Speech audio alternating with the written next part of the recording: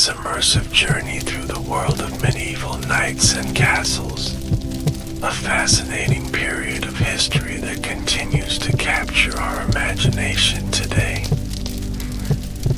In this extensive exploration, we will travel back in time to the Middle Ages, when powerful stone fortresses dominated the landscape, and armored warriors lived by codes of chivalry and honor. We'll discover how castles evolved from simple wooden structures to imposing stone fortifications, how knights developed from mounted warriors to a distinct social class, and how these two elements shaped medieval society for centuries. The period we refer to as medieval or the Middle Ages spans roughly from the 5th century to the late 15th century, beginning with the fall of the Western Roman Empire and ending with the dawn of the Renaissance. This 1,000-year period saw dramatic changes in warfare, architecture, social structures, and culture across Europe.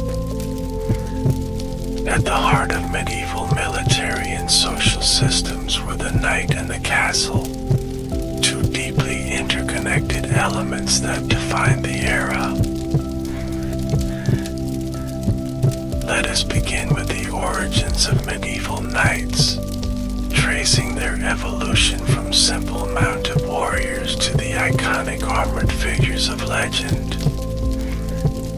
The word knight derives from the Old English term knight, which simply meant boy or servant, reflecting the humble beginnings of what would become an elite warrior class. The concept of knights as we understand them today began to take shape during the reign of Charlemagne in the 8th century, when mounted warriors became increasingly important to military strategy. After the collapse of the Carolingian Empire in the 9th century, Europe fractured into many smaller territories. Local lords needed protection, and mounted warriors provided an effective military force. These early knights were not yet the noble figures of later medieval romance, but rather professional soldiers who served the Lord in exchange for land or payment. They fought on horseback with spears, swords, and shields, giving them significant advantages over infantry on the battlefield. The Norman conquest of England in 1066 provides a vivid example of the growing importance of knights in warfare.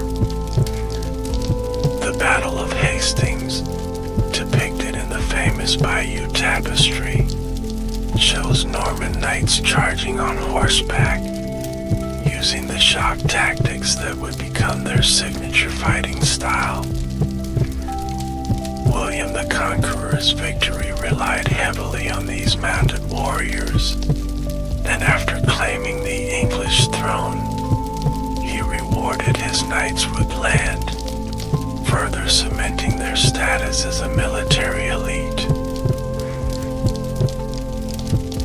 By the 11th century, the concept of knighthood had begun to incorporate elements beyond pure military service. The Church, seeking to moderate the violence of these powerful warriors, began promoting ideals of chivalry that combined martial prowess with Christian virtues. Knights were increasingly expected to protect the weak, uphold justice, and serve God as well as their earthly lords. The Crusades, beginning in 1095, further linked knighthood with religious devotion, as thousands of knights journeyed to the Holy Land to fight for Christendom. 12th and 13th centuries witnessed the golden age of knighthood, when the romantic ideals of chivalry reached their peak. Knights were now firmly established as a noble class, distinguished by their military training, heraldic symbols, and codes of conduct. Literature of this period, such as the Arthurian legends and chansons de geste, glorified knights as paragons of courage, loyalty, and courtly love.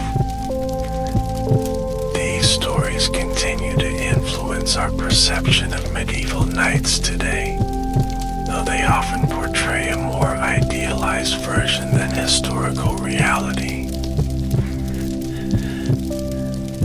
The path to knighthood was long and arduous, beginning in childhood and requiring years of training.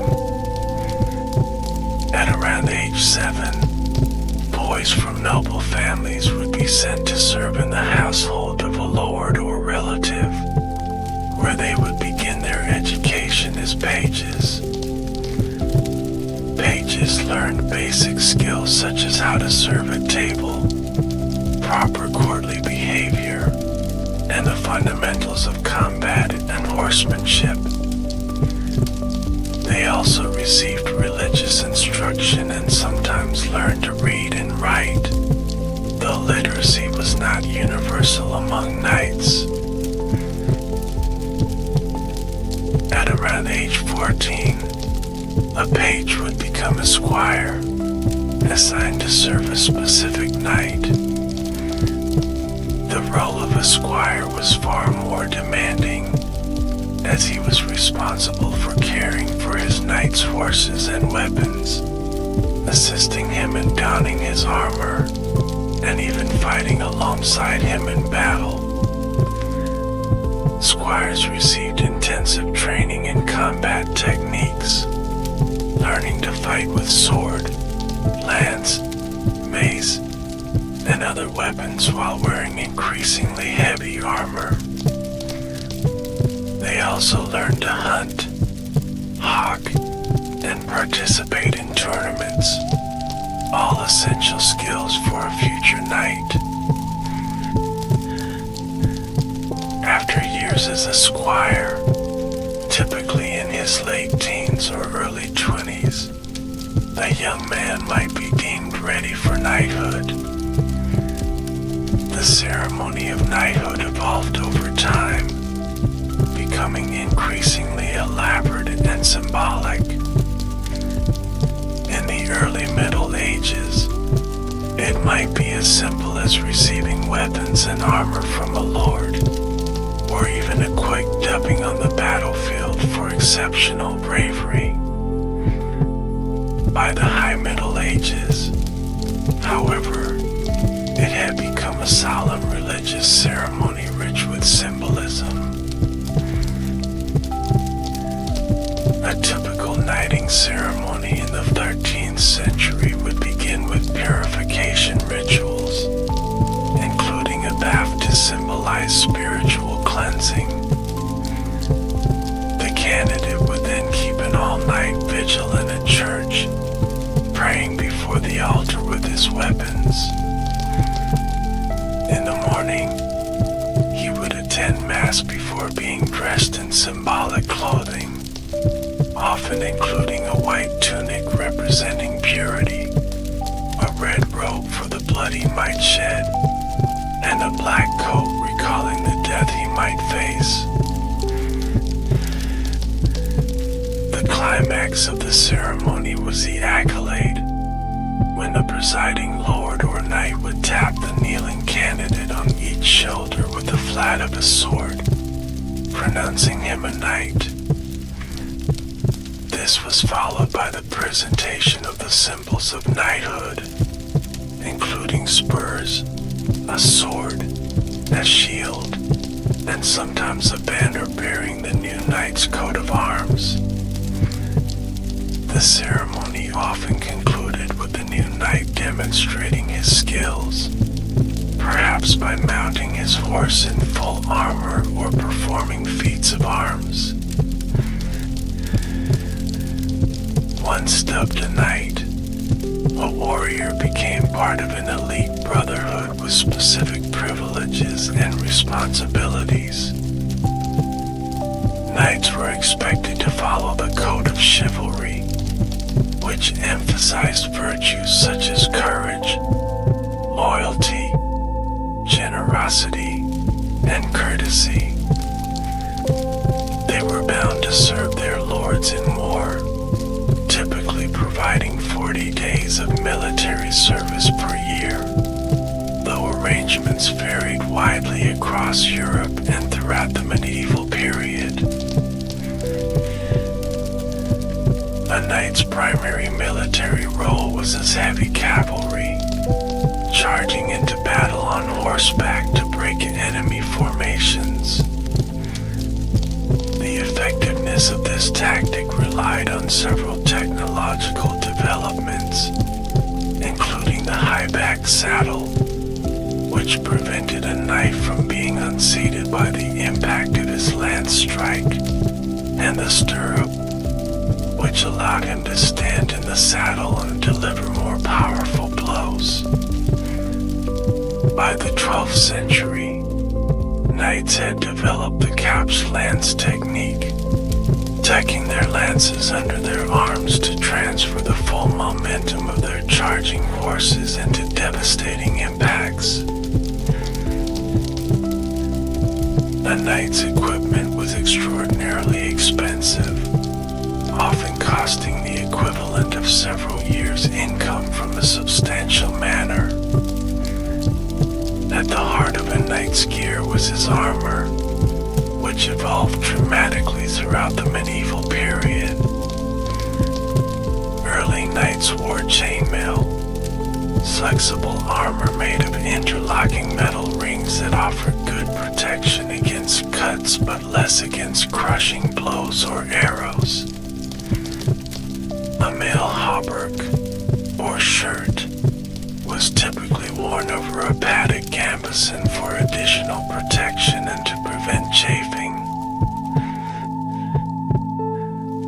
By the 13th century, knights began adding plates of solid metal to vulnerable areas, leading to the transitional code of plate-style armor.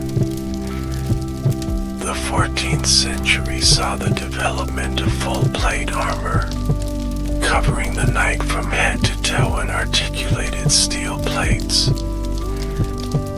Contrary to popular belief, well-made plate armor allowed considerable mobility, as it was custom-fitted to the wearer and designed with articulated joints. A knight in full plate could run, mount his horse, and even somersault, though the weight of 50 to 80 pounds did cause fatigue during prolonged combat. The knight's helmet also evolved over time, from the simple conical helmets of the early medieval period to the gray helm of the 12th and 13th centuries, a massive cylinder of metal that covered the entire head. By the 14th century, the more articulated bassinet with a movable visor became popular, offering better visibility and ventilation when not in direct combat.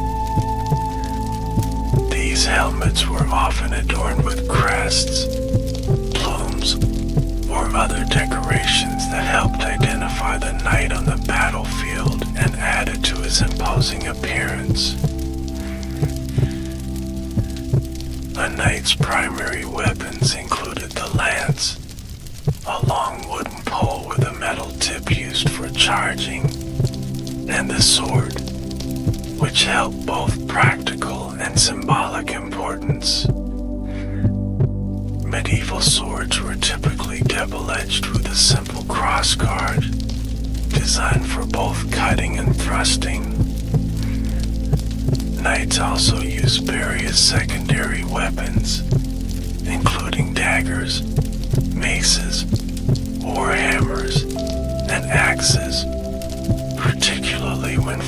armored opponents where blunt force could be more effective than cutting weapons.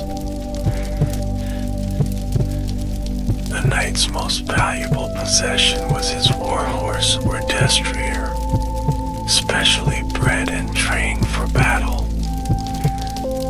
These were not the massive draft horses often depicted in films, but powerful, agile animals more comparable to modern hunters or larger sport horses. A good destrier needed to be fearless in battle, responsive to commands even amid chaos, and capable of carrying a fully armored knight for extended periods.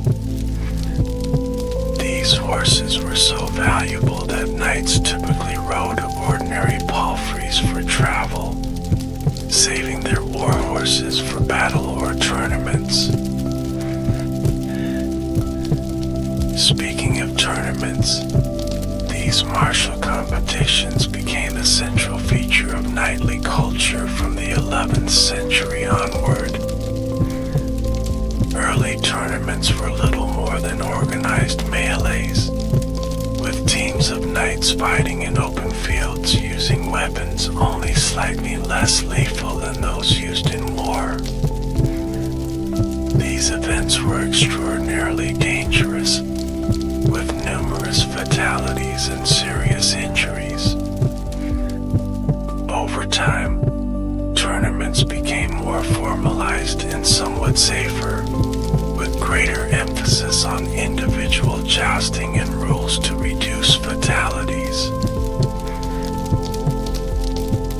The classic joust, where two knights charged at each other with lances along a dividing barrier called a tilt, became the centerpiece of later medieval tournaments.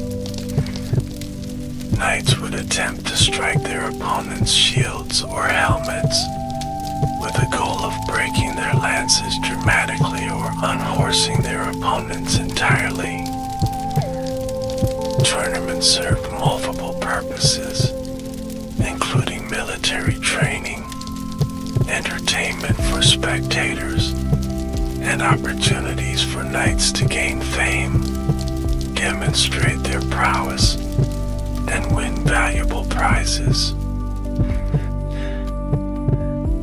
Tournaments also became elaborate social occasions, with pageantry, heraldic displays, and courtly romance. Knights might fight wearing their lady's favor, such as a sleeve or scarf, and victories were celebrated with feasts and dancing. By the later Middle Ages, tournaments had become highly theatrical events, with knights adopting personas and elaborate scenarios based on Arthurian legends or other romantic tales. The development of heraldry, a system of hereditary symbols displayed on shields, surcoats, and banners, was closely tied to the tournament culture. Heraldic devices allowed knights to be identified on the battlefield or tournament ground even when their faces were concealed by helmets. These symbols began as simple geometric designs or animals in the 12th century, but grew increasingly complex, eventually developing into a sophisticated system with its own terminology and rules. Despite the romantic image of the knight as a purely military figure, most knights spent relatively little time actually fighting. In peacetime, knights served as administrators of their estates, participated in their lords' councils, and dispensed justice in manorial courts. Many knights were essentially country gentlemen, managing agricultural lands and supervising peasant labor. The income come from these lands supported their military obligations, funding the expensive equipment and training required for knighthood. Not all knights were wealthy landowners. However, particularly in the later Middle Ages, some were household knights who served in a lord's retinue permanently, receiving maintenance and pay rather than land. Others became mercenaries, selling their military skills to the highest bidder, while some joined military orders like the Knights Templar or Knights Hospitaller, combining religious devotion with martial prowess. The social status of knights varied across Europe and throughout the medieval period. In some regions, knighthood was closely tied to nobility, with only the sons of nobles eligible to become knights. In others, particularly in the earlier Middle Ages, knighthood was more accessible to men of non-noble birth who proved their military worth. By the late Middle Ages, the distinction between knights and nobles had blurred in many areas, with knighthood becoming essentially a lower rank of nobility. The decline of knighthood as a military institution began in the 14th century, driven by several factors. The development of professional infantry armies, armed with weapons like the English longbow and Swiss pike, challenged the battlefield supremacy of heavily armored cavalry. The catastrophic defeats of French knights by English archers at Crécy and Agincourt demonstrated that the age of knight dominance was waning. The introduction of gunpowder weapons in the late Middle Ages further eroded the knight's military value, as no amount of armor could protect against early firearms. Economically, the cost of equipping a knight continued to rise as armor became more elaborate, while the relative value of mounted shock troops decreased. The system of feudal service that had supported knighthood was gradually replaced by paid professional armies. By the 16th century, the knight as a battlefield force had largely disappeared, though the social class and many traditions of knighthood persisted in the form of the aristocracy. Yet even as the practical military role of knights diminished, their cultural importance grew. The late Middle Ages saw an explosion of romantic literature glorifying the ideals of chivalry, from Sir Thomas Malory's The Morte d'Arthur to countless poems and songs celebrating manly virtues. In many ways, the knight reached his greatest cultural significance just as his military relevance was fading, becoming more symbol than soldier. The legacy of medieval knighthood continues to resonate in modern culture, from films and literature to our very language. Terms like chivalry and gallant derive from knightly ideals, while contemporary honor systems like British knighthoods explicitly reference medieval traditions. Modern military academies still emphasize many virtues associated with the knightly code, including honor, loyalty, and service.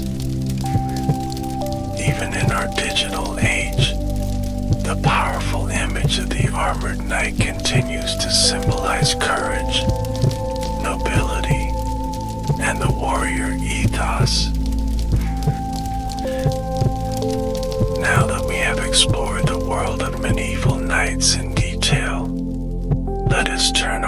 attention to their inseparable counterparts, the magnificent stone fortresses known as castles. Just as knights evolved from simple mounted warriors to complex social figures, castles developed from basic defensive structures to elaborate architectural wonders that served multiple purposes in medieval society. The story of the medieval castle begins in the turbulent years following the collapse of the Carolingian Empire in the 9th century. As central authority weakened across Europe, local lords needed to protect themselves and their territories from raiders and rival nobles. The earliest defensive structures were simple earthwork enclosures surrounded by wooden palisades, often built on naturally defensible locations like hilltops or river bends. These modern Bailey castles, as they are now known, featured a raised mound, the Mod, topped by a wooden tower, alongside a larger enclosed area, the Bailey, containing additional buildings. While effective as temporary defenses, these wooden structures had significant limitations. They were vulnerable to fire, required constant maintenance as timber rotted, and lacked the imposing psychological impact of more permanent fortifications. The Norman conquest of England in 1066 marked a turning point in castle construction, as William the Conqueror and his followers built a network of castles to secure their control over their newly conquered territory. Initially, these Norman castles were modern Bailey designs, which could be constructed quickly to establish control. However, the Normans soon began replacing wooden structures with stone, creating more permanent and formidable fortifications. The Tower of London, begun in the 1070s, exemplifies this transition, with its massive stone keep rising above the River Thames as a symbol of Norman power. The 12th century saw the widespread adoption of stone castles across Europe, as improving economic conditions and political stability allowed for more ambitious construction projects. The basic form of these early stone castles was the shell keep, where the wooden palisade on top of the moat was replaced by a stone wall, or the stone keep, a massive square or rectangular tower with enormously thick walls. These stone keeps, such as the one at Rochester Castle in England, served as both the last line of defense and the Lord's residence.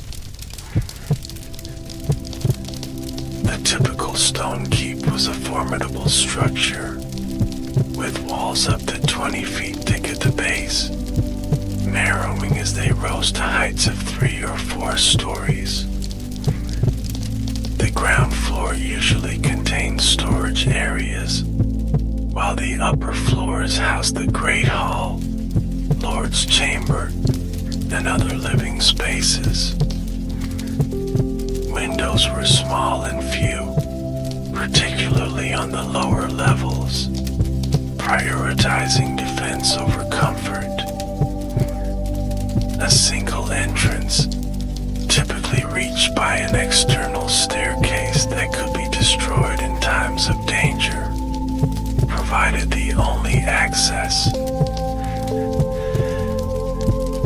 The late 12th and 13th centuries brought significant innovations in castle design, influenced partly by experiences during the Crusades, where European knights encountered the sophisticated fortifications of the Byzantine and Islamic worlds.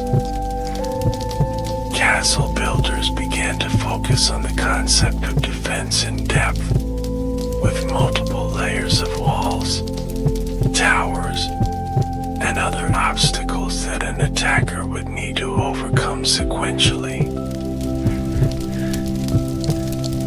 This period saw the development of the concentric castle, featuring an inner high wall surrounded by a lower outer wall. This design allowed defenders on the inner wall to fire over the heads of those on the outer wall, creating overlapping fields of fire against attackers. Concentric castles reached their peak with massive structures like Caerphilly Castle in Wales and Croc des Chevaliers in Syria, the latter described by T.E. Lawrence as perhaps the best preserved and most wholly admirable castle in the world. Round towers began to replace square towers during this period, as they eliminated vulnerable corners and better deflected projectiles.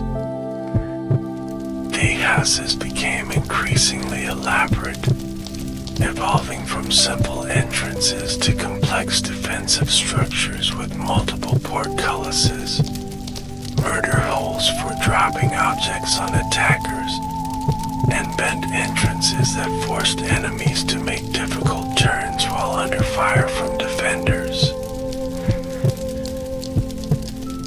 The reign of Edward I of England in the late 13th century produced some of the most sophisticated castles ever built as part of his campaign to subdue Wales.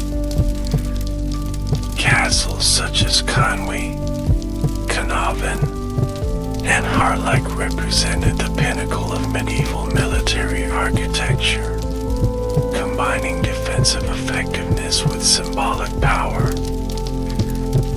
These castles were strategically placed to control key routes and settlements, often integrated with walled towns to create comprehensive defensive systems.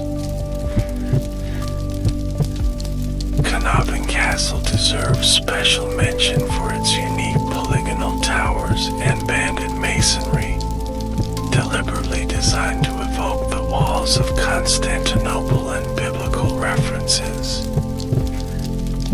This was not merely decorative but deeply symbolic, associating Edward's rule with imperial authority and divine legitimacy. The castle wasn't just a military structure but a political statement in stone, proclaiming Edward's power and ambition to both the Welsh population and his own nobles. While we often focus on the military aspects of castles, they were fundamentally residential buildings as well as fortresses. The Great Hall formed the heart of castle life, a multi-purpose space where the Lord dined, held court, received visitors, and administered justice. Most castle halls followed a standard layout, with a high table on a dais at one end for the Lord and honored guests, and lower tables perpendicular to it for household members and retainers. The Lord's private chamber or solar provided a retreat from the public nature of the Great Hall. These chambers grew increasingly comfortable over time, with features like fireplaces, window seats, and private latrines or guardrobes. By the 14th century, the solar had often expanded into a suite of rooms, including separate bedchambers, dressing rooms, and sometimes private chapels. Castles required extensive support facilities to function, particularly during sieges when they needed to be self-sufficient. Kitchens were typically located away from main living areas due to fire risk, often in separate buildings within the bailey. Massive fireplaces, spits, and ovens allowed cooks to prepare food for the entire household, which might number hundreds of people in larger castles. Nearby buildings would house specialized functions like bakeries, brew houses, and butteries for storing wine and ale. Water supply was a crucial consideration in castle design, particularly for fortresses that might face extended sieges. Some castles incorporated wells within their walls, often dug to extraordinary depths to reach groundwater. The well at Orford Castle in England, for example, extends over 200 feet into the earth. Other castles relied on rainwater collection systems or cisterns, while those near rivers sometimes featured protected passages to secure water access. Food storage areas were equally important, with granaries, larders, and salt stores allowing provisions to be stockpiled for long periods. Castle cellars kept perishable foods cool, while smoking and salting preserved meat and fish. Even with these measures, food supplies during sieges were often limited and monotonous, with fresh vegetables and fruits quickly exhausted. Sanitation in castles was more sophisticated than commonly believed, though still rudimentary by modern standards. Guardrobes or privies discharged waste through chutes in the castle walls, ideally positioned over moats or running water. Better castles featured multiple guardrobes on different levels, sometimes arranged in vertical stacks to create a primitive form of plumbing. Archaeological evidence suggests that some castles also had dedicated washing areas and drainage systems to manage household waste. The chapel was another essential element of castle architecture, reflecting the central role of Christianity in medieval life. Castle chapels ranged from simple rooms with an altar to elaborate structures with vaulted ceilings and stained glass windows. In larger castles, the chapel might be staffed by resident priests who provided daily religious services and served as members of the Lord's household. These sacred spaces offered spiritual comfort to castle inhabitants and underscored the Lord's piety and status. The people who lived and worked in medieval castles formed a complex community structured along strict hierarchical lines. At the top stood the Lord and his family, who might be in residence continuously or move between multiple estates depending on their wealth and political responsibilities. Below them were household knights and officials like the constable, who managed the castle's defenses, and the steward, who oversights day-to-day operations. A substantial staff of servants maintained the castle, including cooks, bakers, brewers, laundresses, and cleaners. Specialized craftsmen might also live and work within the castle walls, including blacksmiths, carpenters, masons, and armorers. During peacetime, the permanent garrison might be quite small, consisting of a few men-at-arms and watchmen, though this number would swell dramatically in times of war or unrest.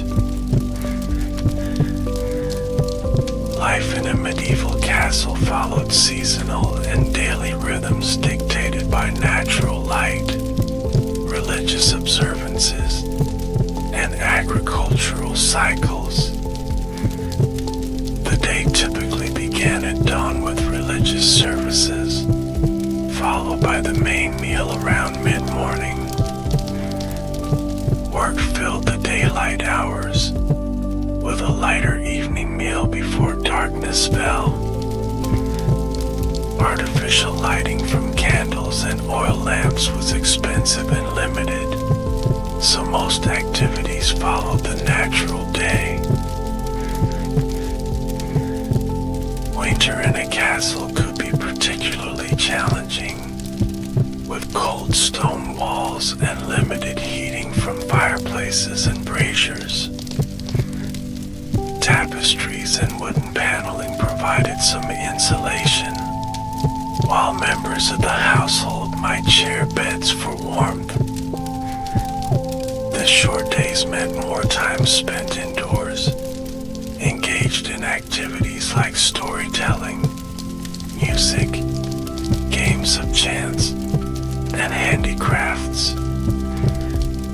For the nobility, winter was also a season for hunting, an activity that provided both recreation and supplemented the castle's food supplies. Summer brought more comfortable conditions and a shift in activities. Castle courtyards became centers of outdoor work, and windows that had been shuttered against winter cold could be opened to admit light and air. This was also the typical season for construction and repair work, as well as for military campaigns. Lords might travel more during summer, visiting their various properties or attending court, while leaving their castles under the management of trusted officials. The primary purpose of castles was military, and they were designed to withstand various forms of attack. The most common approach to taking a well-defended castle was not direct assault but siege, cutting the fortress off from supplies and waiting for hunger, thirst, or disease to force surrender. Sieges could last months or even years, though most were resolved more quickly as the economic and political costs mounted for both sides. When direct attacks were attempted, they employed a variety of specialized equipment and techniques. Scaling ladders were the simplest approach, though they exposed attackers to deadly fire from defenders above. Siege towers or belfries, massive wooden structures on wheels, could be rolled up to walls to deliver attackers directly to the battlements, bypassing the dangerous climb. These towers were vulnerable to fire, however, and required relatively flat ground to operate effectively. Battering rams, often housed in protective wooden sheds called tortoise shells, to be used against gates or walls. More sophisticated approaches involved undermining, where tunnels were dug beneath castle walls, supported by wooden props, and then burned to collapse sections of the defenses. This was particularly effective against castles built on soft ground, those on solid rock. Various projectile weapons were employed in medieval sieges, from simple catapults to complex trebuchets capable of hurling stones weighing hundreds of pounds. These engines could damage walls over time, though they were most effective against roofs and internal structures. They were also used psychologically, sometimes launching diseased animal carcasses or even the severed heads of captured messengers into castles to spread disease and terror.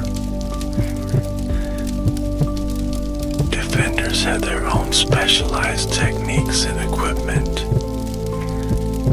Battlements allowed archers and crossbowmen to fire while protected, while machicolations, projecting galleries with holes in the floor, permitted defenders to drop objects directly onto enemies at the base of the walls. Boiling oil, often mentioned in popular culture, was rarely used due to its expense, but boiling water, heated sand, and quicklime served similar purposes. By the late 14th century, castles faced a new threat that would ultimately render them obsolete: gunpowder weapons.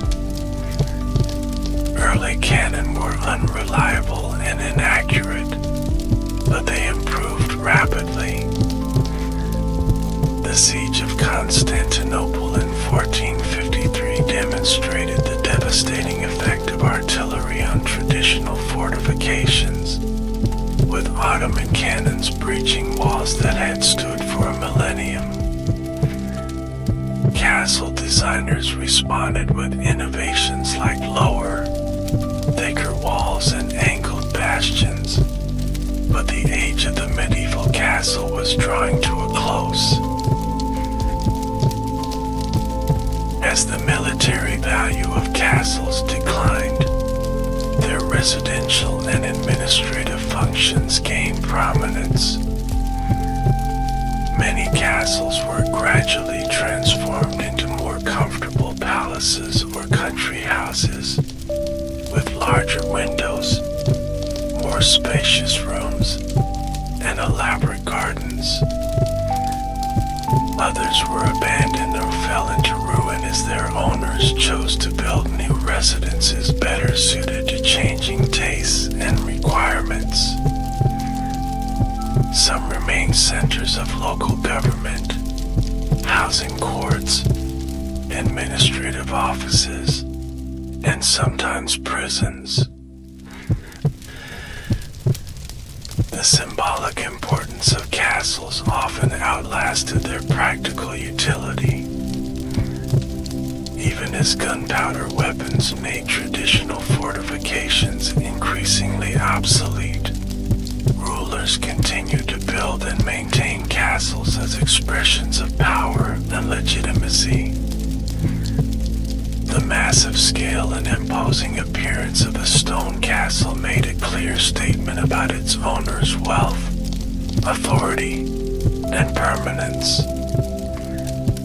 This symbolism explains why castle imagery remains so potent even today, instantly evoking notions of strength, security, and feudal power. The relationship between knights and castles was symbiotic. Castles provided knights with secure bases from which to control territory, while knights supplied the military expertise and manpower needed to defend castles effectively. The feudal system that underpinned medieval society linked both to the distribution of land and the obligations of military service. A lord granted land to his knights in return for their service, which included castle guard duty for a specified number of days each year. times of peace, castles served as centers of local administration and justice. The lord or his representatives held court in the Great Hall, settling disputes among tenants and enforcing customary laws. Rents and other dues were collected at the castle, while the lord's officials managed agricultural production and other economic activities across his estates. Castles thus functioned as the hubs of feudal networks, connecting political, military, economic, and social aspects of medieval life. Many castles also served as cultural centers, particularly in the High Middle Ages. Courts attracted not only warriors and administrators, but also artists, musicians, poets, and scholars. The troubadour tradition of southern France and the Minnesinger culture of Germany flourished in castle settings, where poetry and music celebrating chivalric ideals entertained noble audiences. Castles with substantial libraries, like those of some ecclesiastical lords, preserved classical knowledge and supported intellectual activity. The educational role of castles should not be overlooked. For young nobles, time spent serving in the household of a greater lord provided essential training in military skills, courtly behavior, and administration. They learned by observation and practice, watching how experienced knights and officials conducted themselves and gradually taking on responsibilities under supervision. This apprenticeship system transmitted not only practical skills but also cultural values and social norms from one generation to the next. Castle architecture reflected the dual military and social roles of these structures. The Great Hall, for example, served as both a defensible space within the castle and the setting for elaborate social rituals.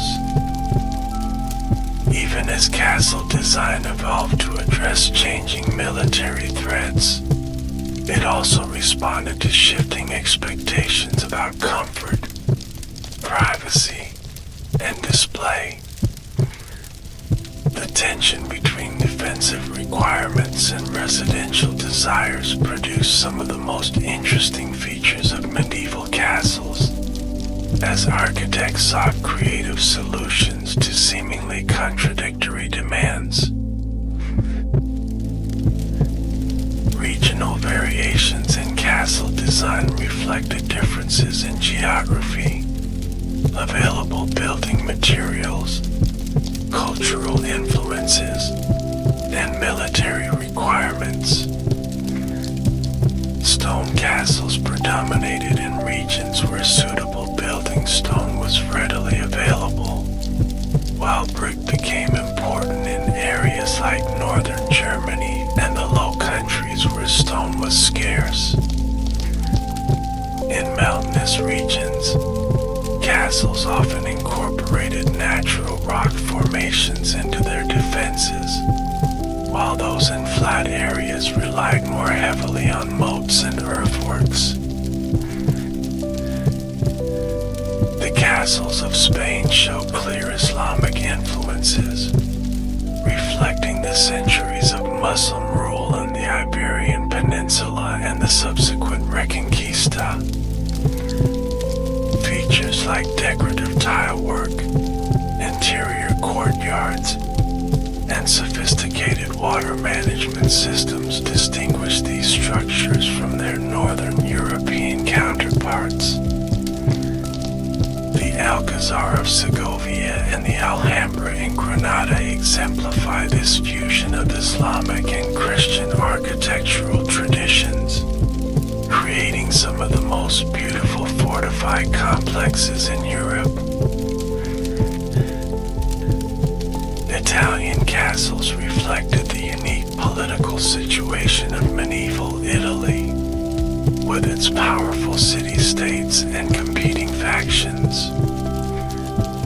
Urban castles like the Castello Sforzesco in Milan served as much to control the city population as to defend against external threats. The tower houses of San Gimignano represent another distinctly Italian form, where wealthy families built tall defensive towers within city limits as symbols of their power and as refuges during civic unrest. In Eastern Europe, castles often developed later than in the West, but incorporated lessons learned from centuries of Western European castle building. The Teutonic Knights constructed massive brick fortresses like Malbork Castle in Poland, which remains the largest castle in the world by land area. These structures combine the latest military innovations with the administrative facilities needed to control vast territories.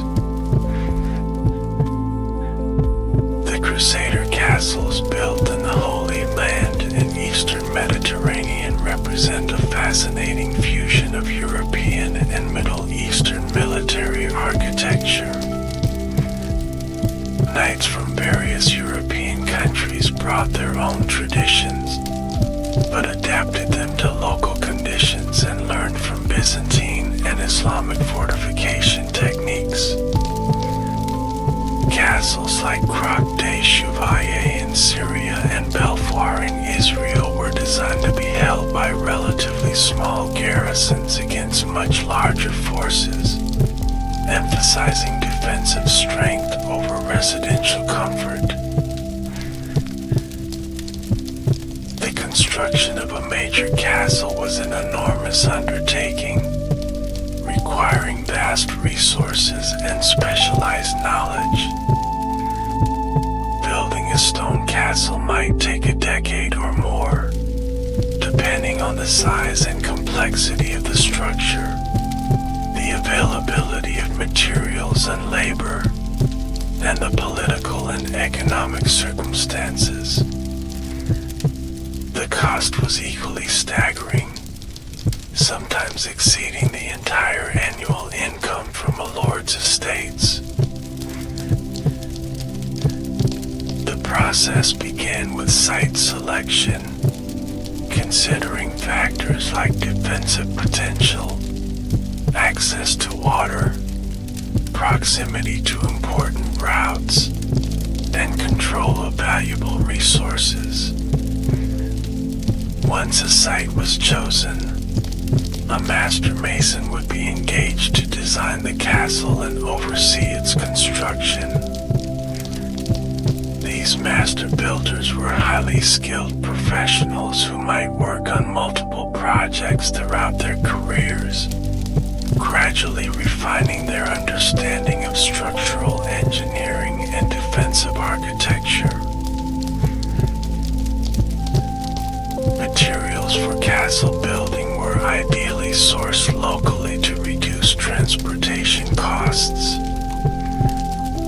Stone was quarried, shaped, and dressed by specialized masons, while timber for floors, roofs, and scaffolding came from nearby forests.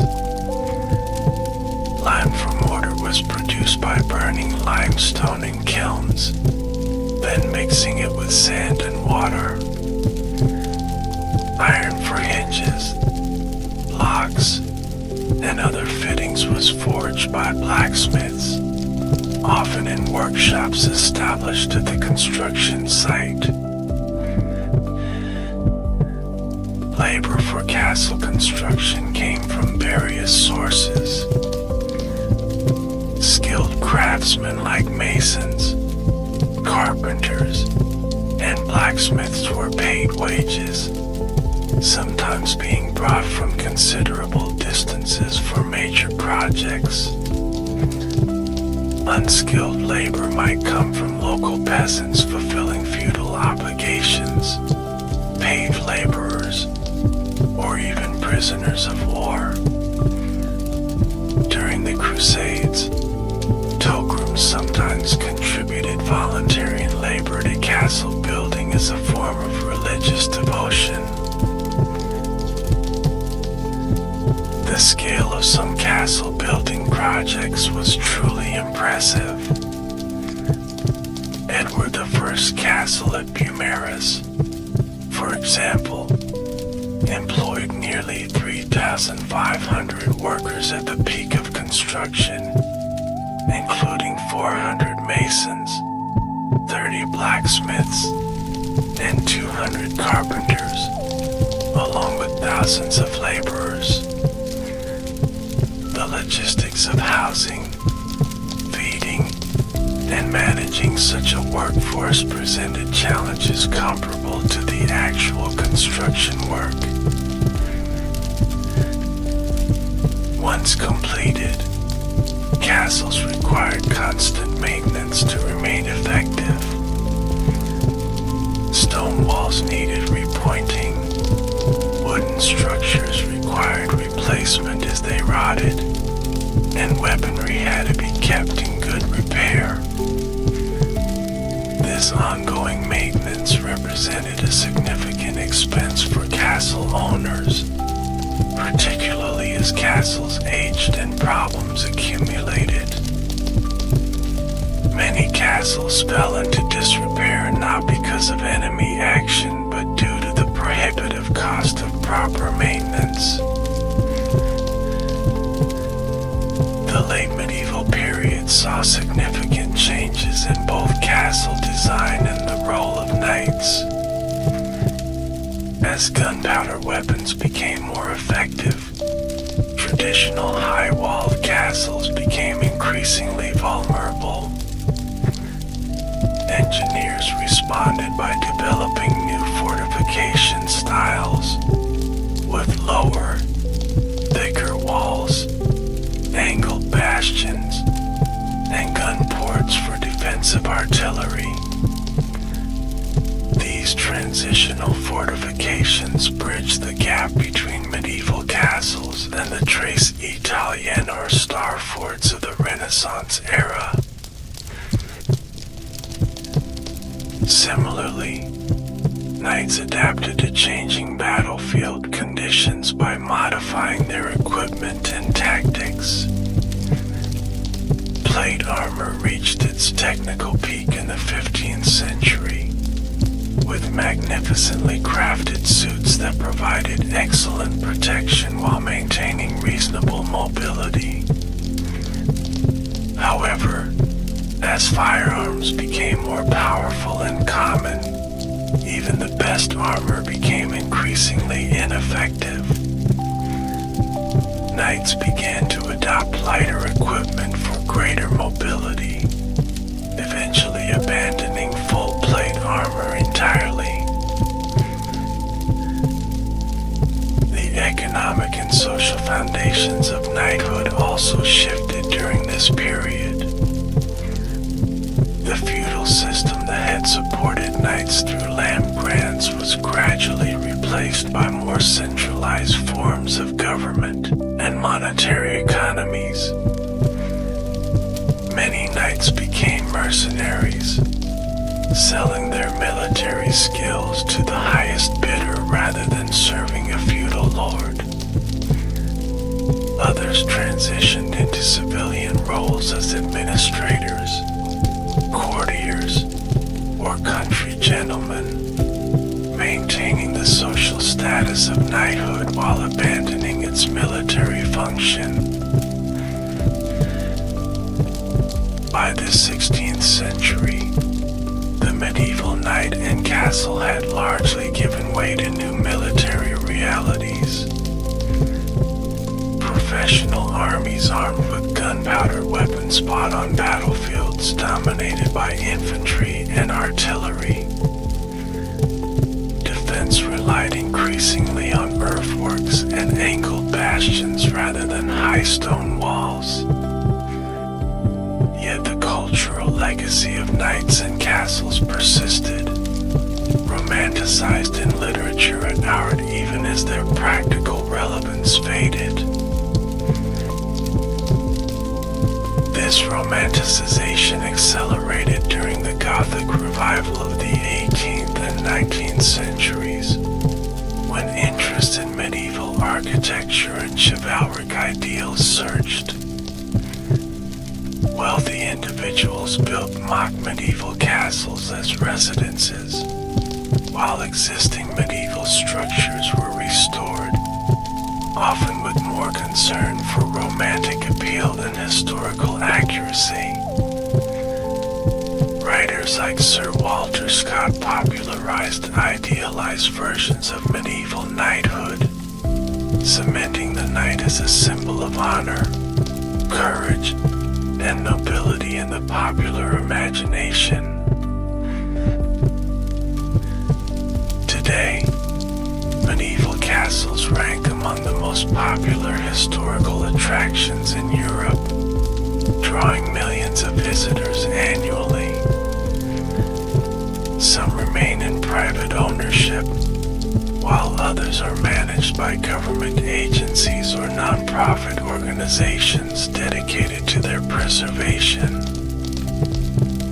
Conservation efforts balance maintaining historical authenticity with providing access and educational opportunities for the public.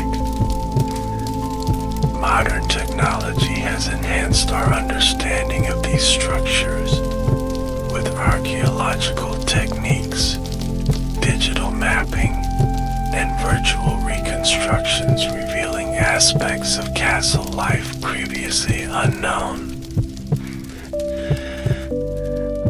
The ideals associated with medieval knighthood continue to influence contemporary culture in surprising ways.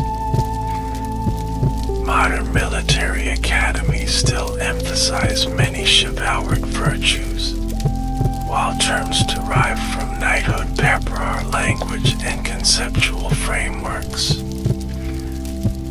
Films, literature, and games set in medieval or medieval-inspired worlds remained enormously popular, allowing modern audiences to engage with romanticized versions of knight errantry and castle life. As we conclude our exploration of medieval knights and castles, it's worth reflecting on why these subjects continue to fascinate us. Perhaps it's the combination of tangible history, stone fortresses we can still touch and explore, with the romantic ideals of honor, courage, and adventure that knights came to represent. Or perhaps it's simply that the medieval world, with its stark contrast and vivid imagery, offers a counterpoint to our own complex, often ambiguous times. Whatever the reason, a legacy of knights and castles endures, not just in preserved structures and museum artifacts, but in our collective imagination.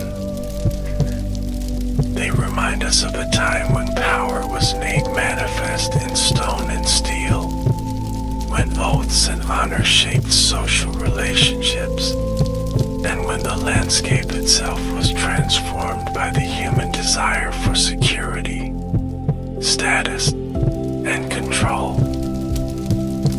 In studying these aspects of medieval life, we gain insight not only into a fascinating historical period, but also into perennial aspects of human nature and society. The The lives of medieval knights and the stone castles they inhabited represent one of history's most compelling chapters. A time when courage was measured in steel, power was etched in stone, and honor meant everything. Though centuries have passed since knights rode forth from castle gates, their legacy continues to inspire and instruct, reminding us that even in our modern world, the virtues they championed, courage, loyalty, honor, and service, remain as relevant and necessary as ever. Now let's delve deeper into some fascinating aspects of medieval knighthood that we haven't yet explored. One particularly interesting dimension is the relationship between knights and religion, which was far more complex than popular culture often suggests. While knights were expected to defend the church and Christian values, their profession inherently involved violence, creating a moral tension that medieval society struggled to reconcile. The church's attitude toward knighthood evolved significantly over time. Early medieval clerics often condemned knights as sinful agents of violence, little better than bandits in their brutality. By the 11th century, however, church leaders began developing the concept of the Miles Christi or soldier of Christ, arguing that knights who fought for righteous causes could use their martial skills in God's service. This transformation culminated in the blessing of knights' swords and equipment, incorporating knighthood into the sacred order of society. The Crusades represented the fullest expression of this sanctified view of knighthood. When Pope Urban II called for the First Crusade in 1095, he offered spiritual rewards to knights who fought to reclaim the Holy Land. For many knights, crusading offered a way to fulfill both their warrior identity and religious obligations simultaneously. The military orders that emerged from the crusading movement, such as the Knights Templar and Knights Hospitaller, took this fusion of religion and warfare to its logical conclusion. The Knights Templar deserve special attention as perhaps the most famous of these military orders. Founded around 1119 to protect pilgrims traveling to Jerusalem, the Templars combined the disciplines of monks with the skills of warriors. They lived by a strict rule, taking vows of poverty, chastity, and obedience, while simultaneously training for combat and managing extensive properties across Europe. Their distinctive white mantles bearing red crosses made them immediately recognizable on the battlefield. The Templars' dual identity as both monks and warriors made them uniquely positioned to develop financial services. Pilgrims could deposit funds at a Templar house in Europe and withdraw them in the Holy Land, using a system of letters of credit that functioned much like modern travelers' checks. This banking activity, combined with donations and efficient management of their estates, made the Templars enormously wealthy and influential. Eventually, their power contributed to their downfall, as King Philip IV of France, deeply in debt to the order, moved against them in 1307.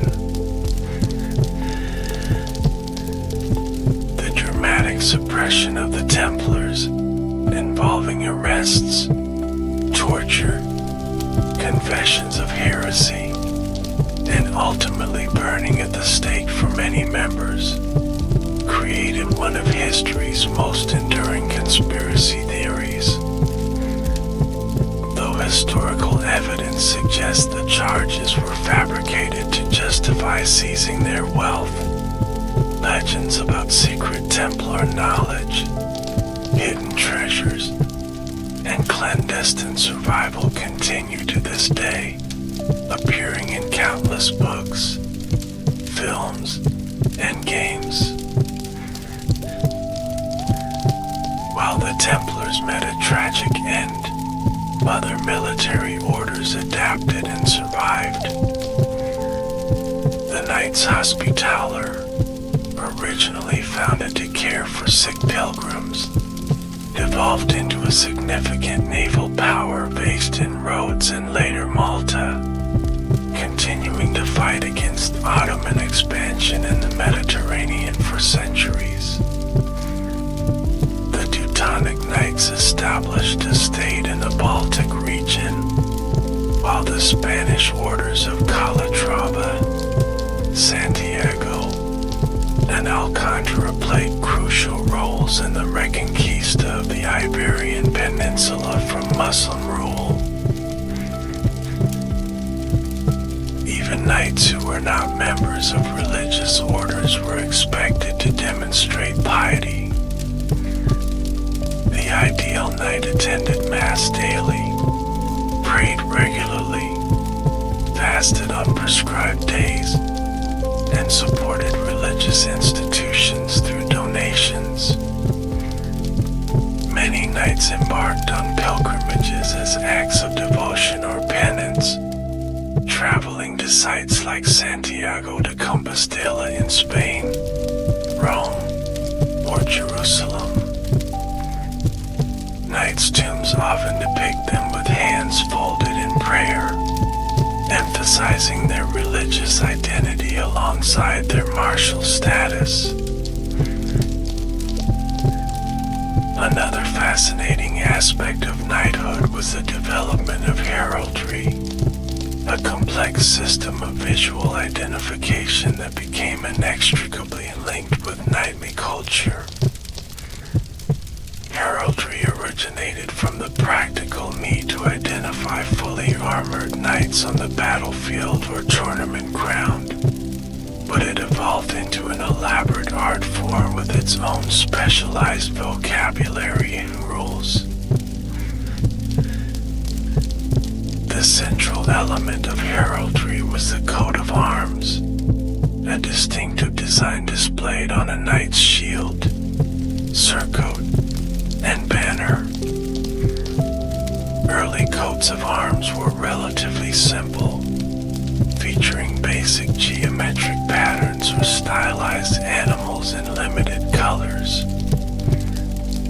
Over time, they grew increasingly complex, incorporating multiple elements that often reflected family alliances, territorial holdings, or significant achievements.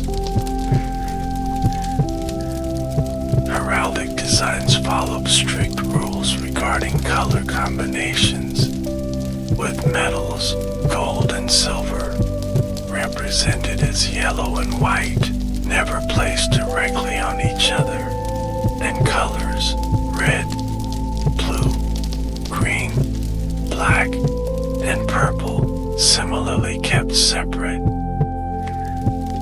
This rule ensured maximum visibility and contrast, essential for battlefield identification. Designs were described using a specialized Anglo-Norman vocabulary that remains in use by heraldic authorities today.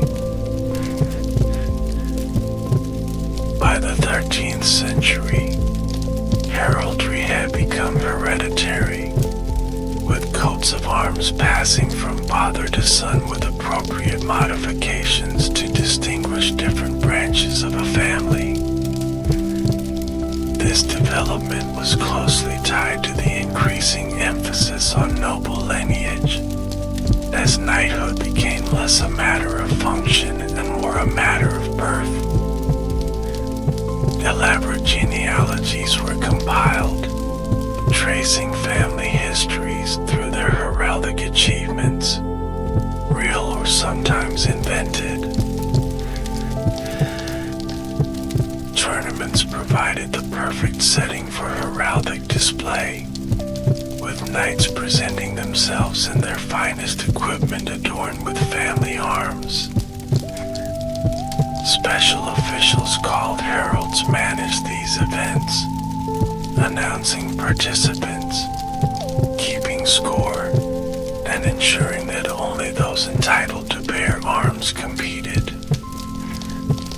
These heralds eventually became responsible for recording and regulating coats of arms more generally, developing into institutions like the College of Arms in England, which continues to function today. The visual culture of heraldry spread beyond shields and banners to influence medieval art more broadly. Heraldic designs appeared in manuscript illuminations, stained glass windows, tomb effigies, architectural decoration, and personal seals. Even everyday objects owned by noble families might be decorated with their arms, from tableware to furniture. This omnipresence of heraldic imagery reinforced social hierarchies, making rank and lineage visible in virtually every aspect of elite medieval life. Turning back to castles, let's examine how these structures function within the broader context of medieval warfare and territorial control. Castles were never isolated fortifications, but components of strategic networks that controlled movement through landscapes, protected valuable resources, and projected political authority. The strategic placement of castles was crucial to their effectiveness. Many were built to command important transportation routes, particularly river crossings, mountain passes, or major roads. Others protected natural resources like mines, forests, or productive agricultural land. In frontier regions, networks of castles created defensive perimeters, often with smaller outposts reporting to larger central fortresses. The Welsh castles of Edward I provide an excellent example of strategic castle placement. After conquering Wales in the late 13th century, Edward constructed a ring of massive stone castles at key locations along the coast, including Conwy, Carnarvon, Harlech, and Beaumaris. These fortresses could be supplied by sea even if the surrounding countryside rose in rebellion, allowing relatively small English garrisons to control Welsh territory effectively. The castles were integrated with new English towns, creating centers of economic and cultural influence as well as military power. In the Holy Land, Crusader castles formed networks of mutual support designed to control key routes and protect Christian settlements. Major fortresses like Croix des Chevaliers anchored these networks, while smaller outposts provided early warning of enemy movements and controlled local populations. Given the Crusaders' numerical disadvantage. These castle networks were essential for maintaining Latin Christian states in a predominantly Muslim region. Castle design evolved differently in different regions, responding to local conditions and threats. In Scotland, many castles featured tall, slender towers called keeps or tower houses, which provided good visibility across often mountainous terrain. In Ireland, circular towers became popular, while in Eastern Europe, brick construction predominated where good building stone was scarce. These regional variations reflect the adaptability of medieval military architecture to diverse environments. The relationship between castles and settlements was complex and varied. Some castles were built in isolated locations, prioritizing defensive advantages over accessibility or comfort.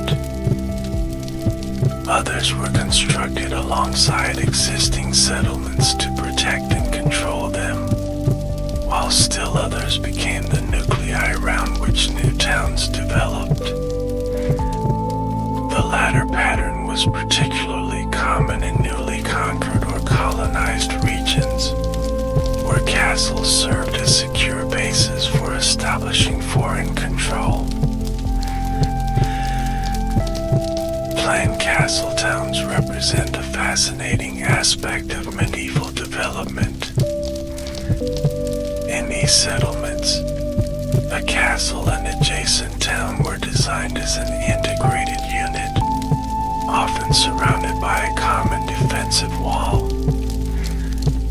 Streets were laid out in grid patterns, with space allocated for markets, churches, and administrative buildings. Such planned developments occurred across Europe, from the Bastides of southwestern France to the Ordensborgen of the Teutonic Knights in Prussia and the English foundations in Wales. Carnarvon in Wales exemplifies this integrated approach. Edward I's magnificent castle was built alongside a planned town, both protected by massive walls. English settlers were encouraged to move to the new town, bringing their language, laws, and customs. The castle served not only as a military stronghold but as a center of government, with apartments for royal visitors, exchequer facilities, and a grand hall for ceremonies and administration. Castle and town together formed a complete package of colonial control. The administrative functions of castles were as important as their military roles. Many castles house government offices, courts, and treasuries, serving as centers for tax collection, record keeping, and the administration of justice. Castle constables, appointed by the crown or local lord, exercise broad authority over surrounding territories, making these fortresses centers of political as well as military power. Royal castles in particular often contain specialized spaces for governmental functions. The Tower of London, for example, housed the Royal Mint, the Royal Menagerie, and at times the Royal Treasury. It also served as a prison for high-status captives, an armory, and a secure storage facility for important documents. These varied roles made the tower a microcosm of royal power, combining military strength with administrative capacity and symbolic authority. The economic impact of castle construction and maintenance was substantial. Building a major stone castle required enormous resources, creating employment for masons, carpenters, blacksmiths, and laborers, often for years or even decades. Once built, castles needed constant maintenance and supplies, supporting local economies through the purchase of food, materials, and services.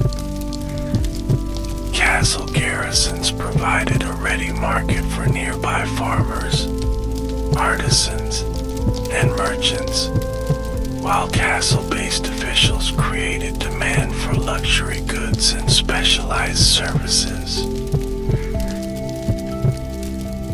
The presence of a castle could transform local economic patterns, stimulating the development of markets, crafts, and services. Towns that grew alongside castles often received special privileges like market rights or tax exemptions, further enhancing their economic prospects. In frontier regions, castles provided the security necessary for economic development, protecting trade routes and creating safe zones for settlement and agriculture. Castles also function as cultural centers, particularly those that served as residences for wealthy nobles or royalty. Great halls hosted feasts, ceremonies, and entertainments, including performances by musicians, poets, and other artists. Castle chapels employed priests and sometimes choirs, contributing to religious and musical culture. Some castle libraries contain valuable manuscripts, making them centers of learning and intellectual activity. The cultural role of castles is vividly illustrated in literary sources. Medieval romances frequently describe castle life, with scenes of feasting, tournaments, and courtly love unfolding against the backdrop of great halls and castle gardens. These literary depictions, while often idealized, capture something of the cultural significance that castles held in medieval imagination, representing not just military power but civilization and refinement amid an often dangerous world. The castle is a symbol of authority worked on multiple levels. Physically, these massive stone structures dominated landscapes, visible from miles away as reminders of their owner's power. Architecturally, they incorporated elements specifically designed to impress and intimidate, from soaring towers to elaborate gatehouses with heraldic decoration. Socially, they reinforced hierarchies through their internal organization, with clear distinctions between spaces for elites and those for servants or soldiers. The symbolic function of castles sometimes outweigh their practical military value, even as developments in artillery made traditional castle defenses increasingly obsolete. Rulers continue to build and maintain castles as statements of their status and legitimacy.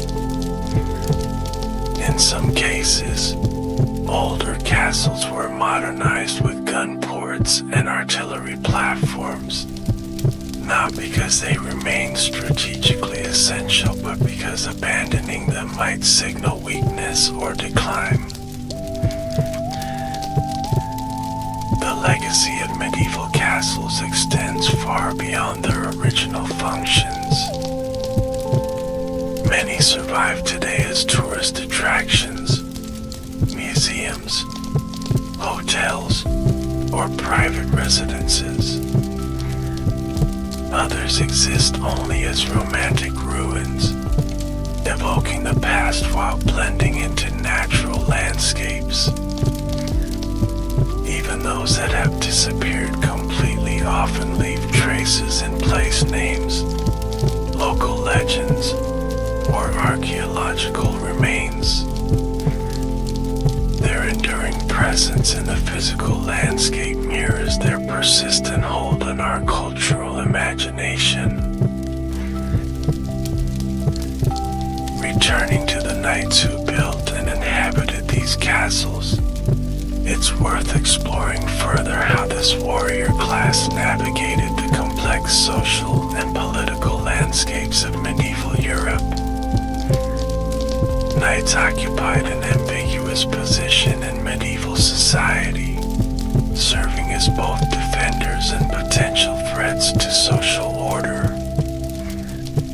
Their relationship with the monarchs they nominally served was particularly nuanced, characterized by mutual dependence but also frequent tension. Kings relied on knights to form the core of royal armies, administer distant territories, and enforce royal authority at the local level. In return, knights expected their monarchs to recognize and protect their privileges, reward loyal service with grants of land or office, and uphold the feudal contracts that defined the relationship. When kings failed to meet these expectations, knights might transfer their allegiance to rival claimants or rebel outright. The tension between royal authority and knightly autonomy is vividly illustrated by events like the signing of Magna Carta in 1215, when English knights and barons forced King John to acknowledge limits on royal power. Similar conflicts occurred across Europe throughout the medieval period, as monarchs sought to centralize authority while knights and nobles worked to preserve their traditional rights and powers. The outcome of these struggles varied widely by region and period, shaping the diverse political landscapes of medieval Europe. Knights also maintained complex relationships with the peasants who worked their lands. The ideals of chivalry included protecting the weak, suggesting a paternalistic responsibility toward peasant communities. In practice, however, knights often exploited their power over rural populations, extracting heavy rents and labor services. Peasant rebellions like the English Peasants' Revolt of 1381 or the French Jacquerie of 1358 revealed the tensions inherent in this unequal relationship. Women's roles in relation to knighthood and castle life were more significant than often portrayed in popular culture. While women could not become knights, noble women played crucial roles in medieval society, particularly as castellans responsible for defending fortresses when their husbands were away. Historical records contain numerous examples of women who successfully commanded castle garrisons during sieges, making tactical decisions inspiring defenders. The Lady Nicolette de Lahaye provides a compelling example. During the First Barons' War in England, she defended Lincoln Castle against rebel forces for nearly 4 months in 1217, despite being in her 60s at the time.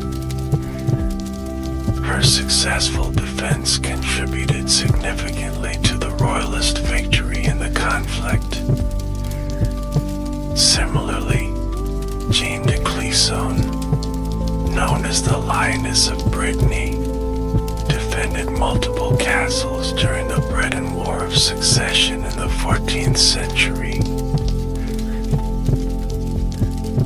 Even in peacetime, noble women managed extensive households and estates, often while their knightly husbands were occupied with military service, court attendance, or other duties. Castle mistresses supervised domestic staff, oversaw food production and storage, managed household finances, and maintained the social connections essential for their family's prosperity and security. These administrative responsibilities required considerable skill, knowledge, and authority. Women also influenced knightly culture through the ideals of courtly love that emerged in the 12th century. This complex cultural system, celebrated in the poetry of troubadours and the romances of Chrétien de Troyes, placed noble women on pedestals as objects of devotion and sources of inspiration for knights. While the reality of gender relations was far more complicated than these literary ideals suggest, courtly love traditions did provide noble women with certain forms of cultural power and influence. The children of knights received educations appropriate to their expected future roles. Boys destined for knighthood began their training early, learning horsemanship, weapons handling, and other martial skills alongside academic subjects and courtly behavior. Girls from knightly families were typically educated in household management, needlework, music, and religious instruction, preparing them for their future roles as wives and mothers in noble households. Education for noble children often took place within castle settings, either in their own families' castles or those of relatives or allies where they might be sent as part of political alliances. Castle life thus served as a school of sorts, where young people learned through observation and then practiced the skills they would need as adult members of the knightly class. This educational function represented yet another way that castles shaped medieval society beyond their military role. The lives of knights and the history of castles were intimately connected with the development of medieval warfare, which changed dramatically over the course of the Middle Ages. Early medieval battles were relatively simple affairs, with limited tactics and organization. By the High Middle Ages, however, warfare had become more sophisticated, with combined arms tactics integrating knights, infantry, and missile troops. The Battle of Hastings in 1066 illustrates an important transitional moment in medieval warfare. William of Normandy's victory relied on the effective coordination of mounted knights, infantry, and archers, with knights delivering repeated charges against the Anglo-Saxon shield wall. The battle demonstrated both the effectiveness of heavy cavalry and its limitations when faced with disciplined infantry in strong defensive positions. By the 12th and 13th centuries, knights had become the elite striking force of medieval armies, capable of delivering devastating charges that could break enemy formations. The development of the couch lance technique, where a knight braced his lance under his arm rather than thrusting with it, increased the impact force significantly. Combined with stirrups, specialized saddles, and increasingly effective armor, this made the mounted knight a formidable battlefield presence. However, knights were never invincible, and effective counters to heavy cavalry emerged throughout the medieval period. Scottish skiltrons, dense formations of spearmen, proved deadly against English knights at Bannockburn in 1314. English longbowmen devastated French knights at Crécy, Poitiers, and Agincourt during the 100 Years' War. Swiss pike squares demonstrated similar effectiveness against Burgundian knights in the late 15th century. The increasing effectiveness of infantry against cavalry reflected broader social and economic changes. As towns grew wealthier and more powerful, they could field well-equipped citizen militias.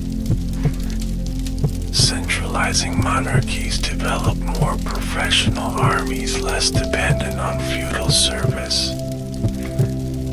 These trends gradually eroded the battlefield supremacy of knights, though heavy cavalry remained important through the end of the medieval period and beyond. Siege warfare evolved alongside field battles, with increasingly sophisticated techniques for both attack and defense. Early medieval sieges often relied on simple blockade, cutting off supplies until hunger forced surrender. By the High Middle Ages, attackers employed specialized equipment like trebuchets, siege towers, and mining operations, while defenders countered with improved architectural features and active defense measures. The introduction of gunpowder weapons in the late medieval period fundamentally altered both field battles and sieges. Early cannon were unreliable and slow-firing, but they improved rapidly. By the mid-15th century, artillery could effectively breach stone walls, dramatically reducing the defensive value of traditional castles. Knights faced similar challenges on the battlefield, as firearms gradually rendered even the finest plate armor obsolete. These military developments contributed to broader social and political changes in late medieval Europe. As professional armies replaced feudal hosts, and artillery made traditional castles less effective, the military foundations of knighthood eroded. Simultaneously, economic changes like the growth of commerce and the increasing monetization of economies undermined the economic basis of feudal relationships. Knights increasingly found themselves themselves adapting to a changing world where their traditional roles and privileges were no longer secure. Some knights successfully navigated these changes by embracing new roles as courtiers, administrators, or military commanders in increasingly professional armies. Others found themselves marginalized, unable to maintain the expensive trappings of knighthood in an era when their military value was declining. By the early modern period, knighthood had largely transformed from a functional military class to a purely honorific status, while castles evolved from military necessities to symbols of prestige and authority. Despite these transformations, the cultural legacy of medieval knighthood and castle building proved remarkably durable. Renaissance princes and early modern monarchs continued to invoke chivalric ideals and imagery, even as actual warfare moved ever further from medieval patterns. Castle architecture influenced later palace design, with defensive elements retained for symbolic purposes long after they ceased to have practical military value. This cultural persistence reached its peak during the Gothic revival of the 18th and 19th centuries, when interest in medieval architecture, literature, and values surged across Europe and North America. Wealthy industrialists built mock medieval castles, writers reimagined Arthurian legends, and civic buildings adopted neo-Gothic styles. This romanticized vision of the Middle Ages reflected contemporary concerns as much as historical reality, projecting Victorian values onto medieval knights and castles. The modern fascination with knights and castles builds on this Gothic revival foundation, filtered through subsequent literary, film, and gaming interpretations. From Mark Twain's A Connecticut Yankee in King Arthur's Court to films like Excalibur and Monty Python and the Holy Grail. From historical novels to fantasy role-playing games, medieval knights and castles continue to inspire creative reimaginings. Each generation seems to find something compelling in these images of armored warriors and stone fortresses, adapting them to express contemporary concerns and aspirations. Academic understanding of medieval knights and castles has also evolved significantly, particularly in recent decades. Archaeological investigations using advanced technologies have revealed new details about castle construction and daily life. Careful analysis of surviving documents has provided more nuanced views of knightly culture and behavior. Interdisciplinary approaches combining history, archaeology, literature, and material culture studies have created richer, more complex pictures of medieval society. These scholarly advances have challenged many popular misconceptions about knights and castles. Rather than dark, uncomfortable spaces, we now know that many castles were colorfully decorated, well-lit, and relatively comfortable by medieval standards. Rather than spending all their time fighting, knights were often occupied with estate management, legal matters, wars, and other peacetime activities. These more nuanced understandings enrich rather than diminish our appreciation of medieval achievements.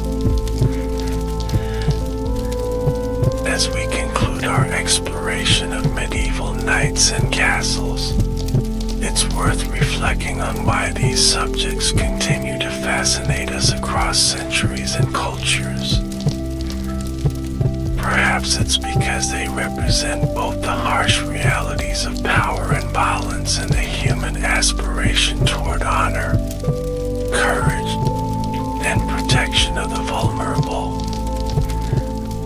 Knights and castles embody contradictions that remain relevant today. Between security and freedom, between violence and order, between individual prowess and collective welfare. The enduring appeal of knights and castles also reflects their visual and symbolic power. The silhouette of a castle on a hilltop or the image of a mounted knight in full armor speaks directly to our imagination, evoking an age when power and values were made visible in stone and steel. In our digital age, where authority often seems abstract and intangible, there's something compelling about these concrete embodiments of medieval power. Finally, perhaps we remain fascinated by knights and castles because they represent a world both radically different from our own and connected to it through unbroken threads of cultural inheritance. When we visit a medieval castle or contemplate the ideals of chivalry, we encounter both the otherness of the past and its continuing presence in our cultural DNA.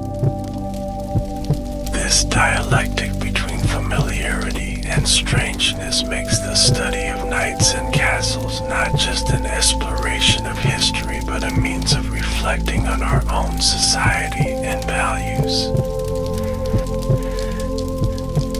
In castles, we see the human desire for security made manifest in stone, while in knights we recognize the perennial tension between violence and honor, power and responsibility.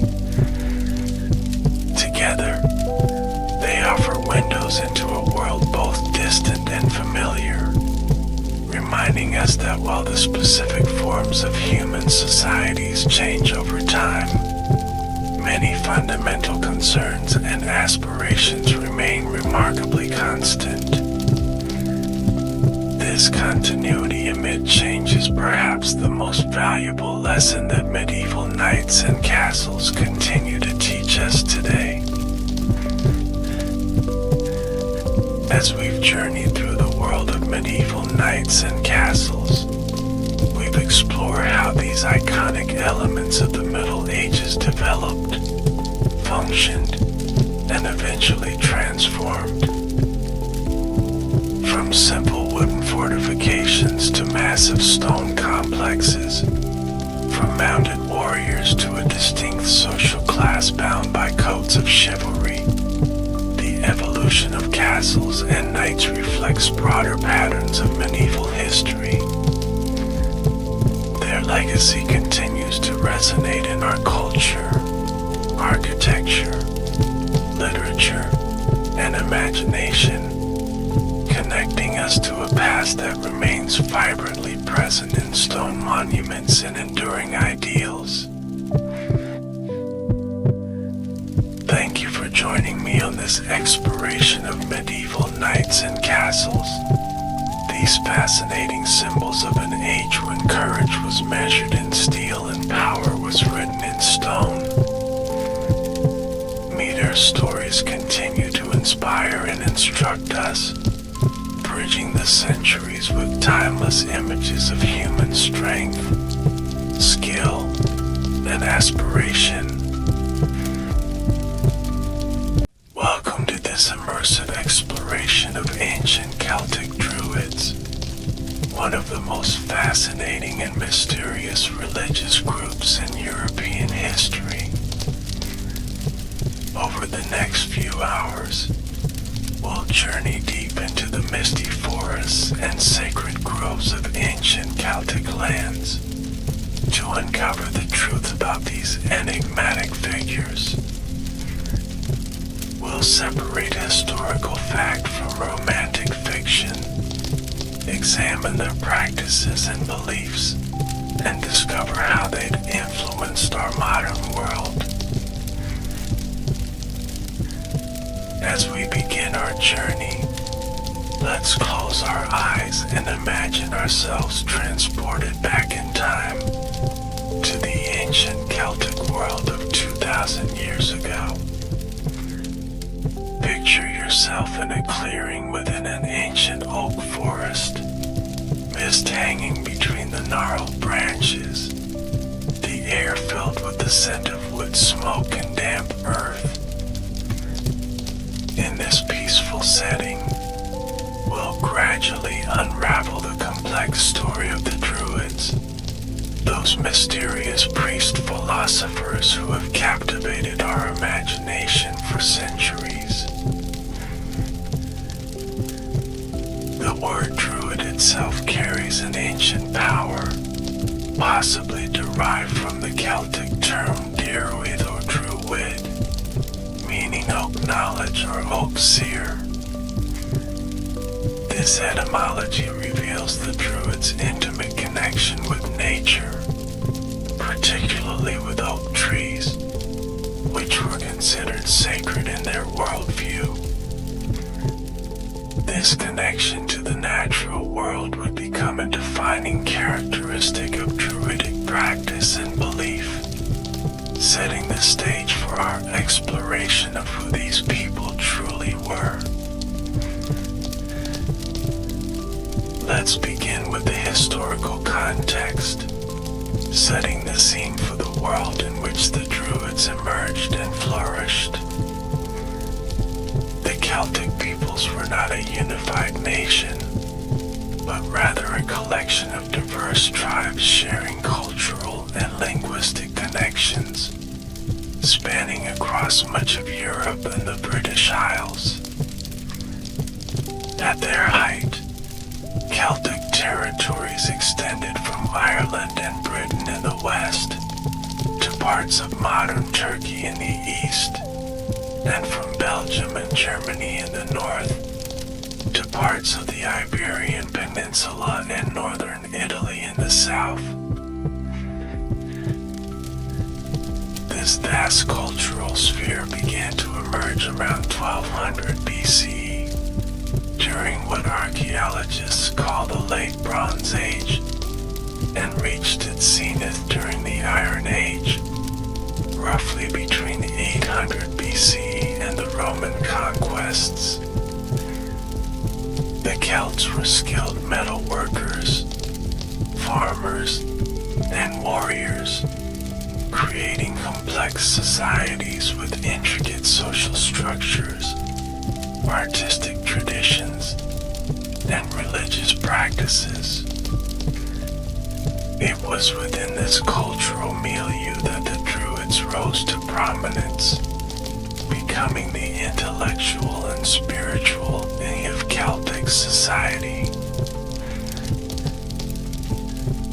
The earliest written mentions of Druids date to the 3rd and 4th centuries BC, but the tradition itself is undoubtedly much older, likely emerging alongside the development of Celtic cultural identity. These early references come not from the Celts themselves, who maintained an oral tradition rather than written records, but from Greek and later Roman observers, who encountered these strange and powerful figures on the edges of their expanding empires. One of our earliest accounts comes from the Greek historian and philosopher Posidonius, who traveled through southern Gaul around 100 BCE. Though his original works are lost, they were quoted extensively by later writers, giving us valuable insights into how the classical world perceived these Celtic priests. Posidonius described the Druids as one of three special classes in Celtic society, alongside bards and prophets, highlighting their role as philosophers, judges, and religious authorities.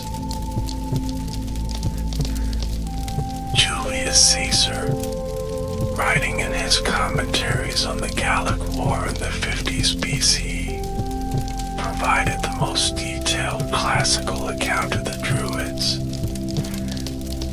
Though his perspective was undoubtedly colored by political motivations, as he sought to justify his conquest of Gaul to the Roman people, Caesar nevertheless painted a vivid picture of Druidic influence and practices.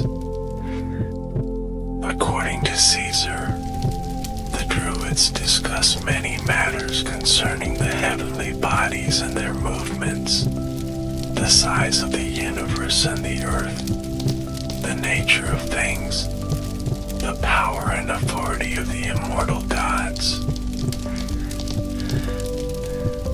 Other ancient writers who mention the Druids include Cicero, Tacitus, Pliny the Elder, and Diodorus Siculus.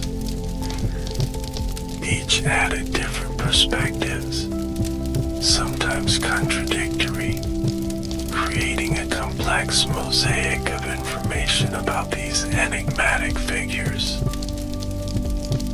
What emerges from these accounts is a picture of a highly educated, respected class of religious specialists who wielded enormous influence in Celtic society, serving as advisors to kings, judges in disputes, keepers of knowledge, and intermediaries between the people and their gods. It's important to note that many of our classical sources had their own agendas. Roman writers in particular often depicted the Druids as barbaric and cruel, emphasizing alleged practices like human sacrifice, which may have been exaggerated to justify Roman imperial expansion and the suppression of native religious practices. Equally, later Romantic interpretations of the Druids, beginning in the 17th and 18th centuries, reimagined them as noble nature worshippers and proto-scientists, creating another distorted image that persists in popular culture today. The truth, as is often the case, likely lies somewhere between these extremes. The Druids were neither simple barbarians nor enlightened sages beyond their time, but rather sophisticated religious specialists operating within their cultural context, with all the complexity that entails. To understand them better, we must examine what we know about their roles, practices, and beliefs, drawing not only on classical texts but also on archaeological evidence, comparative religious studies, and the fragmentary remains of Celtic mythology preserved in later medieval texts. The Druids occupied a unique position in Celtic society, sitting at the intersection of religion, law, medicine, and education. Unlike many ancient priesthoods, which were narrowly focused on ritual activities, the Druids appear to have been true intellectuals, with responsibilities spanning multiple domains of knowledge. these various roles in more detail, beginning with their religious functions. As priests, Druids conducted ceremonies at sacred sites across the Celtic world, mediating between the human community and the divine realm. They performed sacrifices, led seasonal festivals, and conducted rites of passage. Celtic religion was deeply connected to the natural world, with sacred groves, springs, and other natural features serving as places of worship rather than built temples. The Druids' intimate knowledge of these sacred landscapes would have been essential to their role as religious specialists. Archaeological evidence has revealed numerous Celtic ritual sites, including sanctuary complexes like Grenay-sur-Ronde in France, where deposits of carefully arranged weapons and animal bones suggest complex ritual practices. The famous bog bodies found across northern Europe, such as Lindeman in England, may represent ritual sacrifices overseen by Druids, though this interpretation remains debated by scholars. These archaeological findings help contextualize the literary accounts, suggesting that ritual violence did occur in Celtic religion, though perhaps not on the scale described by hostile Roman sources. Beyond conducting rituals, Druids served as keepers of traditional knowledge, preserving Celtic religious beliefs and practices through their oral tradition. Celtic religion was polytheistic, with a pantheon of gods and goddesses associated with natural forces, skills, and aspects of human life. Deities like Lu, Tyrannus, Cernunnos, Epona, and the Morrigan were worshipped across various Celtic territories, though local variations were common. The Druids' religious calendar centered around seasonal festivals, marking the agricultural and pastoral year. These included Samhain, marking the beginning of winter and the Celtic New Year, Imbolc, celebrating the first stirrings of spring, Beltane, welcoming the summer, and Lunasa, celebrating the harvest.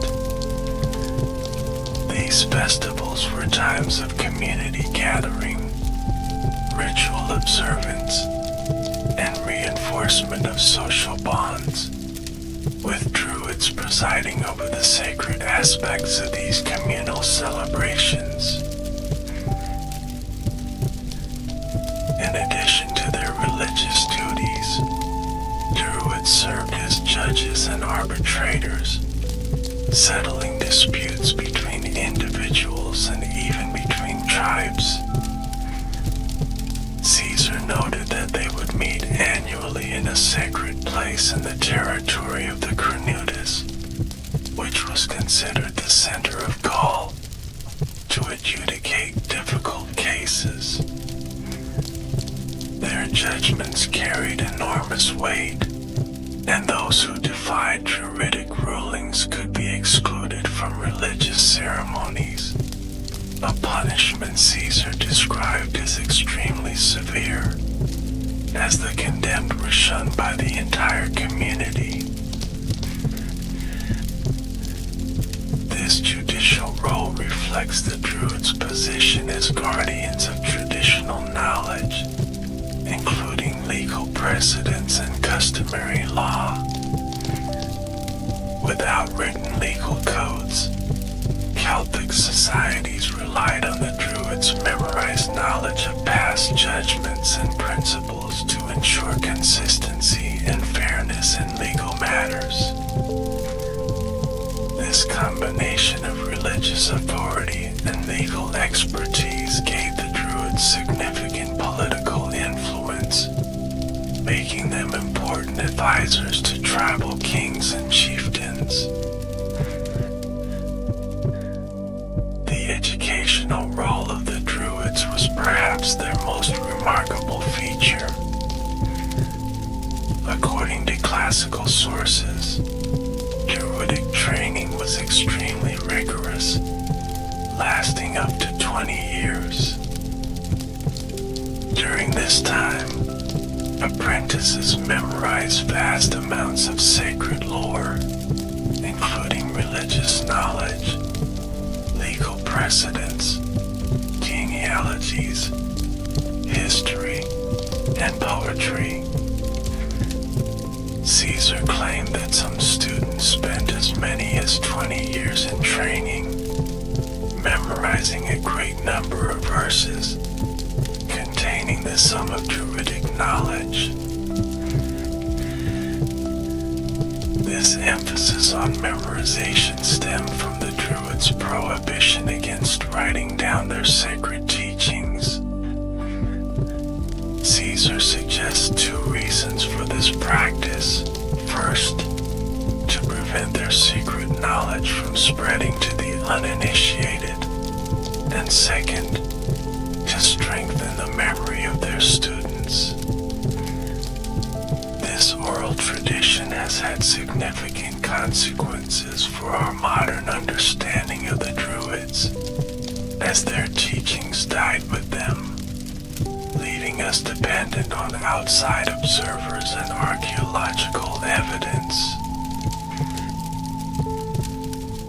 The content of Druidic education appears to have been remarkably broad.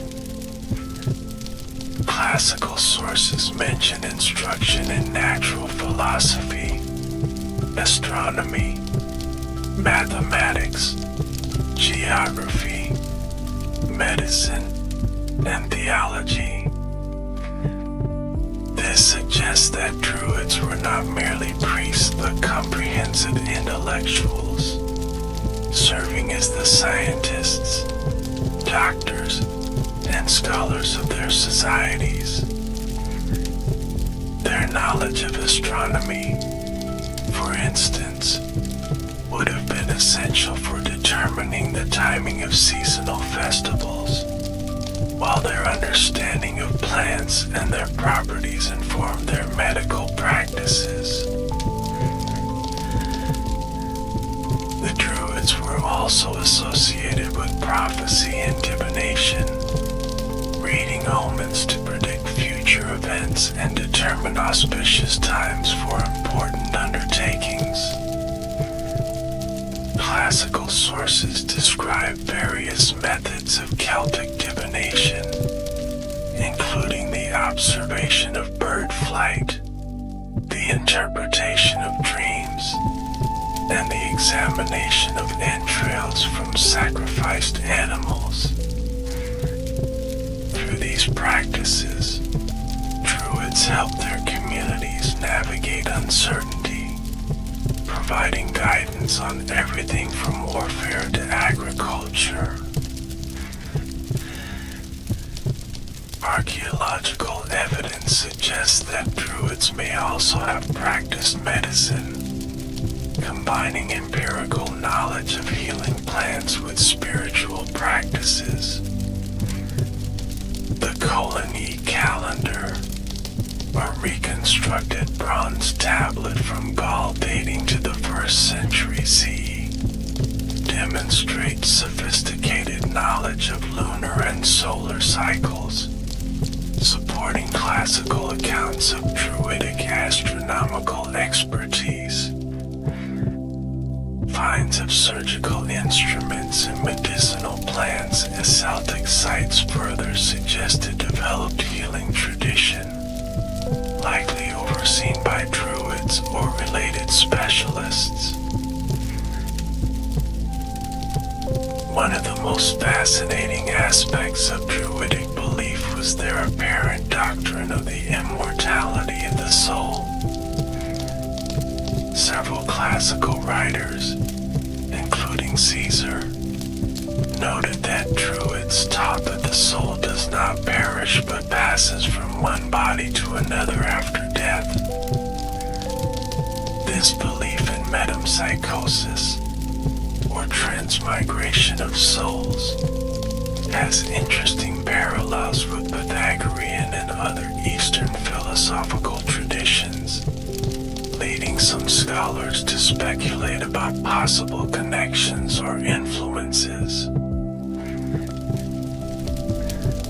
According to classical sources, this belief in immortality made Celtic warriors particularly fearless in battle, as they did not fear death, seeing it merely as a transition to another life. Archaeological evidence from Celtic burials, which often included provisions for the afterlife such as food, weapons, and other goods, supports the idea that the Celts believed in some form of continued existence after death. The exact nature of this afterlife belief system, however, remains unclear and may have varied across different Celtic regions and periods. The Druids' cosmological views are less well documented, but appear to have centered around the interconnectedness of all things, with particular emphasis on triadic or threefold structures. This tripartite worldview is reflected in later Celtic mythology, which often groups characters and concepts in threes. The cosmos was likely conceived as having multiple realms or dimensions, including the ordinary world, the other world of gods and spirits, and possibly other domains. Central to Druidic cosmology was the concept of sacred geography, with certain locations serving as points of connection between the human and divine realms.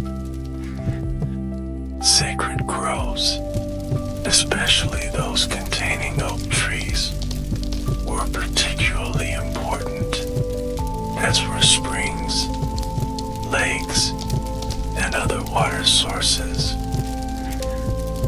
Mountains, caves, and unusual natural formations might also be considered sacred, housing spirits or serving as entrances to the other world. Pliny the Elder famously described a Druidic ritual involving mistletoe, which was harvested from oak trees with a golden sickle during a specific phase of the moon. The mistletoe, considered a powerful symbol of fertility and healing, was caught in a white cloth before it could touch the ground. This account, while possibly romanticized, highlights the importance of ritual purity and precise timing in Druidic practice, as well as the symbolic significance of specific plants and trees.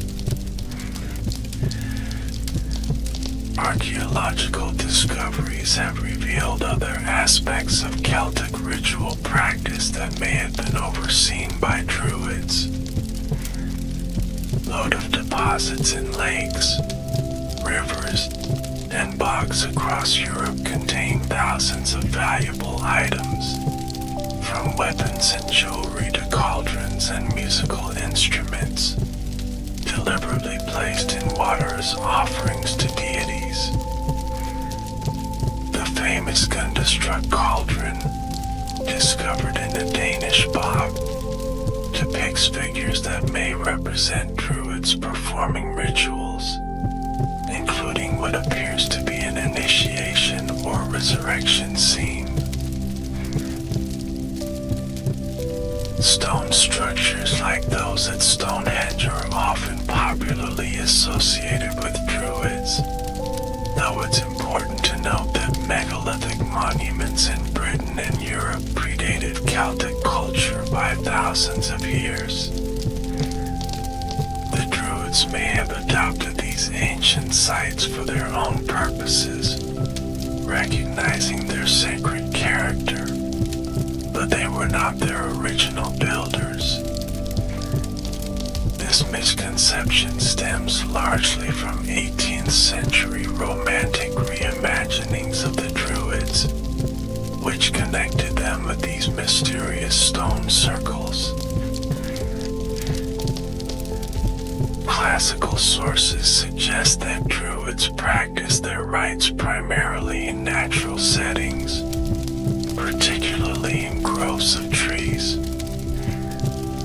Caesar described how they would meet at a fixed time of year in a sacred place in the territory of the Carnutus for their judicial assemblies. Archaeological evidence has revealed several potential Druidic sanctuaries, including the site Ribeymont-sur-Angry in France, where complex arrangements of human and animal remains suggest sophisticated ritual practices. The social organization of the Druids remains somewhat mysterious, though classical sources provide some clues. According to Caesar, they had a hierarchical structure, with a single archdruid presiding over the entire order. This position was filled either by election or sometimes through armed contest when multiple candidates had equal claims. This leadership role would have required extensive knowledge and political acumen, as the archdruid would need to navigate relationships with various tribal leaders while maintaining Druidic traditions. Some scholars have suggested that the Druids may have been divided into specialized subgroups with different functions in society. The Irish literary tradition, though much later and Christianized, describes a threefold division of learned classes: the Philid, poets; the bards, singers and storytellers; and the Druids proper, priests and diviners. Whether such distinctions existed in pre-Roman Celtic society is uncertain, but it suggests the possibility of specialization within the broader intellectual class. Archaeological evidence suggests that Celtic ritual specialists, presumably including Druids, use various tools and symbols in their practices. These included torques, neck rings of gold or bronze, ceremonial weapons, and specialized vessels for offerings or ritual consumption. The famous Battersea shield, recovered from the Thames River, is too thin to have been used in actual combat, suggesting it was a ceremonial object, possibly used in Druidic rituals. The question of female Druids has been debated by scholars.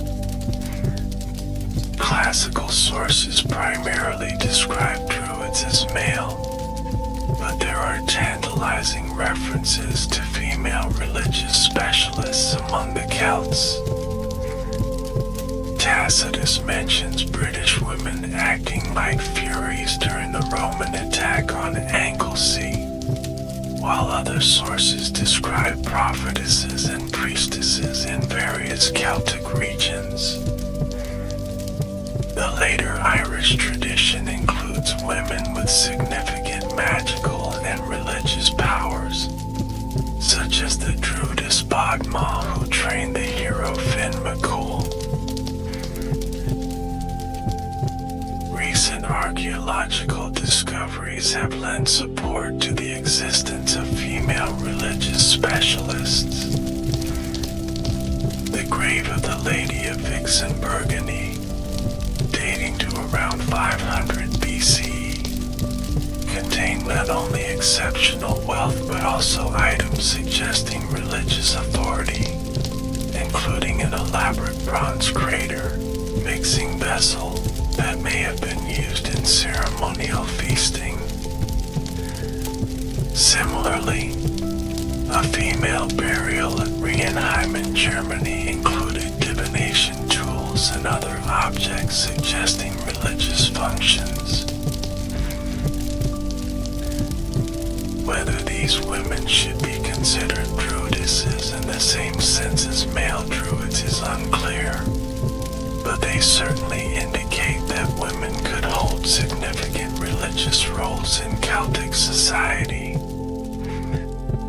The binary gender categories of modern thinking may not have applied in the same way to Celtic religious specialists, with skill, knowledge, and perhaps divine calling being more important than gender in determining one's role. The decline of the Druids is closely tied to the Roman conquest of Celtic territories, particularly Gaul and Britain.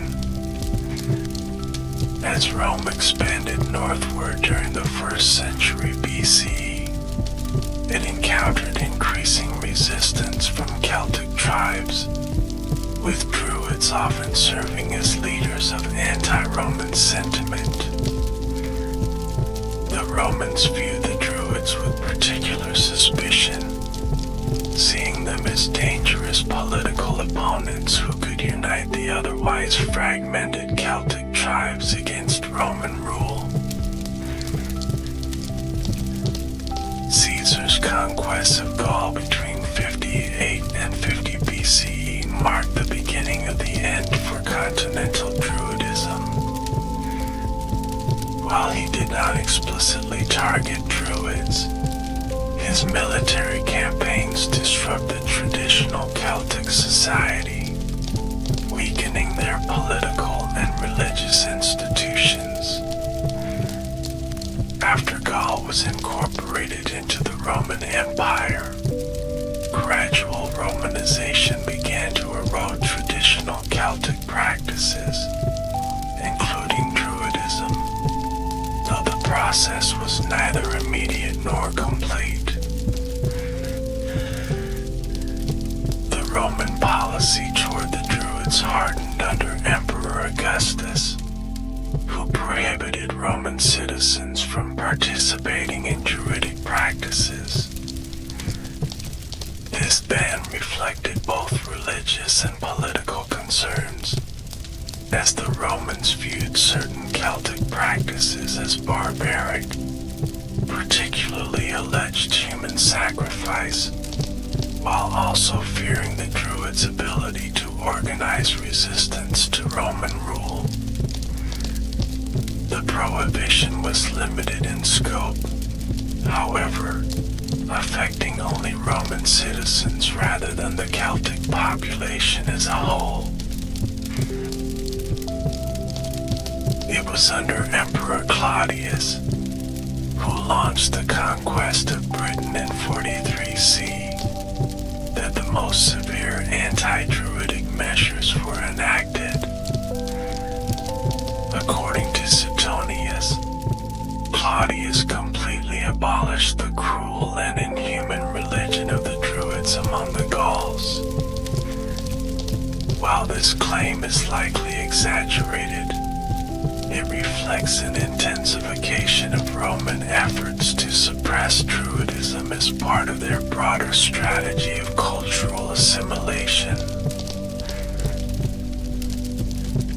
The combination of this oppression came in 60 to 61 391 CE, when Roman forces under Governor Suetonius Paulinus attacked the island of Mona, modern Anglesey, off the coast of Wales, described by Tacitus as a Druidic stronghold. In a vivid passage, Tacitus describes how the Romans encountered black-robed women with disheveled hair like furies, brandishing torches, and Druids lifting their hands to heaven and pouring forth dreadful curses. Despite this resistance, the Romans prevailed, destroying sacred groves and altars in what may have been the final stand of organized Druidism. While this military defeat marked the effective end of Druidism as a public institution, elements of Druidic tradition likely persisted in private, especially in remote areas less affected by Roman control. Ireland, which remained outside the Roman Empire, may have preserved Druidic practices longer, though by the time written records begin there in the Christian period, Druids appear primarily as literary or legendary figures rather than contemporary religious specialists. The final disappearance of historical Druidism coincided with the Christianization of Celtic lands, beginning in the late Roman period and accelerating after the fall of the Western Roman Empire. Christian missionaries and monks actively worked to convert Celtic peoples, sometimes incorporating elements of pre-Christian tradition to ease the transition, but ultimately replacing the old religious structures with Christian ones. By the 7th century CE, even in Ireland and Scotland, Christianity had largely supplanted native Celtic religion, though folklore and customs preserve some ancient practices in altered form. Interestingly, some scholars have suggested that the monastic tradition that flourished in Celtic Christianity, particularly in Ireland, may have incorporated elements of Druidic practice and organization. Like the Druids, Celtic monks were keepers of learning, preserving knowledge through periods of social upheaval. The emphasis on memorization, the reverence for nature, and the importance of poetry and storytelling in Celtic Christianity may reflect subtle influences from the earlier Druidic tradition, though transformed within a Christian theological framework. After their historical disappearance, the Druids might have faded into obscurity, remembered only by specialists in ancient history. Instead, they experienced a remarkable afterlife in European imagination, beginning in the Renaissance and flowering during the Romantic period. This revival, largely divorced from historical reality, nonetheless created powerful new images of Druidism that continue to influence popular culture today. The rediscovery of classical texts during the Renaissance sparked renewed interest in the Druids, particularly among antiquarians seeking to understand Europe's pre-Christian past. In Britain, scholars began to speculate about connections between Druids and ancient monuments like Stonehenge, despite the chronological impossibility of such associations. By the 17th century, writers were reimagining Druids as noble philosopher priests, precursors to Christian wisdom rather than pagan opponents. This rehabilitation accelerated in the 18th century, when Enlightenment thinkers became fascinated with natural religion and primitivism. The Welsh antiquarian William Stukeley, while making valuable archaeological observations, also popularized a romanticized image of the Druids as monotheistic proto-Christians, keepers of ancient wisdom that anticipated later religious developments. His influential work Stonehenge, a temple restored to the British Druids, cemented the erroneous association between megalithic monuments and Druidic practice. The Romantic movement of the late 18th and early 19th centuries embraced the Druids with particular enthusiasm, seeing in them symbols of natural wisdom, spiritual authenticity, and resistance to tyranny.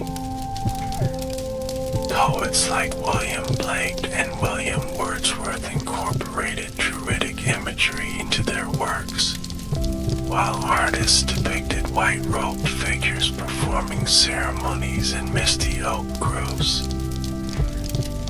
This period also saw the emergence of neo-Druidic organizations, beginning with the Ancient Order of Druids, founded in London in 1781, which combined fraternal association with interest in Celtic heritage. In Wales, Scotland, and Brittany, the Druidic revival became intertwined with emerging nationalist movements, as Celtic-speaking peoples sought to reclaim their cultural heritage in the face of Anglo-French dominance. The Welsh Course of Bards, established in 1792 by Edward Williams, Earl Morganach, claimed continuity with ancient Druidic traditions, though its ceremonies were largely Williams's own inventions. Despite its questionable historical basis, the course became an important cultural institution, still playing a significant role in Welsh cultural life through its association with the national Eisteddfod.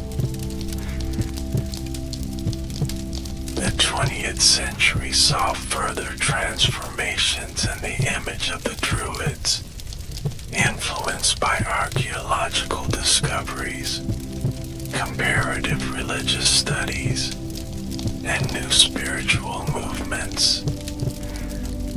The modern pagan revival, beginning in the mid-20th century, embraced Druidry as one of its major traditions, with organizations like the Order of Bards, Ovates and Druids, founded in 1964, and the British Druid Order, founded in 1979, creating contemporary spiritual practices inspired by what is known of ancient Celtic religion.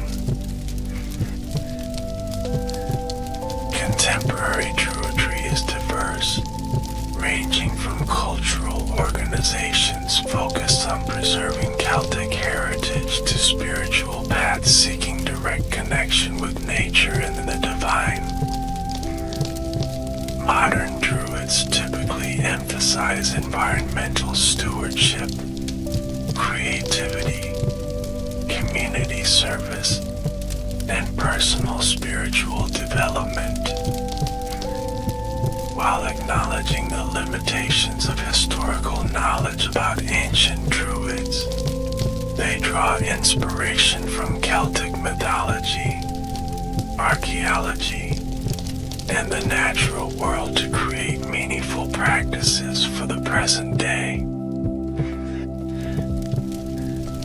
It's worth noting that modern Druidry, while claiming inspiration from ancient practice, is largely a creation of the modern era, reflecting contemporary concerns and values. This creative reinterpretation is not unique to Druidry, but characteristic of how religious and cultural traditions evolve over time, responding to changing social conditions while maintaining connections to the past. What matters to many modern practitioners is not perfect historical authenticity, which may be impossible to achieve, but the meaningful integration of ancient wisdom with contemporary needs. The popular image of Druids has also been shaped by literature, film, television, and games, which often draw more on romantic imagination than historical evidence. From the Druid Get Hay Fix in the Asterix comics to the Druids of modern fantasy literature and role-playing games, these representations typically emphasize magical powers, connection to nature, and wisdom. While historically questionable, these portrayals keep the fascination with Druids alive in the popular imagination, introducing new generations to these enigmatic figures from the ancient Celtic world. Having explored the historical Druids, their practices and beliefs, and their afterlife in European culture, let's now delve deeper into some specific aspects of Druidic tradition that continue to fascinate scholars and spiritual seekers alike.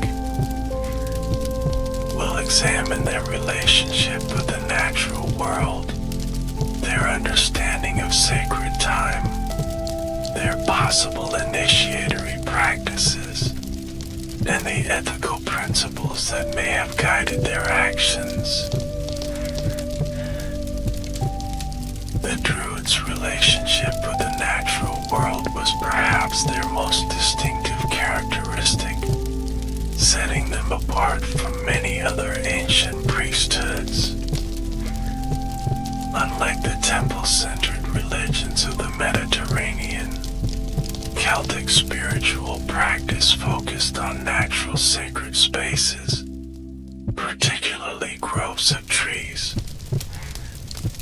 Pliny the Elder noted that the very word druid might derive from the Greek word for oak, drus, highlighting the central importance of these trees in their practice.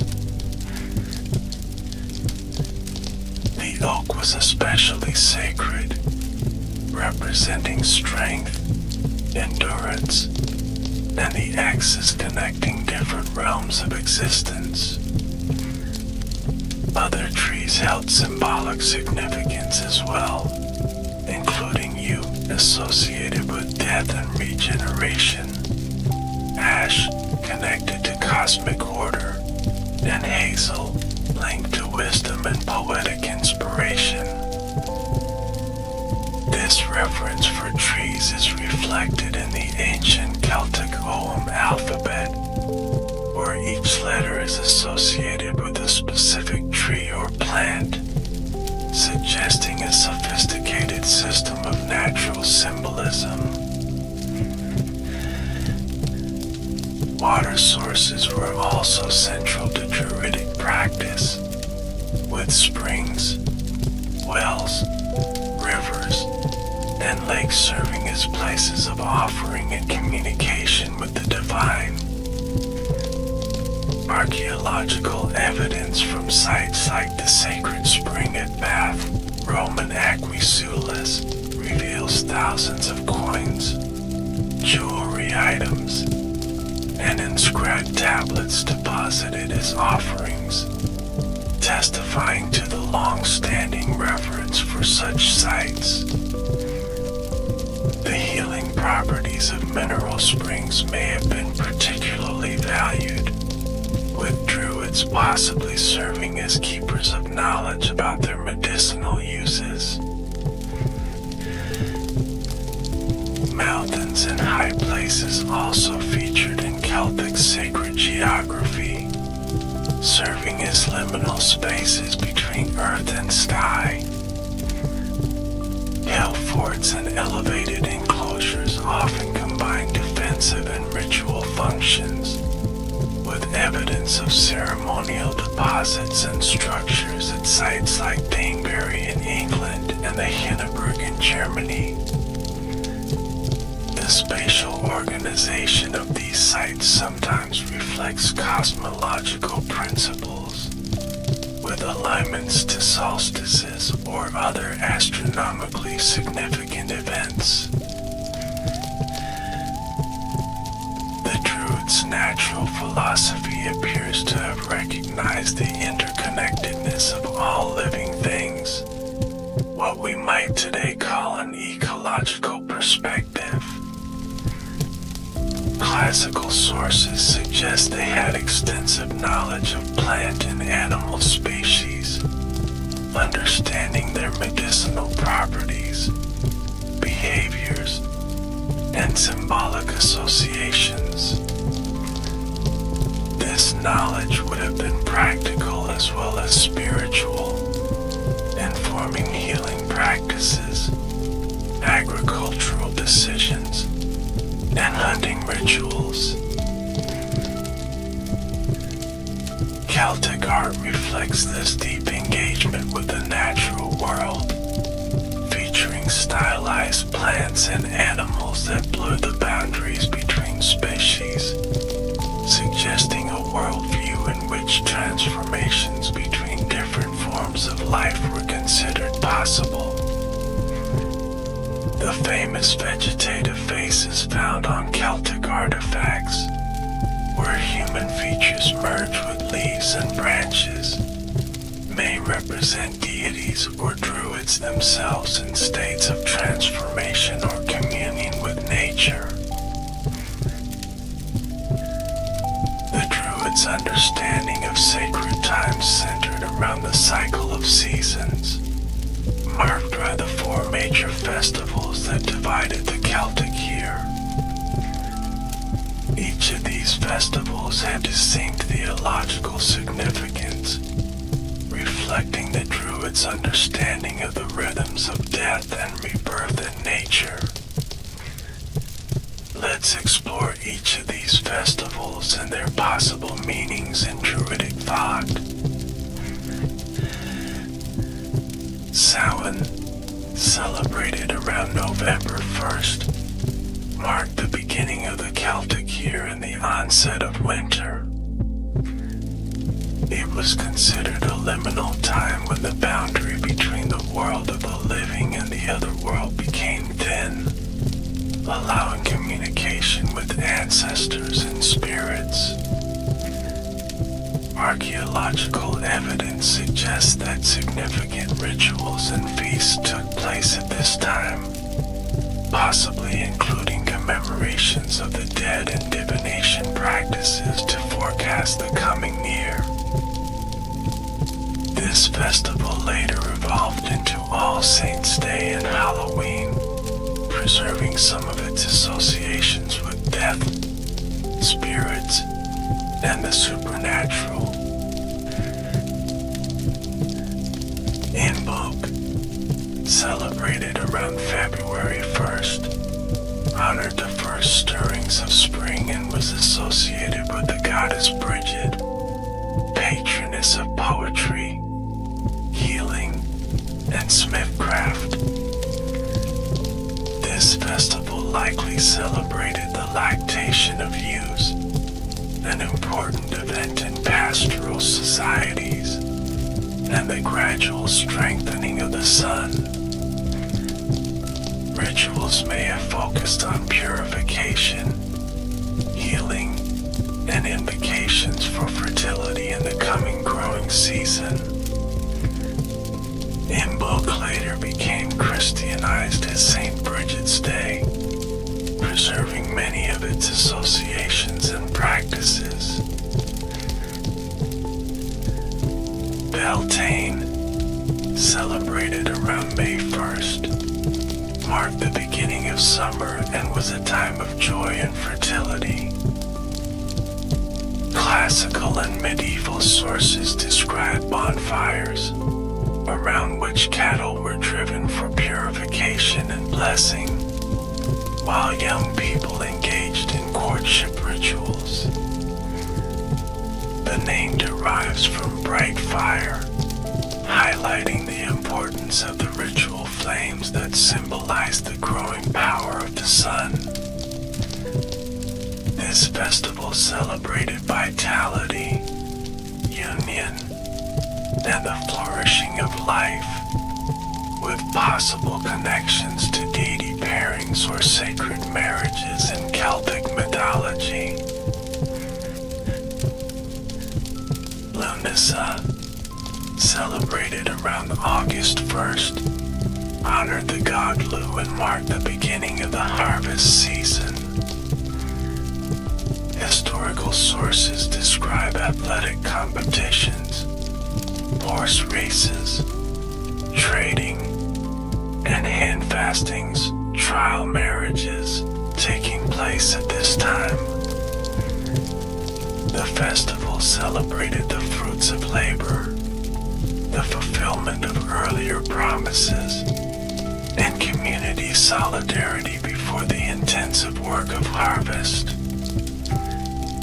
Archaeological evidence of large gatherings at hill sites during this period suggests the importance of this communal celebration.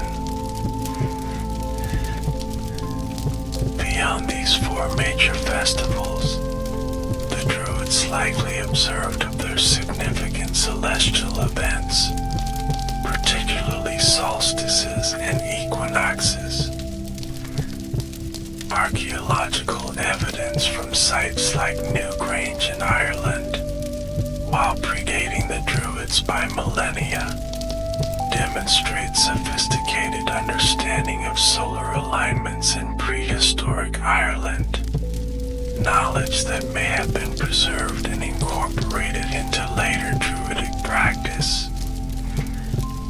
The Colony calendar, a Gallo-Roman artifact showing lunar and solar calculations, suggests the importance of precise astronomical observation in late Celtic religion. The Druids' approach to time likely reflected their broader cosmological understanding, which may have conceived of time as cyclical rather than strictly linear. The recurring patterns of seasons, celestial movements, and agricultural activities created a framework in which past, present, and future were interconnected, allowing for divination practices that read the future and present patterns.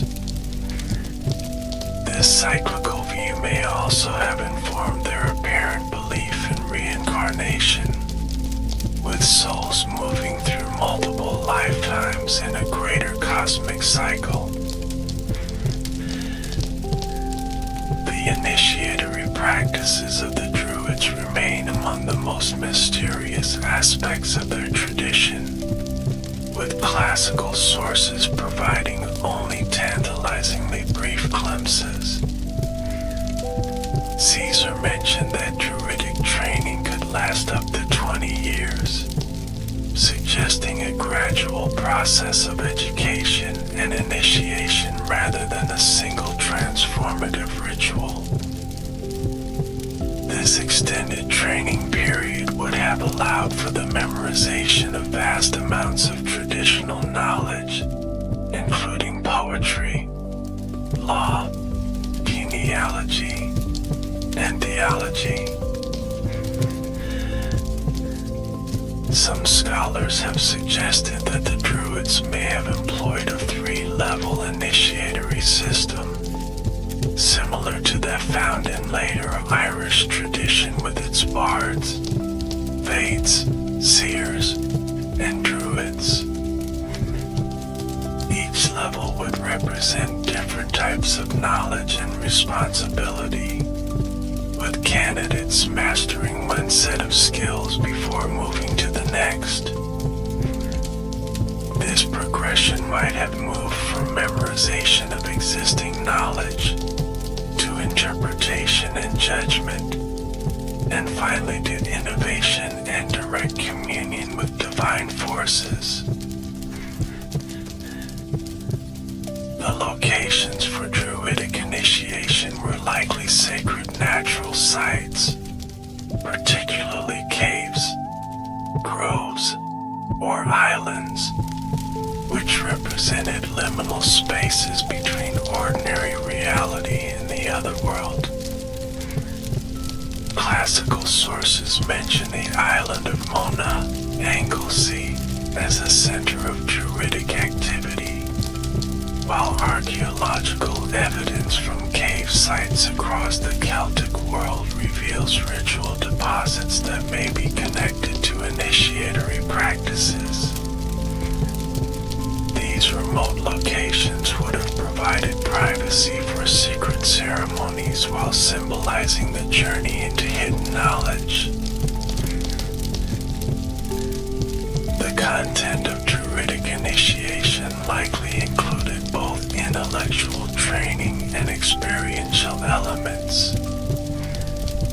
The memorization of sacred texts would have been complemented by participation in rituals, possibly including altered states of consciousness induced through fasting, sleep deprivation, or ritual substances. Celtic artwork depicting hybrid human-animal figures may represent visionary experiences associated with such initiatory practices, where the boundaries between human, animal, and divine became fluid. Archaeological findings from certain sites suggest possible initiatory scenarios.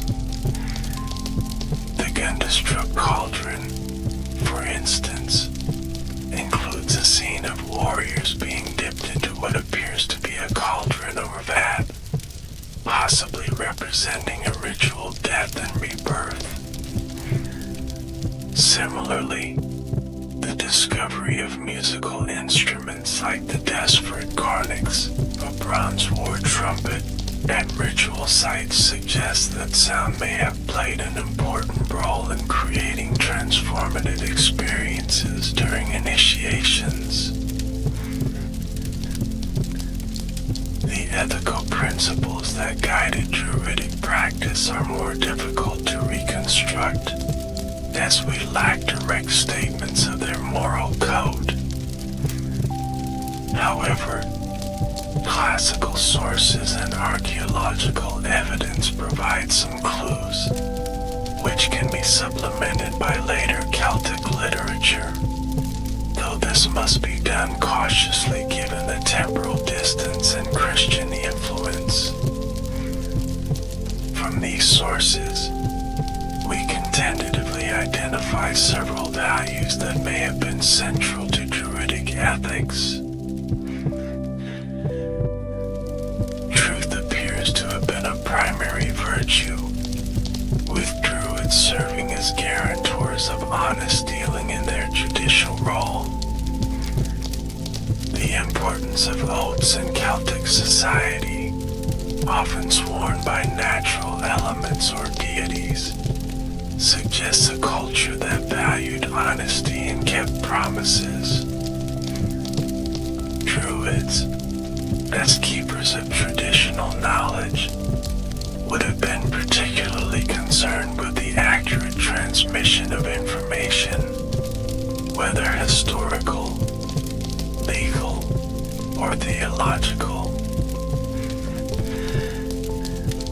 Courage courage was highly valued in Celtic society, celebrated in poetry, and demonstrated in warfare.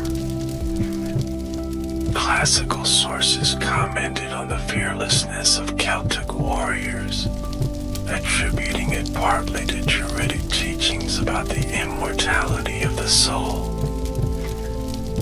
This courage was not merely physical but extended to moral and intellectual domains, with truth-speaking and justice requiring bravery in the face of power. Druids themselves demonstrated courage in resisting Roman authority, maintaining their traditions even as their world changed around them. Hospitality and generosity appear to have been important values, reflected in archaeological evidence of feasting and gift-giving at significant sites. The Celtic feast was not merely a social occasion but a religious one, with specific rituals and hierarchies that reinforce social bonds while honoring deities. Druids likely presided over these communal events, ensuring proper observance of traditions that strengthen community ties through shared abundance. Wisdom, understood as both accumulated knowledge and good judgment, was central to the Druidic role. Their extensive training developed not just memorization skills but the ability to apply knowledge appropriately in complex situations. The Druids' role as judges required them to balance competing claims, precedent, and community needs, exemplifying practical wisdom in action. This wisdom was not purely intellectual but incorporated emotional and spiritual dimensions, recognizing the interconnectedness of all aspects of life. Respect for nature seems to have been fundamental to Druidic ethics, reflected in their sacred sites, rituals, and cosmology. This was not sentimental appreciation but recognition of dependence on natural cycles and forces, combined with awareness of humanity's place within a larger cosmic order. Archaeological evidence of careful depositions in natural settings, with specific arrangements of objects, suggests ritualized expressions of this respect, acknowledging both the gifts and dangers of the natural world. Balance and reciprocity may have been key principles, with Druids seeking to maintain equilibrium between human communities and divine forces.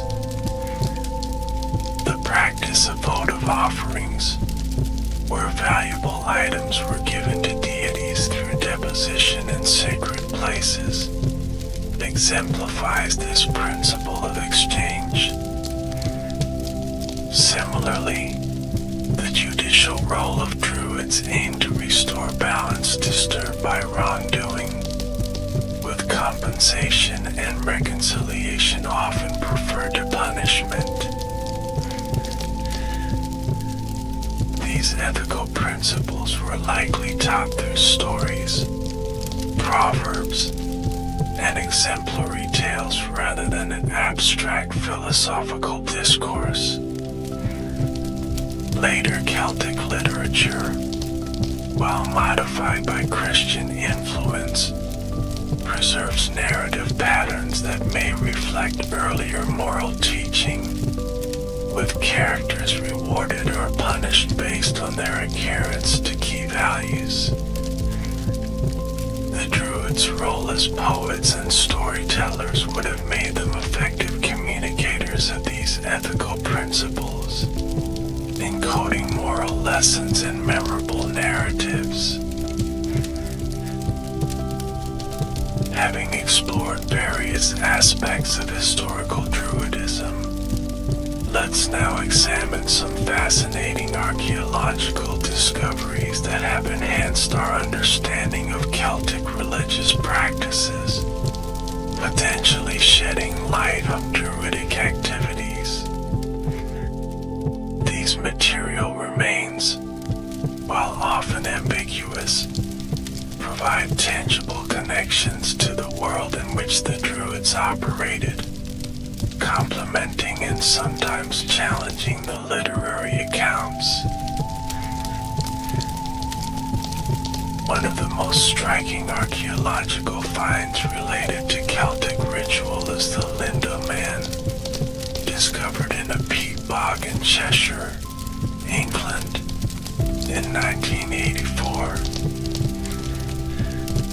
This remarkably preserved body of a man in his mid-20s, dating to around the 1st century CE, shows evidence of a complex death involving multiple traumatic injuries, including blows to the head, garroting, and throat cutting.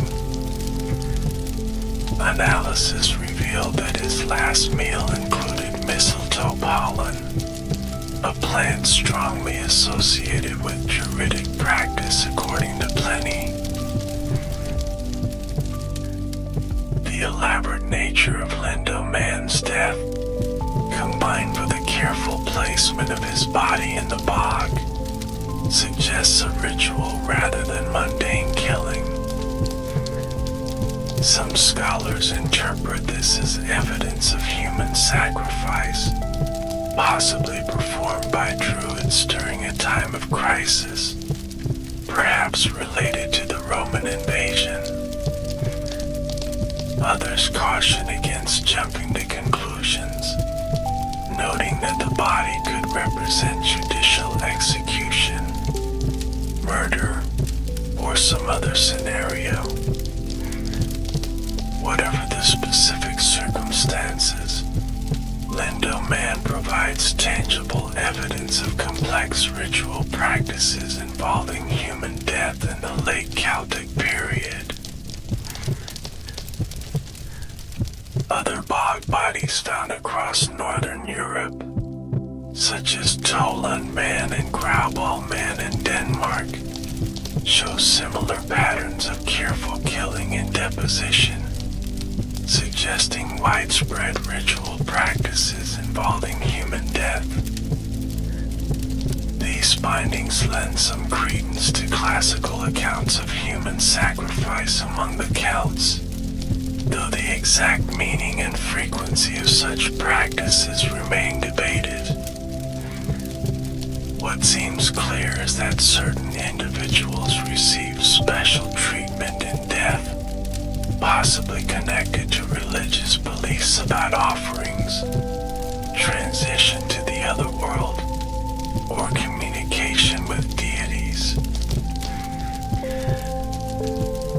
Another category of archaeological evidence comes from ritual shafts and pits, found at numerous Celtic sites across Europe. These deep vertical shafts, sometimes reaching 15 meters or more, contain carefully arranged deposits of objects, animal remains, and occasionally human bones. At Holzhausen in Germany, for example, a timber-lined shaft contained offerings arranged in distinct layers, suggesting repeated ritual activity over time. These shafts may represent connections to chthonic, underworld deities, with offerings sent downward to communicate with underground powers. Alternatively, they might symbolize the Axis Mundi, the cosmic pillar connecting different realms of existence in Indo-European cosmology. Either interpretation suggests sophisticated theological concepts, likely developed and maintained by specialist priests like the Druids, who would have overseen the proper performance of these complex rituals. Sacred enclosures provide another window into Celtic ritual practice. These spaces, often rectangular or square and defined by ditches and banks, appear across the Celtic world from the 5th century BCE onward. Examples include the Libanite Sanctuary in the Czech Republic and the Grenay-sur-Rhône site in France, where archaeological investigations have revealed evidence of structured ritual activities, including animal sacrifice, weapon dedication, and feasting. At Grenay-sur-Rhône, excavations reveal the complex sequence of ritual practices spanning several centuries. Warriors' weapons were ritually killed, deliberately bent or broken, before being displayed on the sanctuary walls and eventually deposited in specific patterns within pits. Animal bones, particularly of cattle, showed evidence of standardized butchery practices, suggesting formalized sacrificial protocols. This level of ritual complexity implies the presence of religious specialists, like Druids, who would maintain knowledge of proper procedures across generations. Water-related sanctuaries provide some of the richest archaeological evidence for Celtic ritual. Sites like the sacred spring at Bath, Aquisulis, the source of the Seine in France, and various lake deposits across Europe have yielded thousands of votive offerings, from simple coins to elaborate metalwork.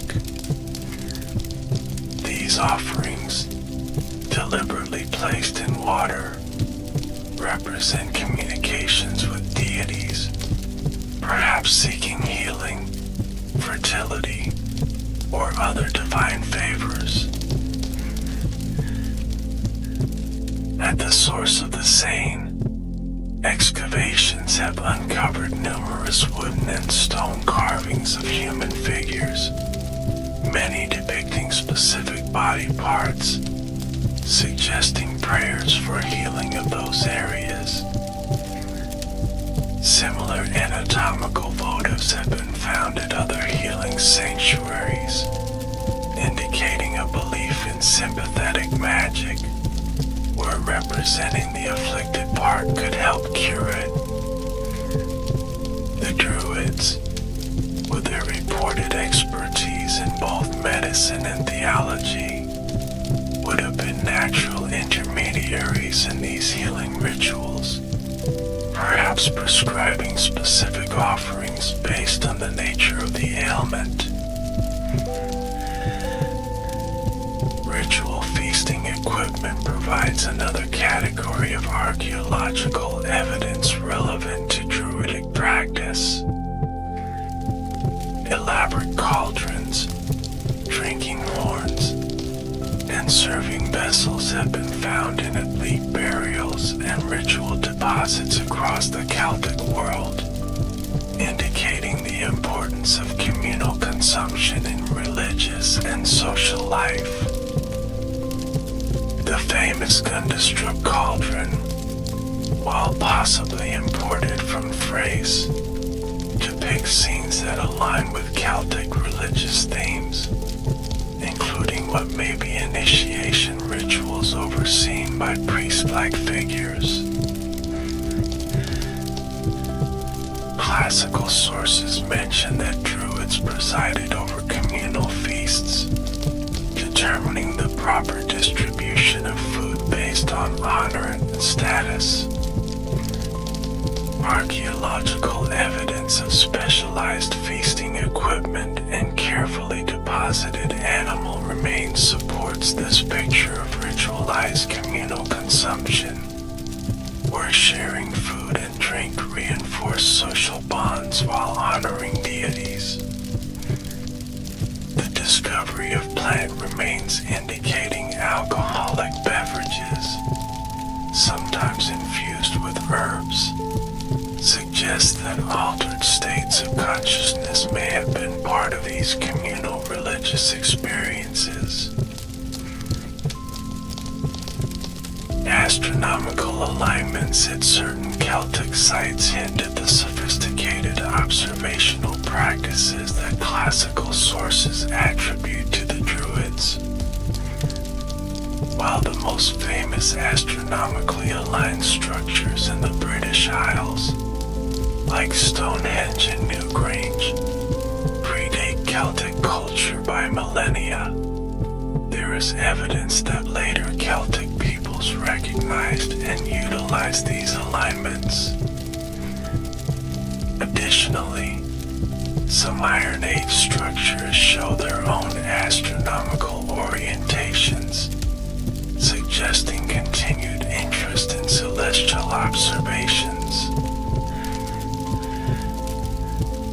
The Coligny calendar, discovered in eastern France in 1897, provides the most direct evidence of Celtic astronomical knowledge. This bronze tablet, dating to the 1st century CE, depicts a sophisticated lunisolar calendar system, reconciling solar and lunar cycles over a 5-year period. Written in Gaulish using Roman letters, it demonstrates the complex mathematical and astronomical understanding that classical sources attributed to the Druids, supporting their reputation as keepers of calendrical knowledge. Artistic representations provide indirect evidence of Celtic religious practices and possibly Druidic figures. The famous Tarasque of Nose, a stone sculpture from southern France, depicts a seated figure that some interpret as a Druid, with what appears to be a torque, neck ring, and other symbols of authority.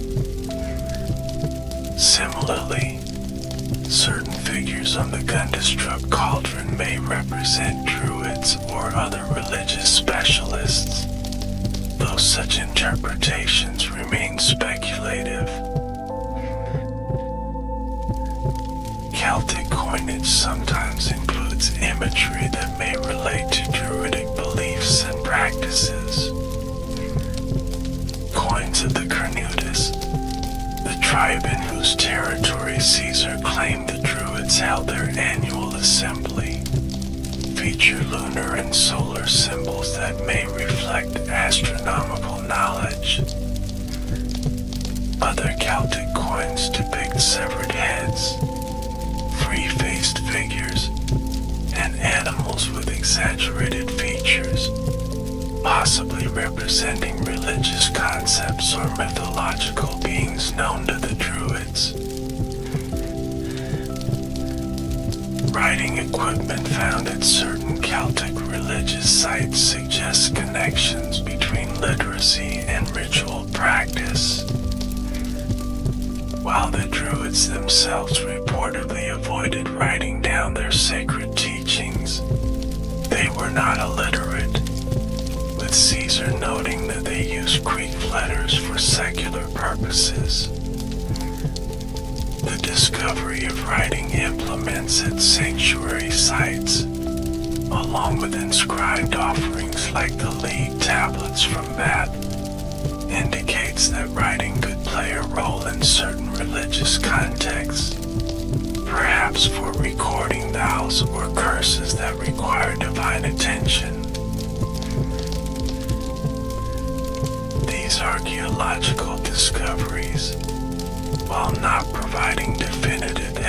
elements about Druidic practices help contextualize the literary accounts, showing the material reality of Celtic religious life. They reveal a world of complex ritual, sophisticated symbolic systems, and ongoing communication with divine forces, overseen by specialists whose knowledge and authority were expressed through carefully structured ceremonies and offerings. This material evidence, combined with classical accounts, allows us to glimpse, however imperfectly, the world in which the historical Druids operated. Let's now turn our attention to the Celtic mythology that likely informed Druidic teachings, though with the important caveat that our sources for these myths come primarily from medieval Irish and Welsh texts, written centuries after the historical Druids had disappeared and heavily influenced by Christianity. Despite these limitations, these texts preserve themes and motifs that may reflect earlier traditions, offering insights into the spiritual landscape of the ancient Celtic world. One of the most important sources for Celtic mythology is the collection of medieval Irish texts known as the mythological cycle, which includes works like the Book of Invasions, Leprechaun.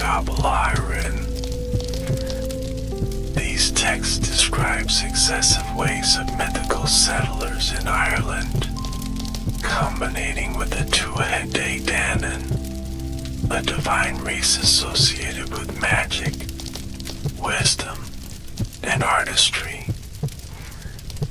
Though recorded by Christian monks, these stories preserve elements that likely date to pre-Christian times, including figures who may represent earlier deities. The Tuatha Danann include numerous figures who might have featured in Druidic teachings, such as the Dogda, a father god associated with abundance, wisdom, and Druidic magic, who possessed a cauldron of plenty and a club that could both kill and restore life. Blue, the many-skilled god associated with light, crafts, and oaths, appears in both Irish myth and continental Celtic religion, where inscriptions to Lugus have been found across Gaul and Iberia. These widespread divine figures suggest common theological elements that Druids throughout the Celtic world might have shared. Goddesses feature prominently in Celtic mythology, often associated with sovereignty, land, and waterways. The Morgan, a complex figure appearing as both single goddess and triple deity, is associated with warfare, fate, and prophecy, while Bridget governs poetry, healing, and smithcraft. These powerful female divinities suggest that Celtic religion, and possibly Druidic practice, acknowledged feminine spiritual power, perhaps reflected in the female ritual specialists mentioned in some classical accounts.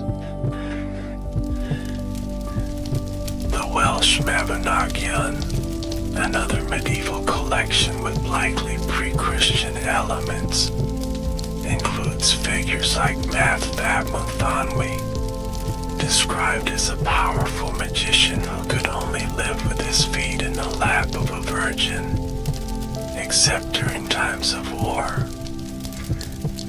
His nephew Druidian is portrayed as a master of illusion and transformation, capable of creating entire armies from mushrooms and changing forms at will. These characters may preserve memories of Druidic figures, with their emphasis on magical knowledge and transformation. Celtic mythology emphasizes the theme of transformation, with numerous stories of shape-shifting between human, animal, and plant forms. The children of Lear, transformed into swans for 900 years, and Town MacCarl, who lives through successive reincarnations as different animals, exemplify this fluid concept of identity. This theme resonates with the Pythagorean-like doctrine of metempsychosis attributed to the Druids, suggesting a worldview in which boundaries between different forms of life were considered permeable. The otherworld features prominently in Celtic mythology, depicted not as a remote heaven or hell, but as a parallel realm that occasionally intersects with ordinary reality. This otherworld, called Tir na Nog, Land of Youth, or Annen among other names, could be accessed through specific locations like burial mounds, lakes, or caves, or during particular times like Samhain. As spiritual specialists, Druids would have been concerned with these points of contact between worlds, perhaps serving as guides or interpreters of otherworldly communications. Sacred objects in Celtic mythology often possess magical properties, like the cauldron of rebirth that restores the dead to life, or swords that guarantee victory. These mythological objects may reflect actual ritual items used in Druidic ceremonies, their powers exaggerated through generations of storytelling.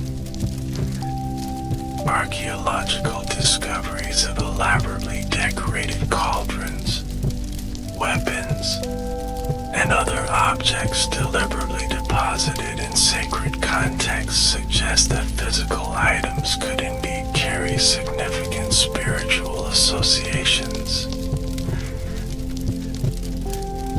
The role of poetry and verbal art in Celtic mythology reflects the importance of these skills in Druidic practice. Figures like Taliesin, the legendary Welsh bard, possess knowledge that gives them power over both natural and supernatural forces. The Irish Dinchenches place lore tradition, which explains the mythological origins of landscape features, may preserve elements of Druidic teaching about sacred geography, connecting physical locations with spiritual narratives. Prophecy and divination appear frequently in Celtic mythology, with seers foretelling significant events and interpreting omens.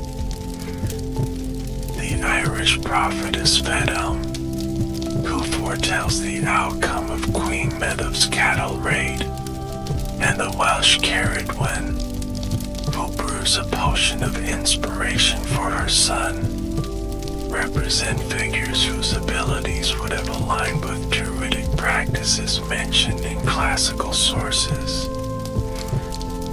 These mythological examples suggest the high value placed on prophetic knowledge in Celtic society, where understanding future possibilities could guide present actions.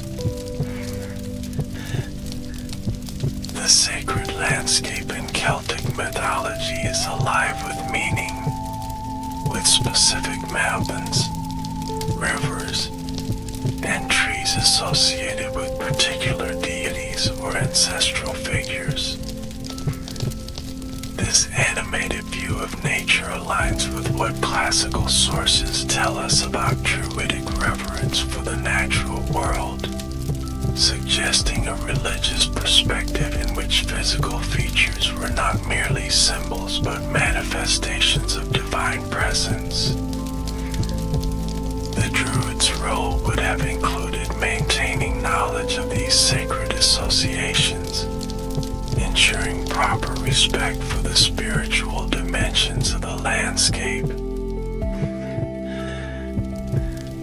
Seasonal myths, particularly those related to the Celtic festivals, suggest how the Druids might have explained cosmic patterns through narrative.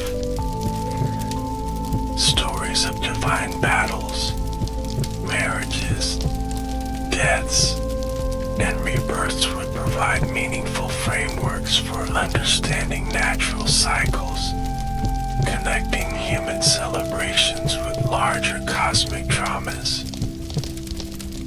These mythic narratives, performed during festivals, would reinforce community identity while transmitting important cultural knowledge about agriculture, astronomy, and social values. While medieval Celtic mythology cannot be taken as direct evidence of Druidic belief, its recurring themes of transformation, sacred landscape, otherworld journeys, and magical knowledge resonate with what classical sources tell us about these ancient priests. These myths preserve echoes of an older worldview, one in which boundaries between categories were fluid. Nature was alive with divine presence, and specialized knowledge conferred both power and responsibility. As keepers of tribal memory and interpreters of tradition, the Druids would have been the primary transmitters of these sacred narratives, adapting them to address the changing needs of their communities. Having explored various aspects of historical Druidism, let's now consider the complex legacy of these ancient Celtic priests, examining how their image and supposed practices have influenced modern spirituality, environmental movements, literature, and popular culture. This exploration reveals how the Druids, though long vanished as a historical priesthood, continue to exercise a powerful hold on the modern imagination. The modern revival of Druidry began in the 17th and 18th centuries, coinciding with growing interest in national antiquities and the emergence of Romanticism. Early antiquarians like John Aubrey and William Stukeley sought to connect prehistoric monuments with British national history, identifying Stonehenge and other megalithic sites as Druidic temples despite the chronological impossibility of such associations. These misconceptions, though historically inaccurate, proved remarkably persistent, creating an enduring popular image of white-robed Druids performing ceremonies among standing stones. The first modern Druidic organization, the Ancient Order of Druids, was founded in London in 1781, functioning primarily as a fraternal and charitable society rather than a religious group. It was followed by numerous other Druidic orders in Britain, each with different emphases and claims to authenticity.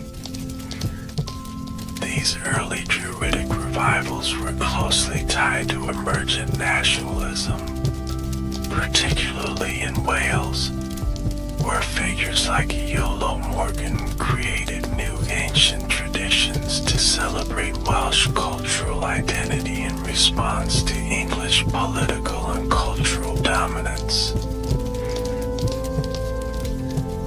The Welsh Course of Bards, established by Iolo Morgan in 1792, exemplifies this cultural revival, creating ceremonial practices claimed to be ancient but largely invented in the late 18th century.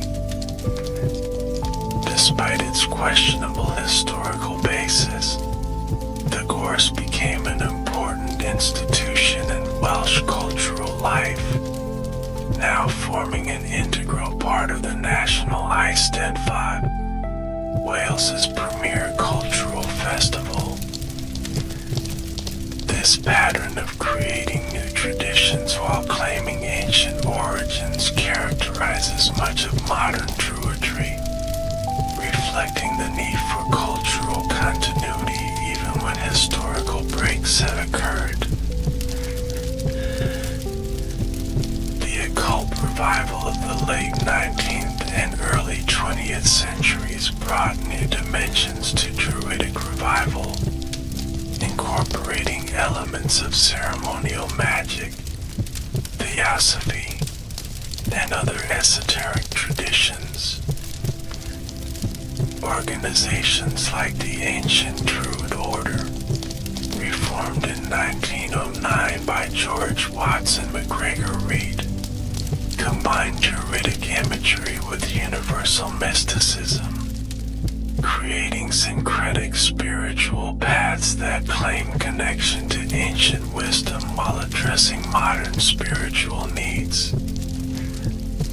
This period saw increasing emphasis on Druids as keepers of esoteric knowledge, spiritual healers, and guides to mystical experience.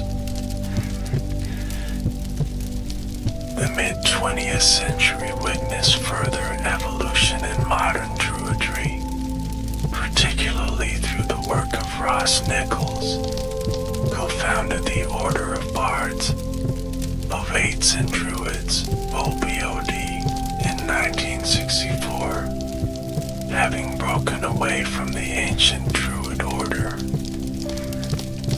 Nichols, along with his friend Gerald Gardner, the founder of modern Wicca, helped develop contemporary pagan approaches to the seasonal festivals, creating rituals that integrated historical research with creative innovation. OBOD remains one of the largest Druidic organizations today, offering distance learning courses in modern Druidry to students worldwide. The environmental movement of the 1960s and 1970s found natural allies in modern Druids, with their emphasis on reverence for nature and seasonal celebration. Groups like the British Druid Order, founded in 1979, explicitly connected spiritual practice with environmental activism, participating in protests against road building and other developments that threaten ancient landscapes. The image of the Druid as defender of the natural world against industrial exploitation resonated with growing ecological consciousness, creating powerful symbolism for environmental campaigns. Archaeological controversies have emerged around modern Druidic claims to ancient sites, particularly regarding access to Stonehenge for seasonal celebrations and the treatment of archaeological remains. The battle for open access to Stonehenge during the summer solstice became a defining issue for many modern Druids in the 1980s and 1990s, leading to confrontations with police and heritage authorities. More recently, debates over the reburial of ancient human remains have highlighted tensions between scientific research and spiritual claims, with some Druidic groups asserting ritual connections to prehistoric ancestors. Contemporary Druidry is remarkably diverse, encompassing various approaches to spiritual practice, historical research, and environmental activism. Some groups emphasize scholarly reconstruction of ancient Celtic practices, using archaeological and textual evidence to inform their rituals. Others focus more on personal spiritual experience, drawing inspiration from ancient sources but freely adapting them to contemporary needs. Still others concentrate on artistic expression, environmental protection, or community service, seeing these as modern manifestations of Druidic values. Religious identification surveys in Britain, the United States, and other countries show small but growing numbers of people identifying as Druids or practicing Druidry. The 2011 UK census recorded 4,189 people identifying as Druids, making it the seventh largest non-mainstream religion in Britain. Major Druidic organizations like OBOD claim thousands of members worldwide, suggesting that modern Druidry, while still a minority spiritual path, has established itself as a recognizable contemporary tradition.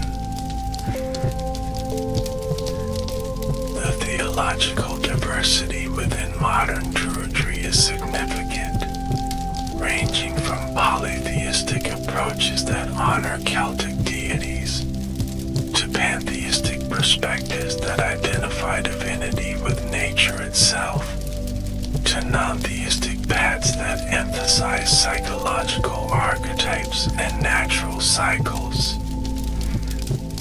Some practitioners combine Druidry with other religious traditions, including Christianity, Buddhism, or Wicca. This theological flexibility reflects both the limited information about ancient Druidic beliefs and the modern emphasis on personal spiritual exploration rather than dogmatic adherence. Ritual practices in contemporary Druidry typically center around the eightfold wheel of the year, celebrating solstices, equinoxes, and the 4 Celtic fire festivals. These ceremonies often involve creating sacred space, honoring the cardinal directions, invoking deities or natural forces, sharing poetry and music, and making offerings. Many groups conduct these rituals outdoors, connecting directly with the landscape, while others adapt them for urban or indoor settings when necessary. Educational approaches vary among Druidic organizations, with some offering structured training programs reminiscent of ancient Druidic education. OBOD's 3-grade system of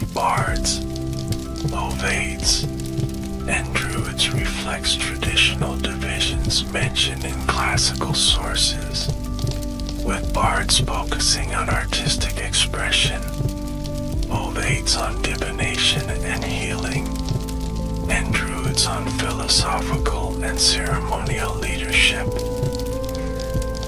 Other groups emphasize mentorship, self-directed learning, or workshop-based training, adapting educational methods to contemporary needs while maintaining the ancient emphasis on personal transformation through knowledge.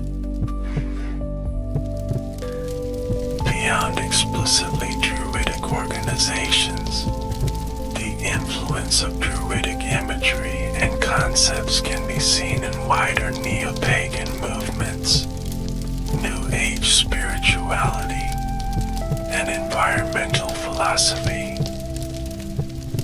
The concept of sacred groves has inspired tree planting initiatives and forest preservation efforts, while Druidic seasonal celebrations have influenced broader cultural events celebrating natural cycles. The image of the Druid is a wise elder, connected to both natural wisdom and ancestral traditions, provides a powerful archetype for those seeking alternatives to mainstream religious and educational models. In literature and popular culture, Druids have appeared in countless works, from the romantic poetry of William Blake and William Wordsworth to modern fantasy novels, films, and games. These portrayals range from historically informed depictions, like those in Rosemary Sutcliffe's historical novels, to purely fantastic inventions like the Druids of role-playing games, who cast spells and transform into animals. Though often historically inaccurate, these cultural representations keep interest in Druids alive, inspiring some to explore the historical tradition behind the popular image. Academic study of both historical Druids and their modern revivals has grown significantly in recent decades, with scholars approaching the subject from archaeological, historical, religious studies, and sociological perspectives.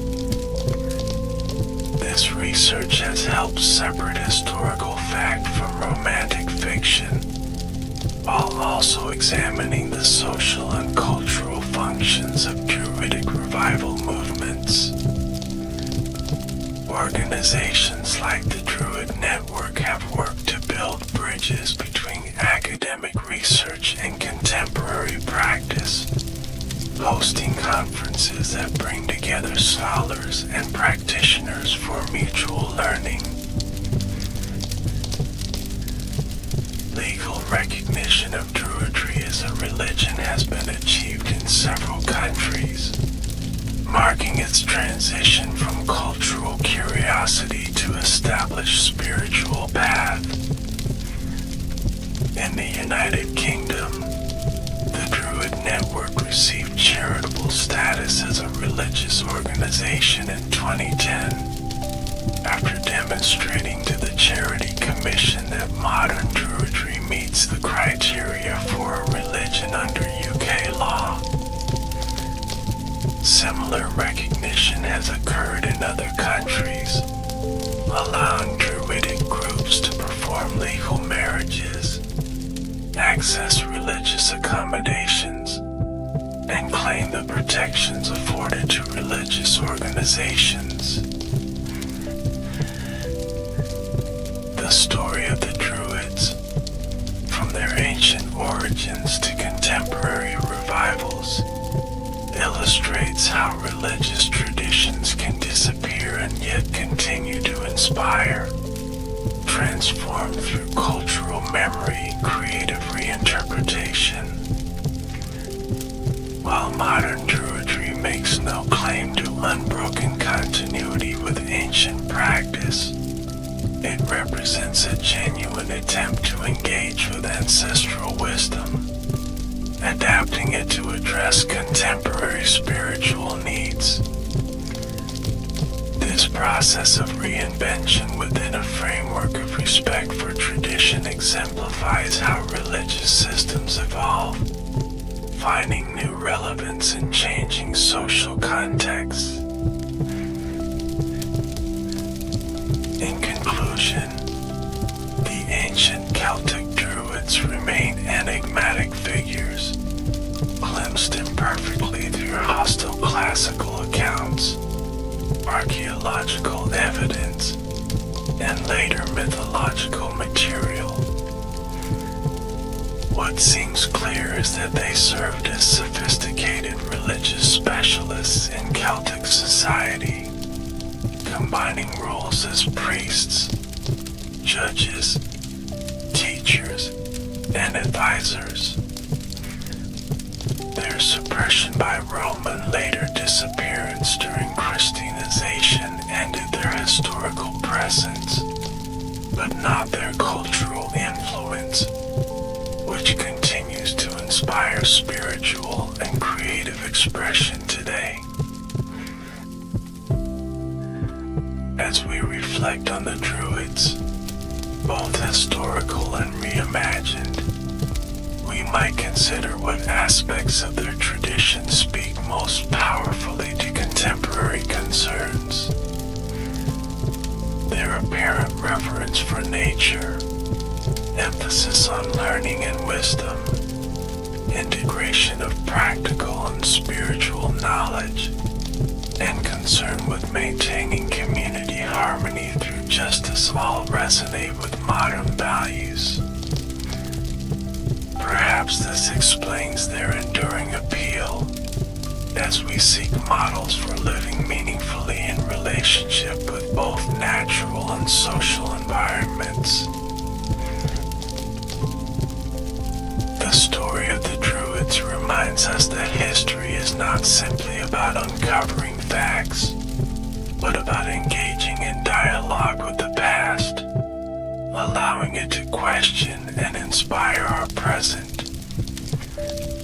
In their various historical and imagined forms, the Druids continue to ask important questions about our relationship with knowledge, nature, community, and spiritual experience, inviting us to consider how ancient wisdom might inform contemporary challenges.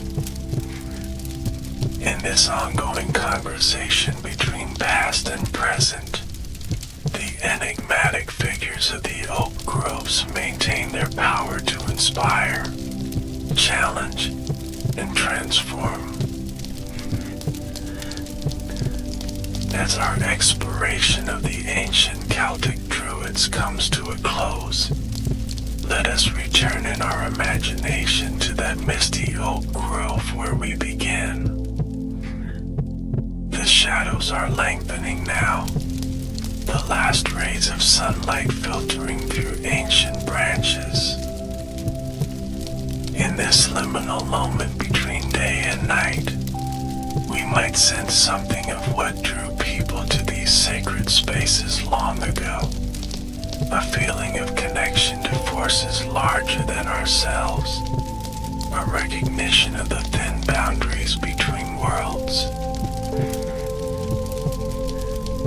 Though the historical Druids vanished centuries ago, something of their spirit lives on in our fascination with their story, in the continued reverence for ancient landscapes, and in the human desire to find meaning in the natural cycles that shape our lives.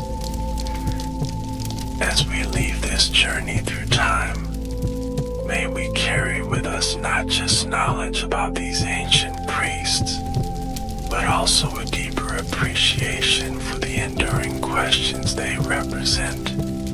Questions about wisdom, nature, and and our place in the cosmic order that remain as relevant today as they were 2,000 years ago.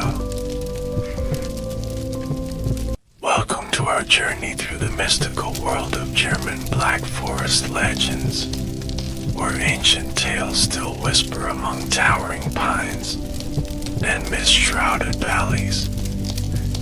The Black Forest, or Schwarzwald as it is known in German, is a mountainous region in southwestern Germany that has inspired countless legends for centuries. This magnificent forest, with its dense canopy of evergreens, stretching over rolling hills and deep valleys, creates the perfect backdrop for tales of the supernatural. The region's isolated villages, mysterious fog-covered landscapes, and long, dark winters have all contributed to a rich tapestry of folklore.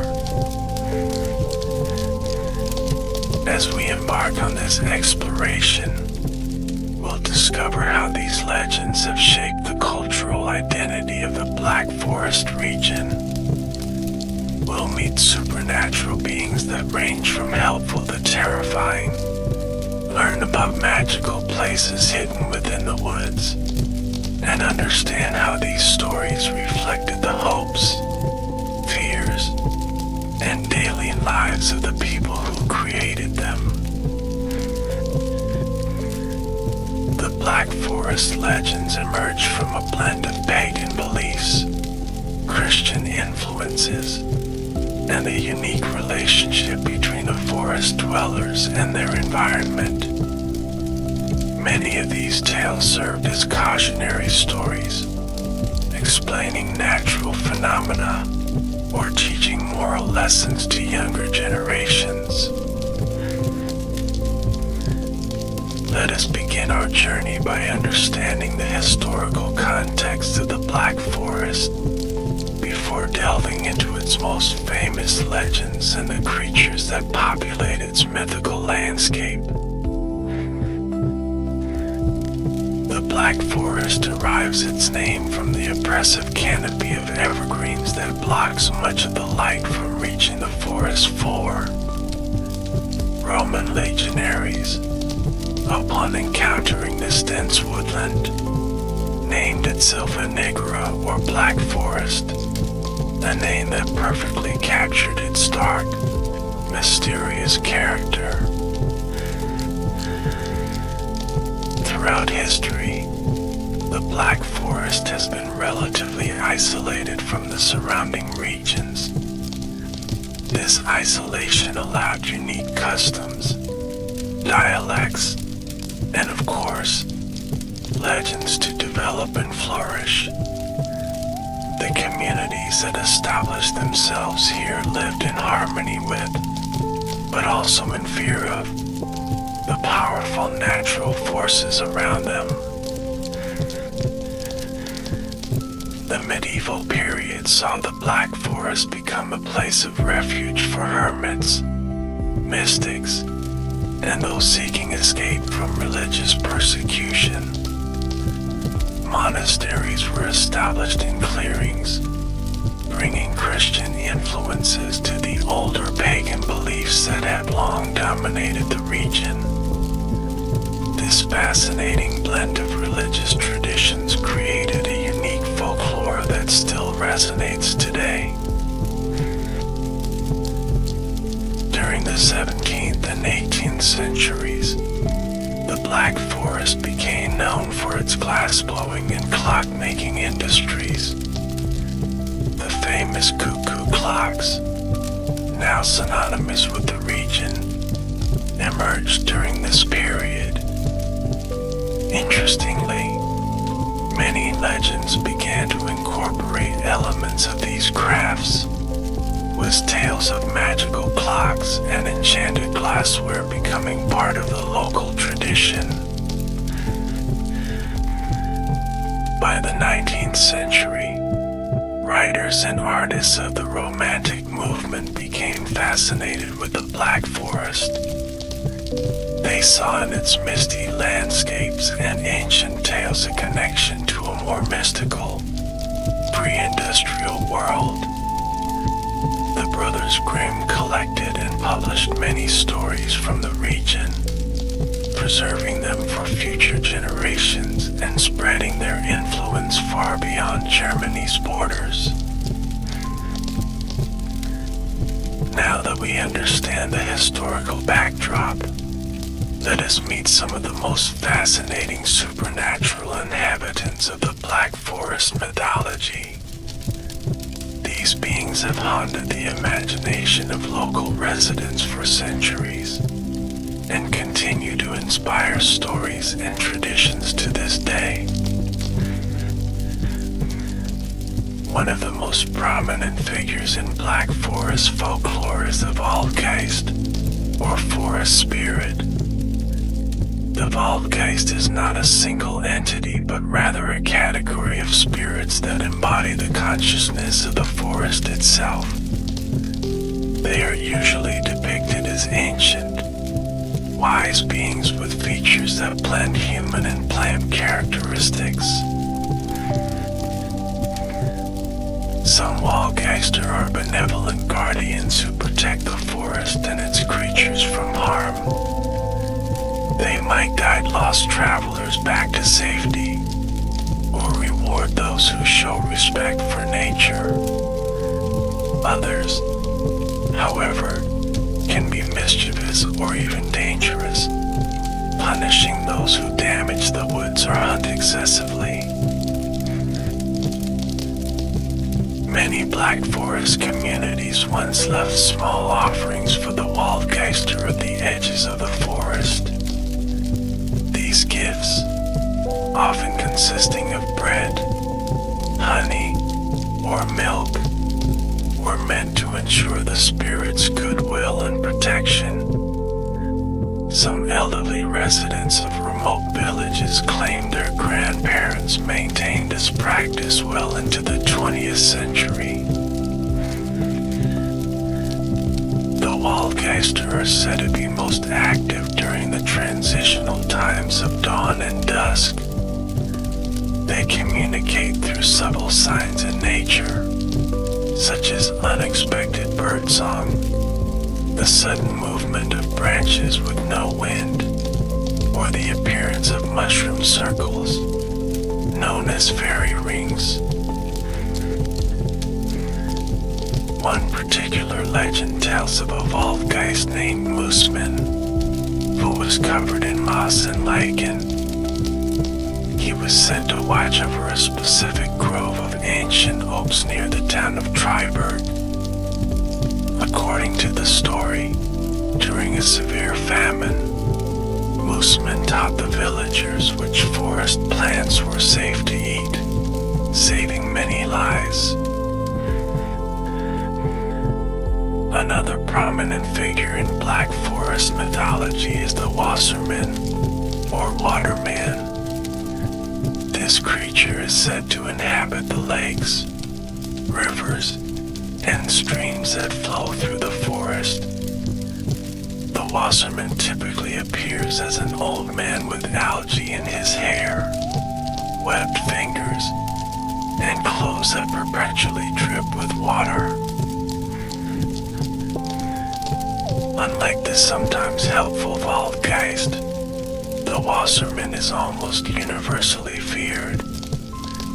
Legends describe him lurking beneath the surface of seemingly peaceful waters, waiting to grab unwary swimmers and pull them to a watery grave. He is particularly active during midsummer, when people are most tempted to swim in the forest's cool waters.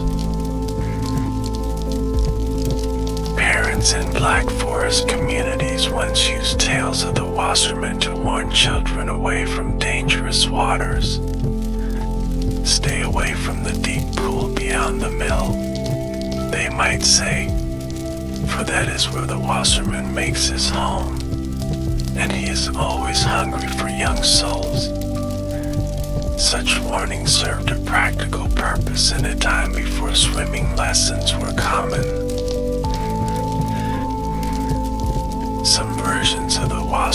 legend give him a female counterpart, the Wasserfräulein or Water Maiden.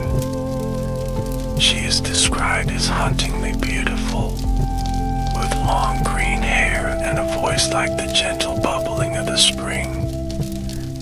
Yet her beauty is merely a lure, and those who follow her enchanting song find themselves trapped beneath the water. In one famous tale from the northern Black Forest, a wasserman fell in love with a human woman from the village of Mummelsee. He took human form and married her, but made her promise never to mention his true nature. When she eventually broke this promise, he disappeared back into the lake, taking their children with him. Perhaps the most feared of all Black Forest creatures is the Schwarzer Man, or Black Man, not to be confused with racial connotations. This figure's name refers to his shadow-like appearance and association with darkness. He is described as a tall, gaunt figure dressed entirely in black, who roams the deepest parts of the forest. The Schwarzer Man is said to appear on moonless nights, particularly during winter. He seeks out travelers who have become lost in the forest, offering to guide them to safety. Those who accept his help are never seen again, presumably led deeper into the woods to meet some unknown fate. Some folklorists interpret the Schwarzer Man as a personification of the very real dangers of becoming lost in the Black Forest during winter. The combination of dense forest, heavy snowfall, and extreme cold could indeed be fatal to unprepared travelers. The legend thus served as a warning to stick to known paths and avoid traveling alone through the forest. In certain versions of the legend, the Schwarzer Man can only harm those who have committed some moral transgression. He serves as a kind of forest justice, punishing poachers, vandals, and those who have harmed others. This aspect of the legend reinforced social norms and discouraged antisocial behavior. A particularly chilling account from the early 19th century tells of 5 woodcutters who encountered the Schwarzer Man while returning home from work on a winter evening. According to the lone survivor, the entity appeared suddenly on the path before them, surrounded by an unnatural darkness. 4 of the men fled into the woods in terror, while 1 remained on the path. Only he returned to the village. The others were never found. Among the more benevolent entities in Black Forest folklore of the Heinzelmännchen, or house elves, these diminutive beings, standing no taller than a child's doll, were said to attach themselves to specific households, performing helpful tasks while the human residents slept. The Heinzelmännchen would mend broken tools, clean the house, finish incomplete work, or help with agricultural tasks. They asked for nothing in return except perhaps a small bowl of milk or portion of the family's meal left out overnight. Should anyone attempt to spy on them at work, they would disappear forever. One beloved tale from the southern Black Forest tells of a poor cobbler from the town of Schinwald who was struggling to support his large family. Each night, he would cut cut out leather for a single pair of shoes before going to bed exhausted. In the morning, you would find the shoes completely finished, crafted with extraordinary skill. This mysterious help continued for months, allowing the cobbler's business to thrive.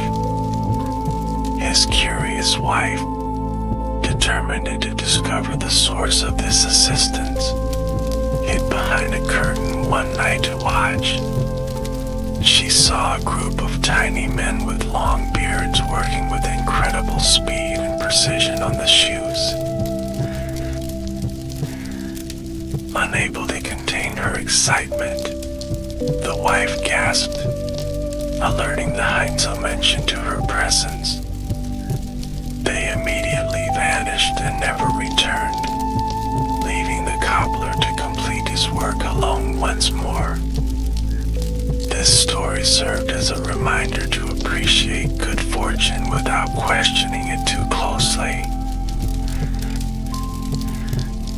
Unlike many other folkloric traditions, the Black Forest legends include numerous female supernatural entities. Among the most significant are the Hausfräulein, or wood women. These wild, moss-covered women were believed to be the spirits of trees, taking human form to interact with the world beyond the forest. The Hausfräulein are typically depicted as beautiful but strange-looking women with skin like bark and hair like trailing moss or lichen. They are known to be skilled in herbal medicine and magic, occasionally sharing their knowledge with human women who show them respect. According to legend, the Hausfräulein would sometimes fall in love with human men, especially hunters or woodcutters who spent much time in the forest. Such relationships rarely ended well, as the wood women could not survive long away from their forest homes, and their human lovers eventually grew old while they remained eternally youthful. One particularly poignant tale tells of a Hausfräulein who saved a lost child during a blizzard. She kept the girl warm and fed throughout the winter, teaching her the language of birds and the medicinal properties of plants. When spring came, she returned the child to her village, where the girl grew up to become a renowned healer. The Hausfräulein were said to be most visible during the spring, when they would dance in forest clearings under the full moon. Humans who witnessed these gatherings might be blessed with good fortune, but those who disturbed the dance could face dire consequences.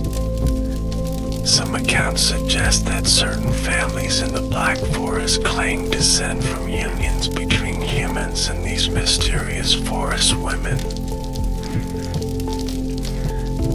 No discussion of Black Forest legends would be complete without mentioning the Wolpertinger, a chimeric creature unique to southern German folklore. The Wolpertinger is described as having the body of a small mammal, usually a rabbit, combined with antlers, wings, fangs, and sometimes other animal parts. Unlike many other creatures in Black Forest mythology, the Wolpertinger is more often played for humor than fear.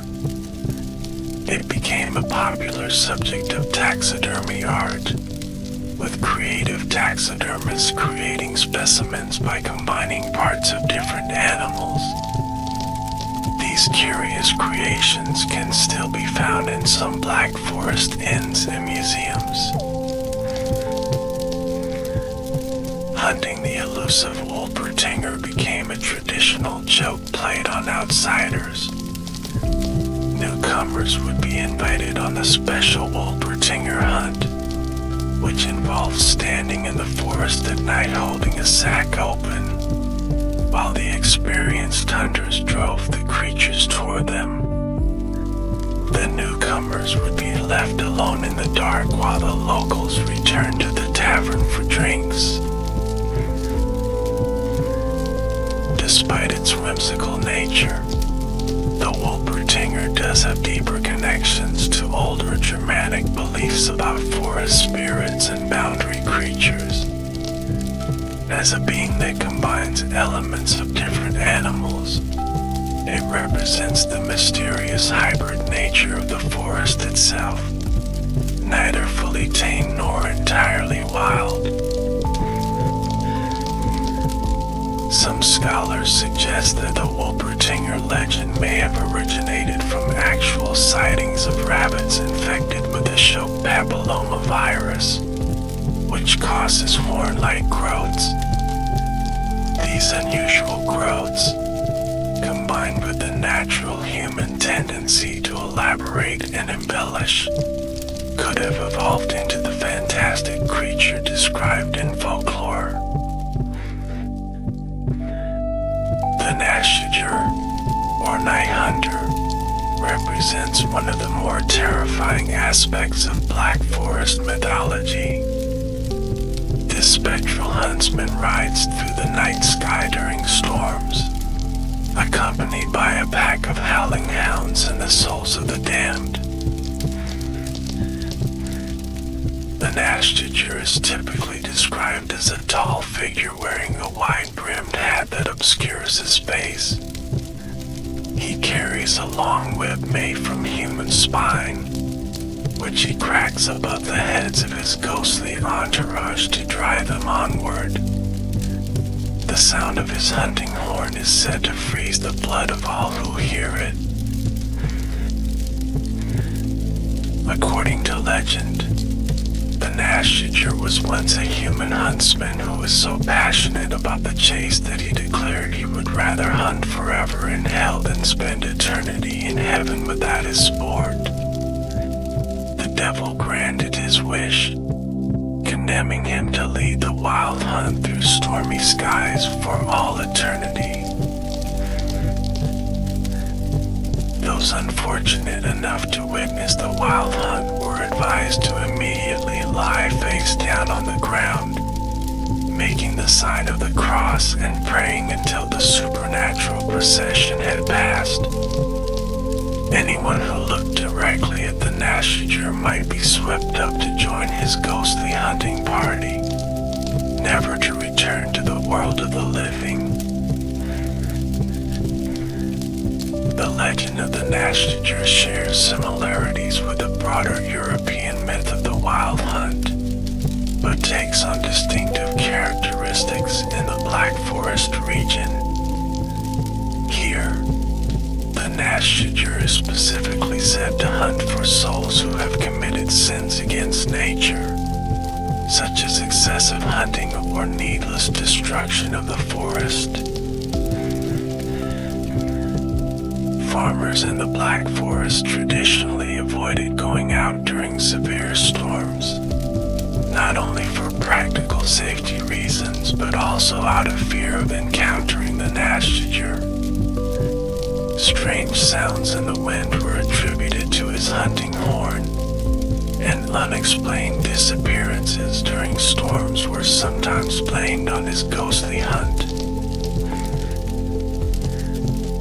One of the more melancholy figures in Black Forest folklore is the Weissfrau, or White Lady. This spectral woman, dressed in flowing white garments, is said to haunt specific locations throughout the region, usually connected to tragic events or unresolved injustices. Unlike many supernatural beings in the Black Forest tradition, the White Lady was once human. Most accounts describe her as the ghost of a woman who died tragically, often due to lost love, betrayal, or violence. unable to find peace. Her spirit remains tied to the physical world, appearing at specific times or under certain conditions. The castle ruins of Zavelstein are said to be haunted by a particularly famous white lady. According to local legend, she was the daughter of a cruel nobleman who imprisoned her in the castle tower for falling in love with a common forester. She eventually died of grief, and her ghost is said to appear on the battlements during the full moon, still searching for her lost love. Another white lady is said to haunt the area around the Momozee, a small lake in the northern Black Forest. This spirit is believed to be a water nymph who fell in love with a human fisherman. When he proved unfaithful, she drowned herself in despair, and now appears to warn young women against trusting too easily in matters of the heart. White lady legends often serve as cautionary tales about the consequences of cruelty, infidelity, or pride. They also provided explanations for unusual phenomena, such as unexpected mists rising from lakes or strange lights seen near ruins at night. Some white lady stories may have originated from actual historical events, their details altered and embellished over generations of retelling. The Glassman Lane, or Little Glass Man, represents one of the most distinctive and complex figures in Black Forest mythology. This supernatural being is associated with the region's historical glassmaking industry and embodies both its creative potential and hidden dangers. Standing only 3 feet tall, with a pointed hat and clothing made from shimmering glass, the Glassman Lane is the guardian spirit of the forest glassmakers.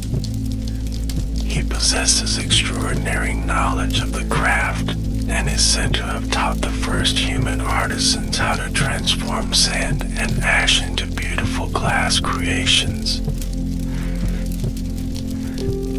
According to legend, the Glassman Lane can be summoned by those of pure heart who recite a specific verse at noon on a Sunday, while standing beneath an ancient pine tree. He will grant each person 3 wishes, but these wishes must be chosen with extreme care, as they often fulfill themselves in unexpected ways. The famous German writer Wilhelm Hauff immortalized the Glassman Lane in his 1827 fairy tale Das kalte Herz, The Cold Heart. In this story, a poor charcoal burner named Peter Monk seeks out the little glass man to improve his fortune. His wishes bring him wealth, but also unforeseen consequences that lead to tragedy. What makes the Glassman Lane particularly interesting among Black Forest spirits is his moral ambiguity. Unlike purely benevolent or malevolent entities, he operates according to his own inscrutable code. He may help or harm humans based on criteria that are not always clear, making encounters with him fraught with both opportunity and danger. Some folklorists interpret the Glassman Lane as a representation of technology itself, specifically the glass-making craft that brought both prosperity and hazards to Black Forest communities. The glass industry provided valuable income but also exposed workers to toxic substances and dangerous working conditions. much like the double-edged nature of a spirit's gifts. Another distinctive supernatural being from the Black Forest is a Hollandtaubauer, or farmer of Hell Valley. This legend is tied specifically to the Hollandal, or Hell Valley, a dramatically steep gorge near Freiburg that has inspired fearful tales for centuries. The Hollandtaubauer is described as a giant farmer who once owned all the land in the valley. His immense size is matched only by his cruelty and greed. According to the legend, he mistreated his workers, cheated his neighbors, and showed no mercy to travelers who crossed his land. One stormy night, a poor pilgrim sought shelter at the farmer's house. The Hollandtaubauer not only refused him entry but set his fierce dogs upon the traveler. The pilgrim, revealed to be an angel in disguise, cursed the farmer for his heartlessness. The earth split open beneath the farmer's feet, swallowing him, his house, and all his ill-gotten wealth. The tremendous cataclysm carved at the steep valley that exists today, a permanent reminder of divine punishment for cruelty and greed. It is said that on particularly stormy nights, the Hollandtaubauer's ghostly form can still be seen wandering to the valley, carrying a lantern and searching in vain for his lost property. Travelers who encounter him are advised to avert their eyes and hurry past, as meeting his gaze brings terrible misfortune. This legend likely originated as an attempt to explain the valley's dramatic geological features through a moral framework. The steep gorge, with its narrow passages and imposing rock faces, seemed to early inhabitants to be the result of some catastrophic event rather than gradual erosion.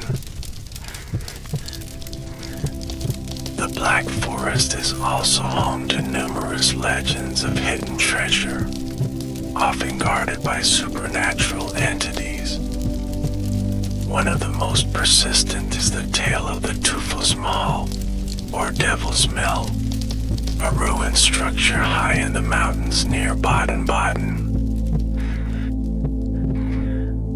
According to legend, a miller made a pact with the devil to build a mill in this remote location.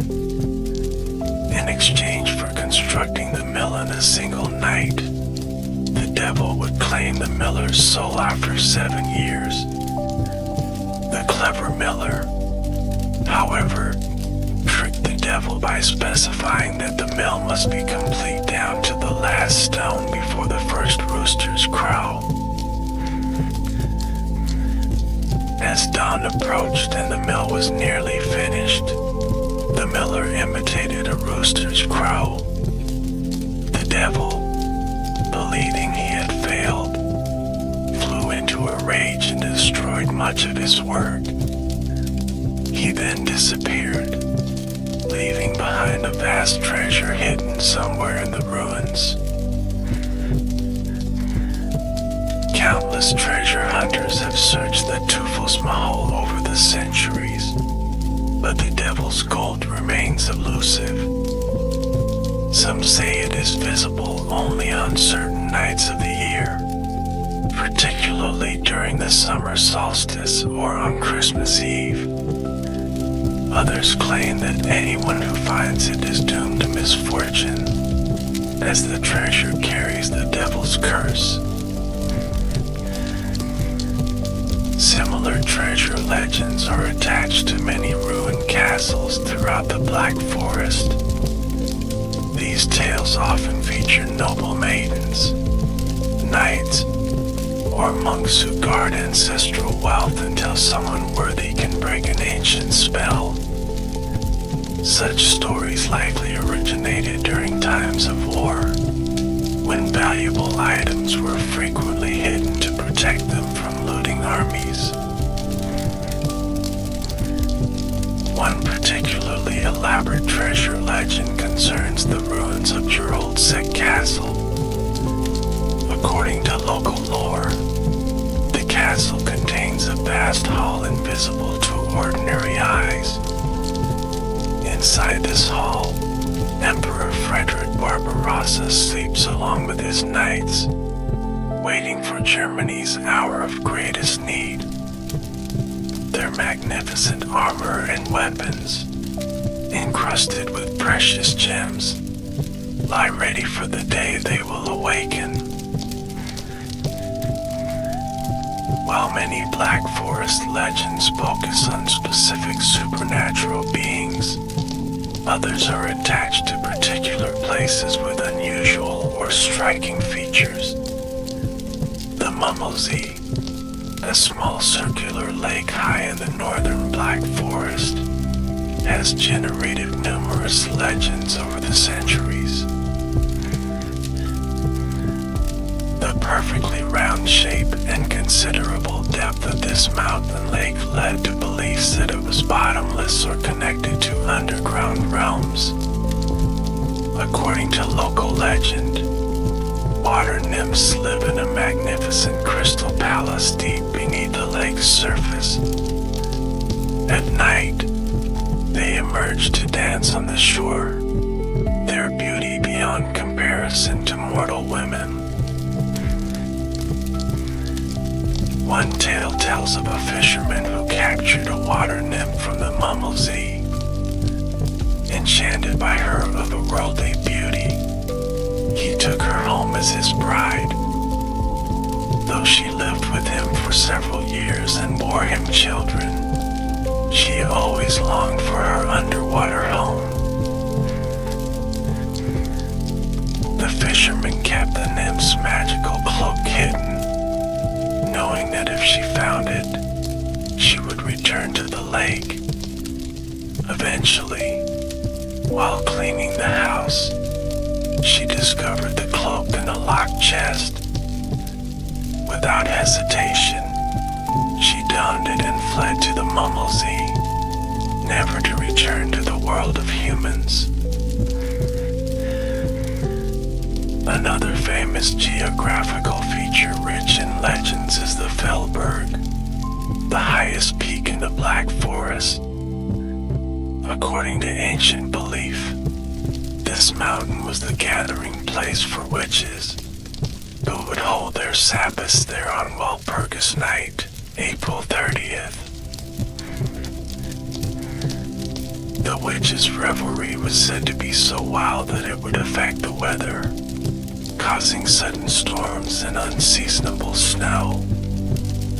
Farmers in the surrounding valleys would avoid the mountain entirely during this time, fearing both the supernatural participants and the dangerous weather conditions. One persistent legend claims that a massive treasure lies buried somewhere on the Fellberg, guarded by a black dog with flaming eyes.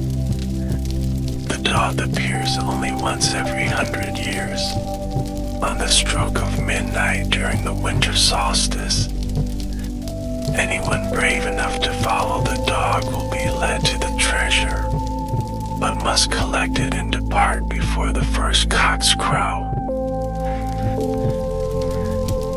Moving now to another category of Black Forest legends, we find numerous tales of human practitioners of magic. The region has a rich tradition of stories about witches, wizards, and people with supernatural abilities, some benevolent and others decidedly not. The Hexalock, or Witch's Hole, is a waterfall and gorge near the town of Furtwangen that features in many witch legends.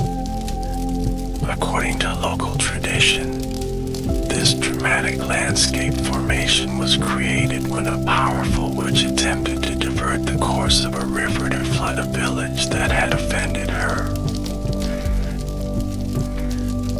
The spell backfired, causing the water to carve a new path through solid rock and creating the gorge we see today. The witch herself was supposedly transformed into stone and can still be seen as an unusual rock formation overlooking the waterfall. Some claim that on stormy nights, her cackling laughter can be heard above the sound of the rushing water. The historical witch persecutions of the 16th and 17th centuries left a deep mark on Black Forest folklore. Many innocent women and men were accused of witchcraft and executed, creating a climate of fear and suspicion. This dark period generated countless legends about supposed witches and their magical activities. One such tale from the southern Black Forest concerns a woman known as the Herb Witch of Burnow. Unlike the evil witches of many stories, she was a skilled healer who used her knowledge of medicinal plants to cure illnesses and assist with difficult childbirths. Her abilities, however, aroused suspicion among some villagers.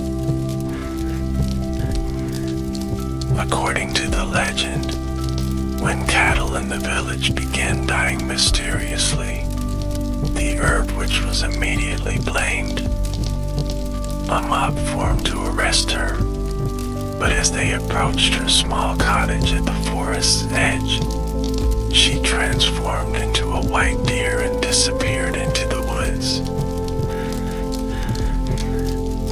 For years afterward, a white deer would sometimes appear when villagers were lost in the forest or injured while hunting. The animal would lead them to safety or to healing plants appropriate for their ailments. Many came to believe that the herb which continued to help them despite their betrayal. Not all magic practitioners in Black Forest legends were female. The region also has traditions about male wizards, often portrayed as scholarly hermits living in remote forest cabins. One famous example is the Wizard of Mumblesy, who was said to control the weather and communicate with the spirit world. According to legend, this wizard had once been a monk at a nearby monastery who became fascinated with forbidden knowledge. After being expelled from the religious order, he retreated to a small hut near the mysterious lake to continue his arcane studies. Over time, he gained mastery over various supernatural forces. Locals both feared and respected the Wizard of Mumblesy. They would approach him for help with serious problems, such as persistent illness or crop failure, but always with great caution, and never after sunset, when his powers were said to be at their strongest.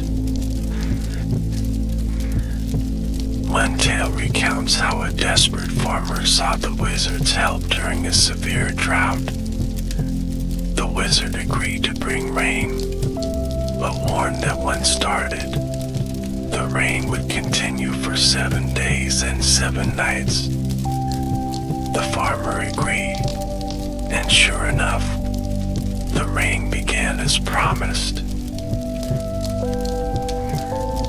Unfortunately, the continuous downpour caused flooding that damaged many homes and fields. When angry villagers confronted the wizard, He reminded them that magic always comes with a price and that they should have been more specific in their request. This story reflects a common theme in Black Forest magic legends, that supernatural power is unpredictable and often carries unforeseen consequences. Another notable category of Black Forest legends concerns enchanted or cursed animals. These stories feature creatures that are not fully supernatural but exist in a liminal space between the ordinary and the magical worlds. The white stag is a recurring figure in these legends. This magnificent creature, larger than ordinary deer and with antlers that seem to glow in moonlight, appears to lost travelers or hunters at crucial moments. Following the white stag might lead to safety, to hidden treasure, or sometimes to doom, depending on the moral character of the human involved. In one famous legend from the central Black Forest, a noble but arrogant hunter vowed to capture the white stag that had been sighted near his castle. Despite warnings from a local wise woman, he pursued the animal relentlessly, driving his horses and hunting dogs to exhaustion. After 3 days of pursuit, the hunter finally cornered the white stag on a rocky outcrop overlooking a deep valley.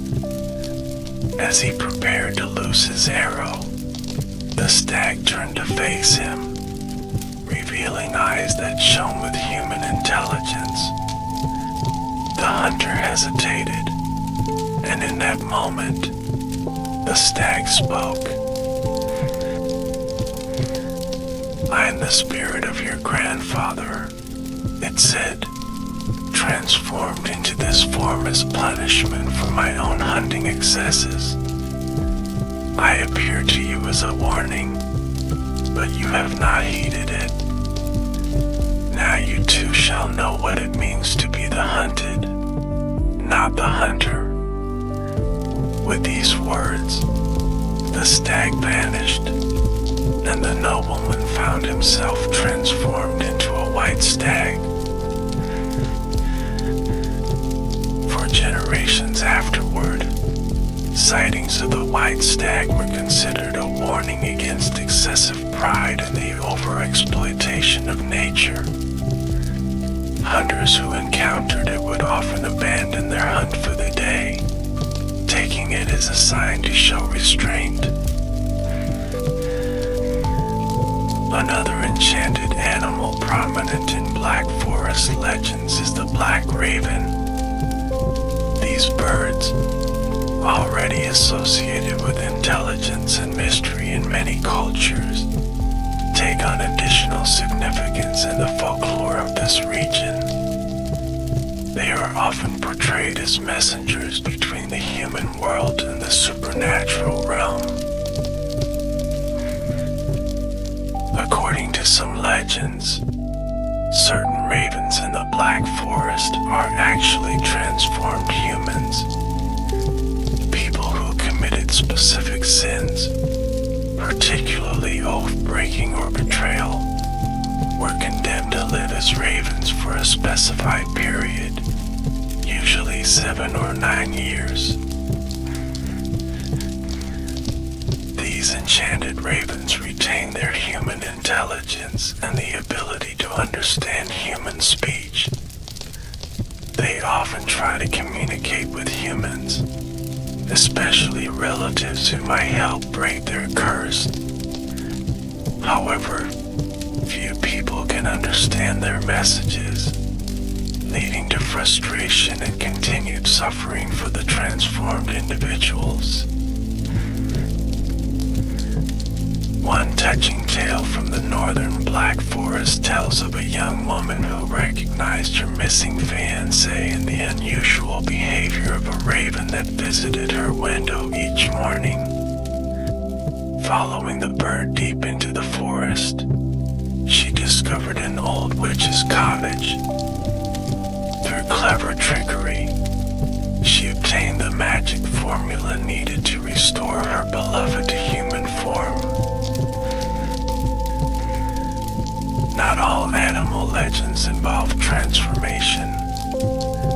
Some tell of ordinary animals with extraordinary abilities or significance.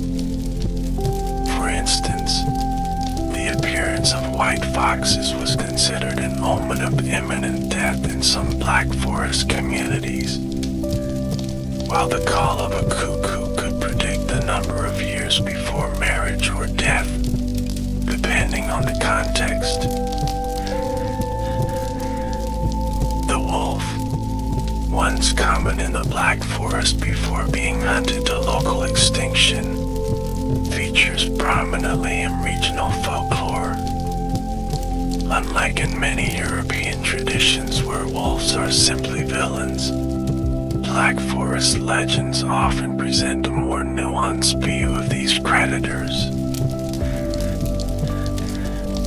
The King Wolf legend tells of an unusually large, intelligent wolf that led a pack in the southern Black Forest centuries ago. This wolf could allegedly distinguish between the cruel and the kind-hearted. His pack would attack hunters known for their brutality but would leave alone or even protect those who treated animals and fellow humans with respect. In one version of this legend, the king wolf saved a lost child during a blizzard, carrying the boy on his back to the nearest village. The grateful villagers declared the wolf and his pack sacred, and for generations, no wolf hunting was permitted in their territory. As Christianity spread throughout Europe, many pagan beliefs were either suppressed or incorporated into the new religious framework. This process created a fascinating layer of Christian legends that have overlaid the older mythological traditions of the Black Forest. One prominent example is the legend of Saint Fridolin, an Irish missionary who brought Christianity to the southern Black Forest in the 6th century. According to tradition, Fridolin performed numerous miracles while converting the local population, including bringing a dead nobleman back to life to testify in a property dispute.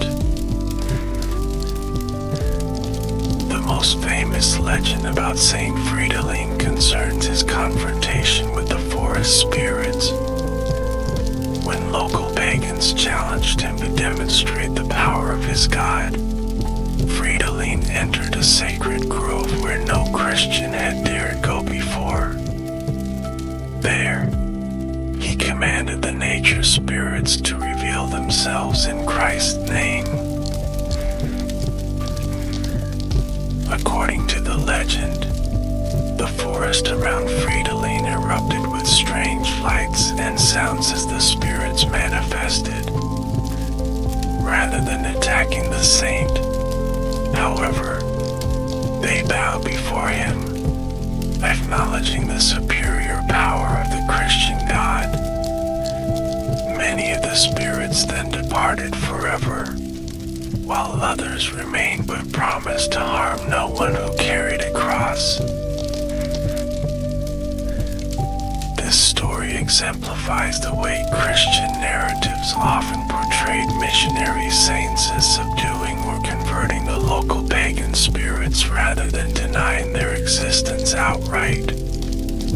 This approach made the new religion more acceptable to people who were deeply connected to their traditional beliefs about forest spirits and supernatural beings.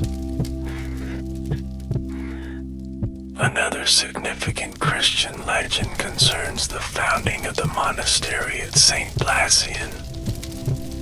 According to tradition, a hunted white stag led a pious hermit named Blasius to a remote valley where he established a small chapel.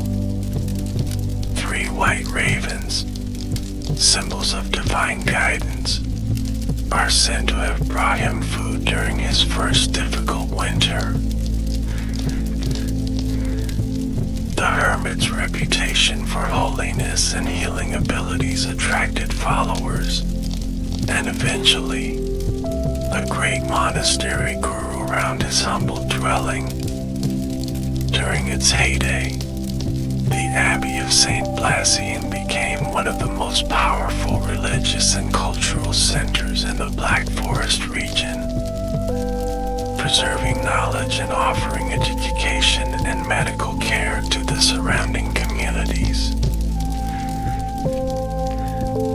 What makes this legend particularly interesting is how it incorporates pre-Christian elements, such as the sacred white stag and the ravens, into a Christian narrative.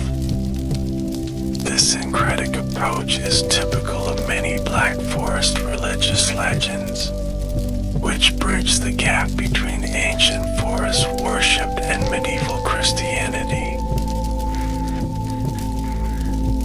Many Black Forest church buildings are themselves the subject of legends. The Chapel of St. Wendelin near Freudenstadt, for example, is said to stand on a site where a shepherd received a vision of the saint during a terrible plague. The saint instructed him to build a chapel, promising that the disease would spare any community that contributed to its construction. The Devil's Stone, Teufelsstein, near Baden-Baden features in a classic tale of divine triumph over evil. According to legend, when locals began building a church, the devil was so angered that he hurled an enormous boulder from the mountaintop, intending to crush the half-finished structure. A quick-thinking priest saw the boulder hurtling down and made the sign of the cross. The devil lost his power over the stone, which landed harmlessly beside the church. The massive rock, still visible today, bears what locals describe as the imprint of the devil's hand, left when he lost his grip on the projectile. Such legends reinforce Christian teachings while acknowledging the reality of evil forces. They reassured believers that faith could protect them from supernatural threats, a comforting message in the isolated forest communities where ancient fears still held sway. The Black Forest steep valleys and dense woods have also given rise to numerous legends about lost villages or phantom settlements. These stories often serve as moral warnings, describing communities that vanish due to their inhabitants' sins or moral failings. One such legend tells of Schindelbach, allegedly once a prosperous village in a valley near Freudenstadt. According to the tale, the people of Schindelbach grew wealthy through silver mining but became increasingly greedy and corrupt. They refused to aid travelers, ignored the plight of the poor, and eventually stopped attending church altogether. One Christmas Eve, as the villagers held a raucous celebration rather than attending midnight mass, a terrible storm arose.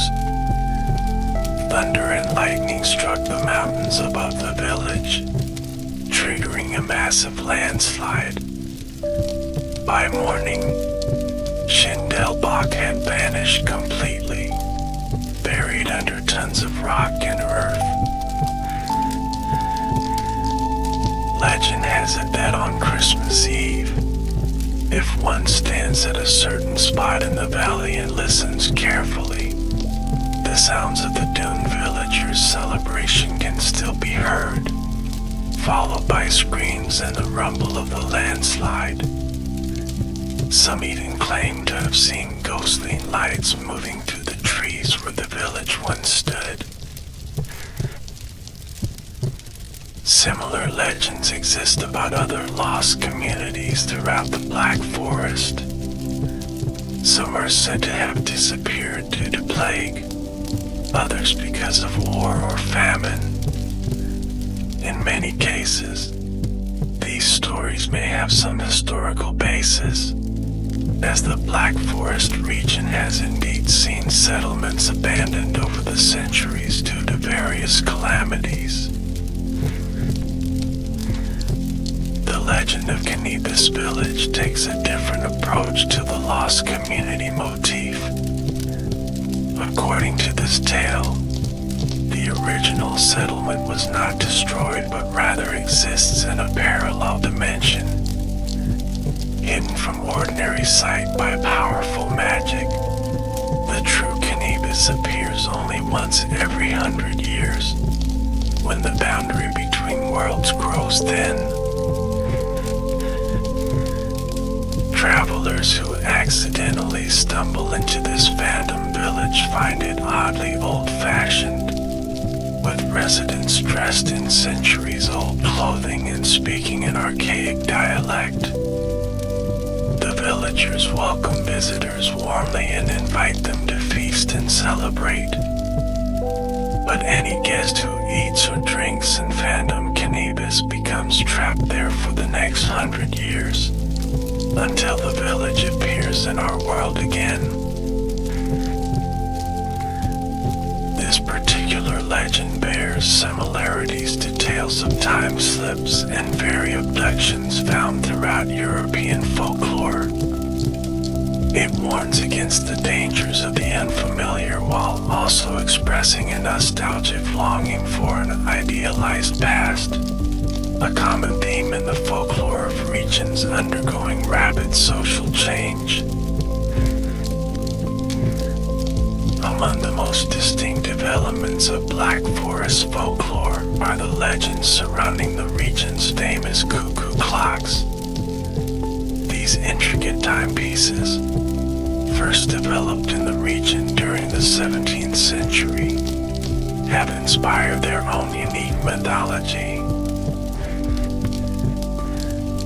According to one popular tale, the first cuckoo clock was created by a lonely clockmaker who missed the sound of birds during the long winter months. Using his exceptional skills, he crafted a mechanical bird that would sing on the hour, bringing a touch of springtime joy to the darkest season. The Cuckoo Man legend takes this concept into darker territory. This tale describes a reclusive clockmaker who became so obsessed with creating the perfect cuckoo mechanism that he neglected everything else, including his family. As his obsession deepened, he began to believe that the key to ultimate perfection lay in capturing the spirit of a real cuckoo. One spring, the clockmaker trapped a living cuckoo and, through arcane rituals, transferred its soul into his finest clock. The mechanism came alive with uncanny realism, producing a call indistinguishable from that of a living bird. But the clockmaker's triumph was short-lived. That night, as the first notes of the cuckoo's call echoed through his workshop at midnight, the clockmaker began to transform. His arms became wings, his nose a beak, and by the final stroke, he had become a cuckoo himself, trapped in the clock of his own making. The legend concludes that the clock clockmaker spirit still inhabits the oldest cuckoo clocks. Those who listen closely can hear a difference in the call, a hint of human anguish beneath the mechanical notes. Some claim that clocks containing his spirit show unusual behaviors, such as calling at unexpected times or making sounds when no one is watching. This story reflects the ambivalent relationship between Black Forest artisans and their craft. The region's clockmakers were certainly proud of their skill and innovation, but there was also an awareness that obsessive dedication to any pursuit could come at a terrible personal cost. Another clock-related legend concerns the midnight clockmaker, a ghostly figure who wanders the forest paths with a large pack on his back. According to tradition, this apparition is the spirit of a traveling clock seller who was murdered by robbers while transporting his valuable merchandise. The midnight clockmaker appears to travelers who have lost their way in the forest after dark. He offers to guide them to safety but demands a strange payment. They must carry his heavy pack for part of the journey. Those who agree find the burden grows lighter with each step, while those who refuse are left to wander in circles until dawn. Upon reaching safety, the ghost takes back his pack and vanishes, but not before gifting the traveler with a small wooden clock. These spectral timepieces are said to bring good fortune to their owners, though they reportedly stop forever at the moment of their owner's death. The legend of the midnight clockmaker evolved during the 18th and 19th centuries, when Black Forest clock peddlers routinely traveled throughout Europe selling their wares. These journeying merchants faced genuine dangers on the road, and the tale reflected both their vulnerability and their importance to the region's economy.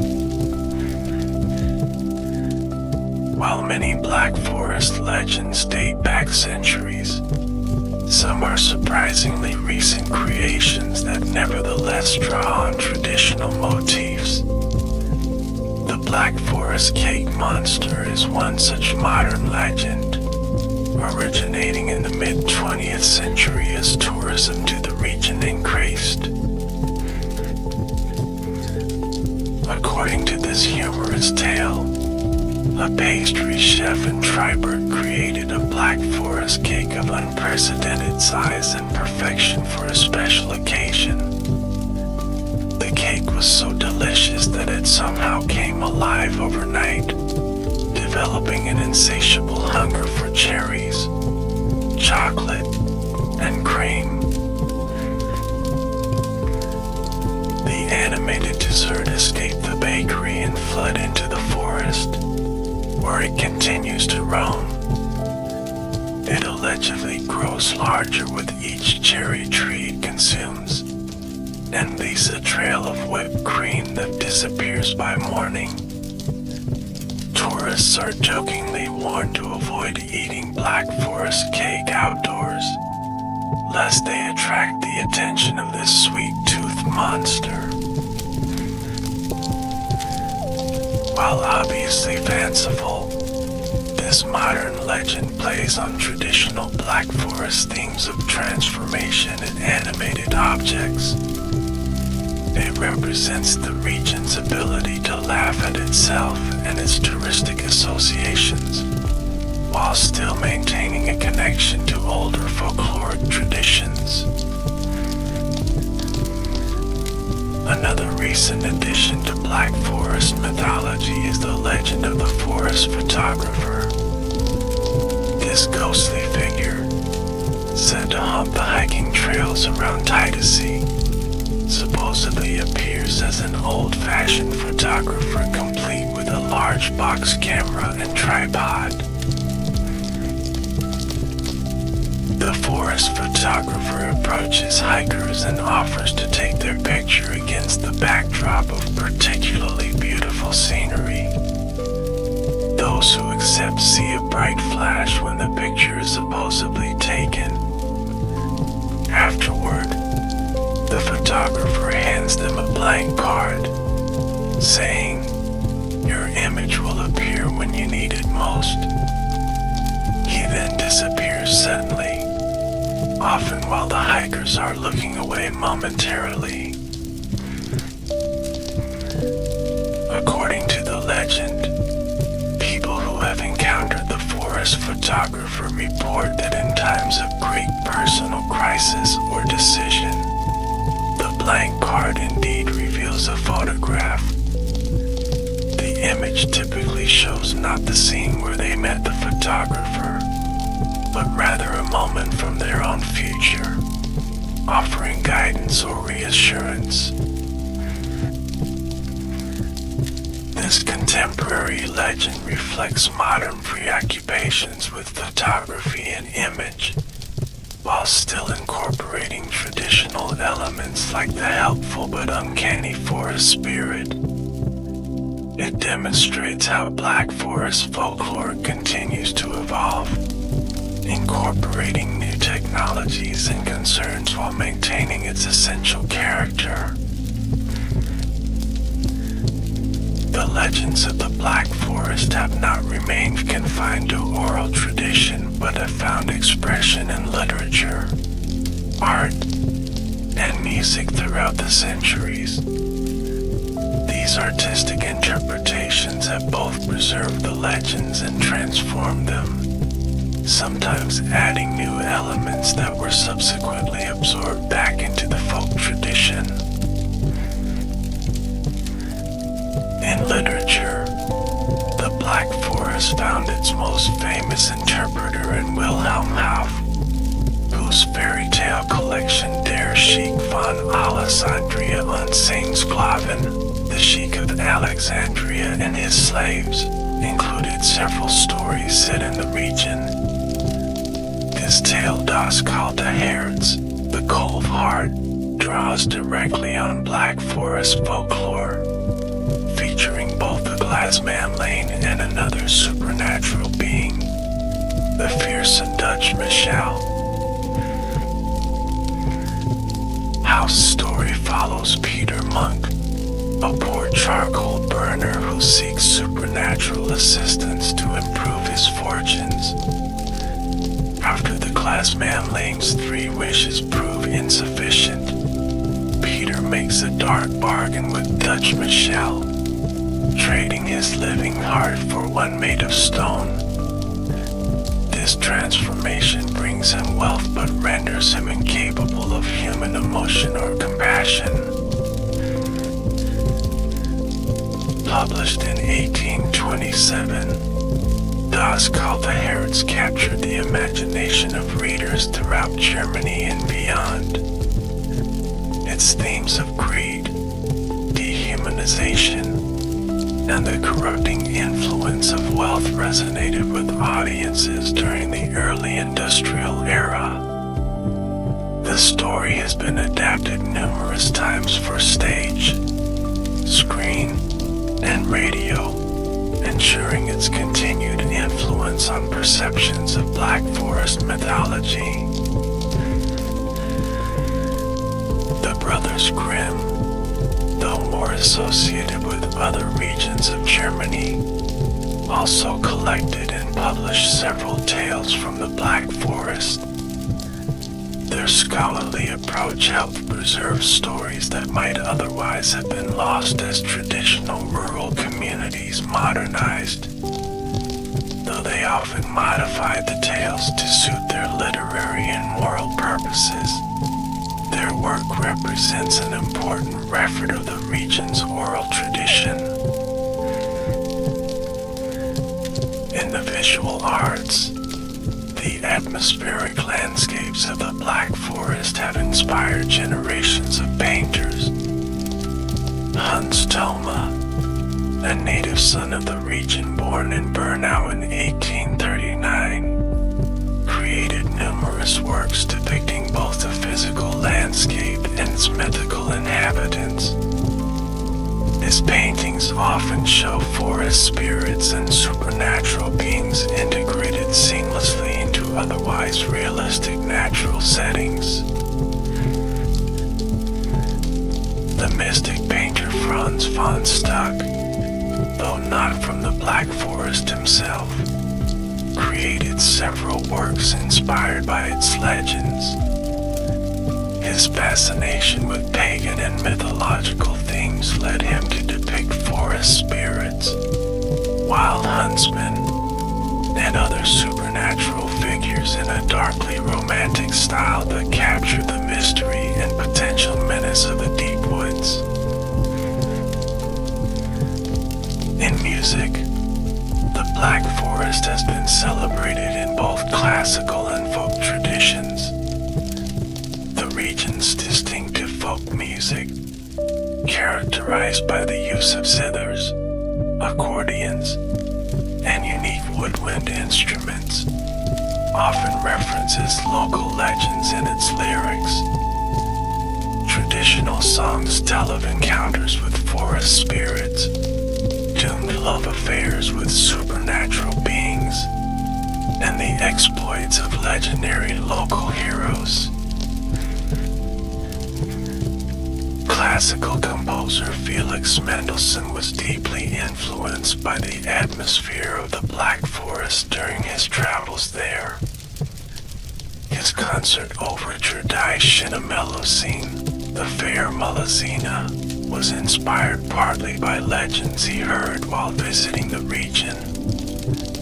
The piece evokes the story of a water spirit who marries a human nobleman, a tale with many variations throughout European folklore, including several specific to the Black Forest. More recently, Black Forest legends have found their way into popular culture through films, television, and digital media. The atmospheric quality of the forest, with its steep shadows and misty valleys, makes it an ideal setting for supernatural thrillers and fantasy productions. Netflix's German series Dark incorporates elements of Black Forest mythology into its complex narrative, including concepts of cyclical time and parallel worlds that echo traditional legends. Video games have also drawn inspiration from these legends. The popular game Black Forest uses the region's mythology as the basis for its horror adventure storyline, allowing players to encounter digital versions of the Schwarzerman, Wasserman, and other legendary figures. Such adaptations introduce Black Forest folklore to new generations and global audiences, ensuring its continued relevance in contemporary culture. The legends of the Black Forest have also had a significant impact on the region's tourism industry. Visitors from around the world are drawn not only by the natural beauty but also by the rich mythology associated with the landscape. Many towns and villages capitalize on their legendary associations, offering themed hiking trails, museums, and theatrical performances. The town of Triberg, famous for its waterfall and cuckoo clocks, hosts an annual Night of the Spirits festival where actors portray various legendary beings from Black Forest folklore. Visitors follow a torchlit path through the forest, encountering tableaus beyond depicting famous legends. while narrators recount the associated stories. In Baden-Baden, the historic Fabergé Museum includes a special exhibition on myths and legends of the Black Forest, featuring artistic interpretations of famous tales alongside historical information about their origins and development. The exhibition includes rare illustrated manuscripts, traditional costumes associated with folkloric celebrations, and contemporary artworks inspired by the legends. For more adventurous tourists, several tour companies offer legendary Black Forest experiences. These guided overnight excursions include storytelling around campfires, visits to locations associated with famous legends, and occasionally staged encounters with actors portraying forest spirits and other mythical beings. Such experiences blend entertainment with cultural education, giving visitors insight into the psychological and social functions of the legends. Local businesses throughout the region incorporate references to Black Forest legends in their names, logos, and marketing materials. Hotels called Zum Waldgeist, the Forest Spirit, or restaurants named Wasserfräulein, Water Maiden, can be found in tourist areas.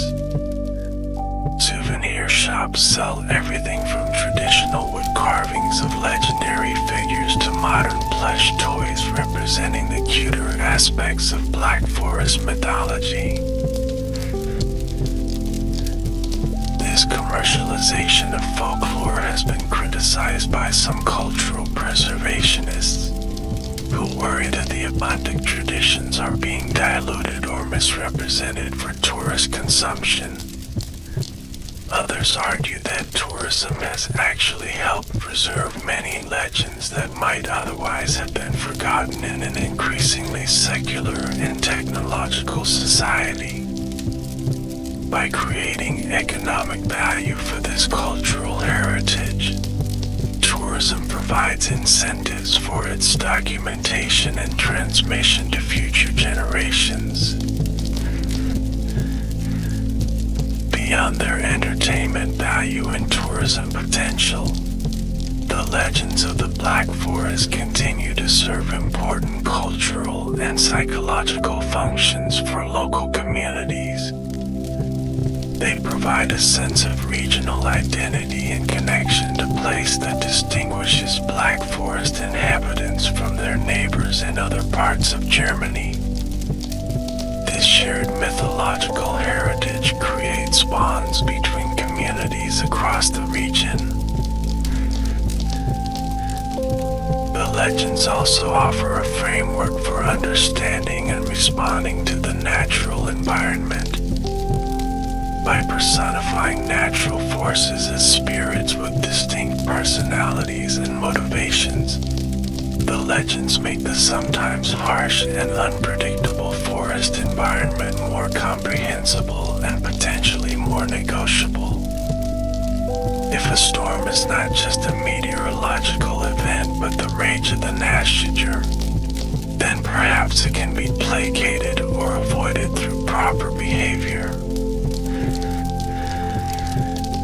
For centuries, Black Forest legends served as vehicles for moral instruction, particularly for children.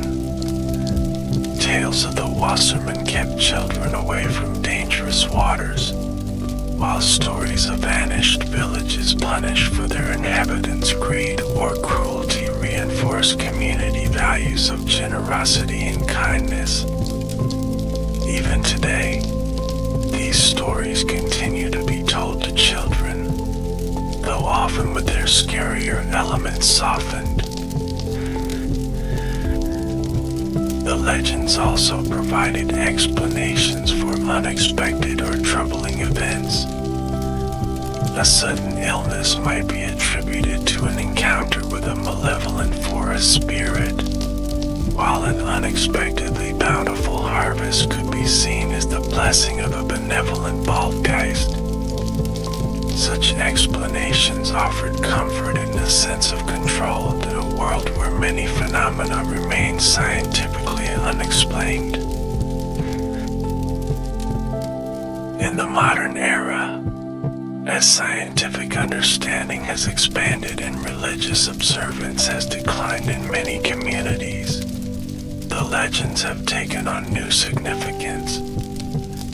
Many environmentalists in the region draw inspiration from the traditional reverence for forest spirits, seeing in these ancient beliefs a model for a more sustainable relationship with nature.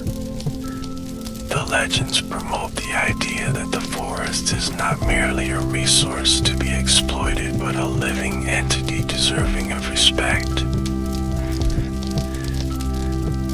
Mental health professionals in Germany have also begun to explore the therapeutic potential of folklore. Some therapists use Black Forest legends as tools in narrative therapy, helping clients reframe personal struggles through the lens of mythic journeys or encounters with symbolic beings. The archetypes present in these stories, the trickster, the wise helper, the shadow self, provide rich material for psychological exploration and growth. Educational institutions throughout the Black Forest region incorporate local legends into their curricula, not only as cultural heritage but as jumping-off points for multiple subjects. A single legend might be used to teach aspects of history, geography, biology, literature, and ethics. This integrated approach helps students understand the interconnected nature of knowledge and the continuing relevance of traditional wisdom. Some contemporary spiritual practitioners in the region have developed neo-pagan practices inspired by Black Forest folklore. While not claiming direct continuity with pre-Christian religions, these groups honor the spirits of the forest through rituals that blend historical research with modern ecological awareness. Such practices remain controversial but represent another way in which the ancient legends continue to influence contemporary life. As we near the conclusion of our exploration of Black Forest legends, it's worth considering how these tales might continue to evolve in the future. Like all living folklore traditions, the legends of the Black Forest have never been static, but have continuously adapted to changing social, economic, and cultural contexts.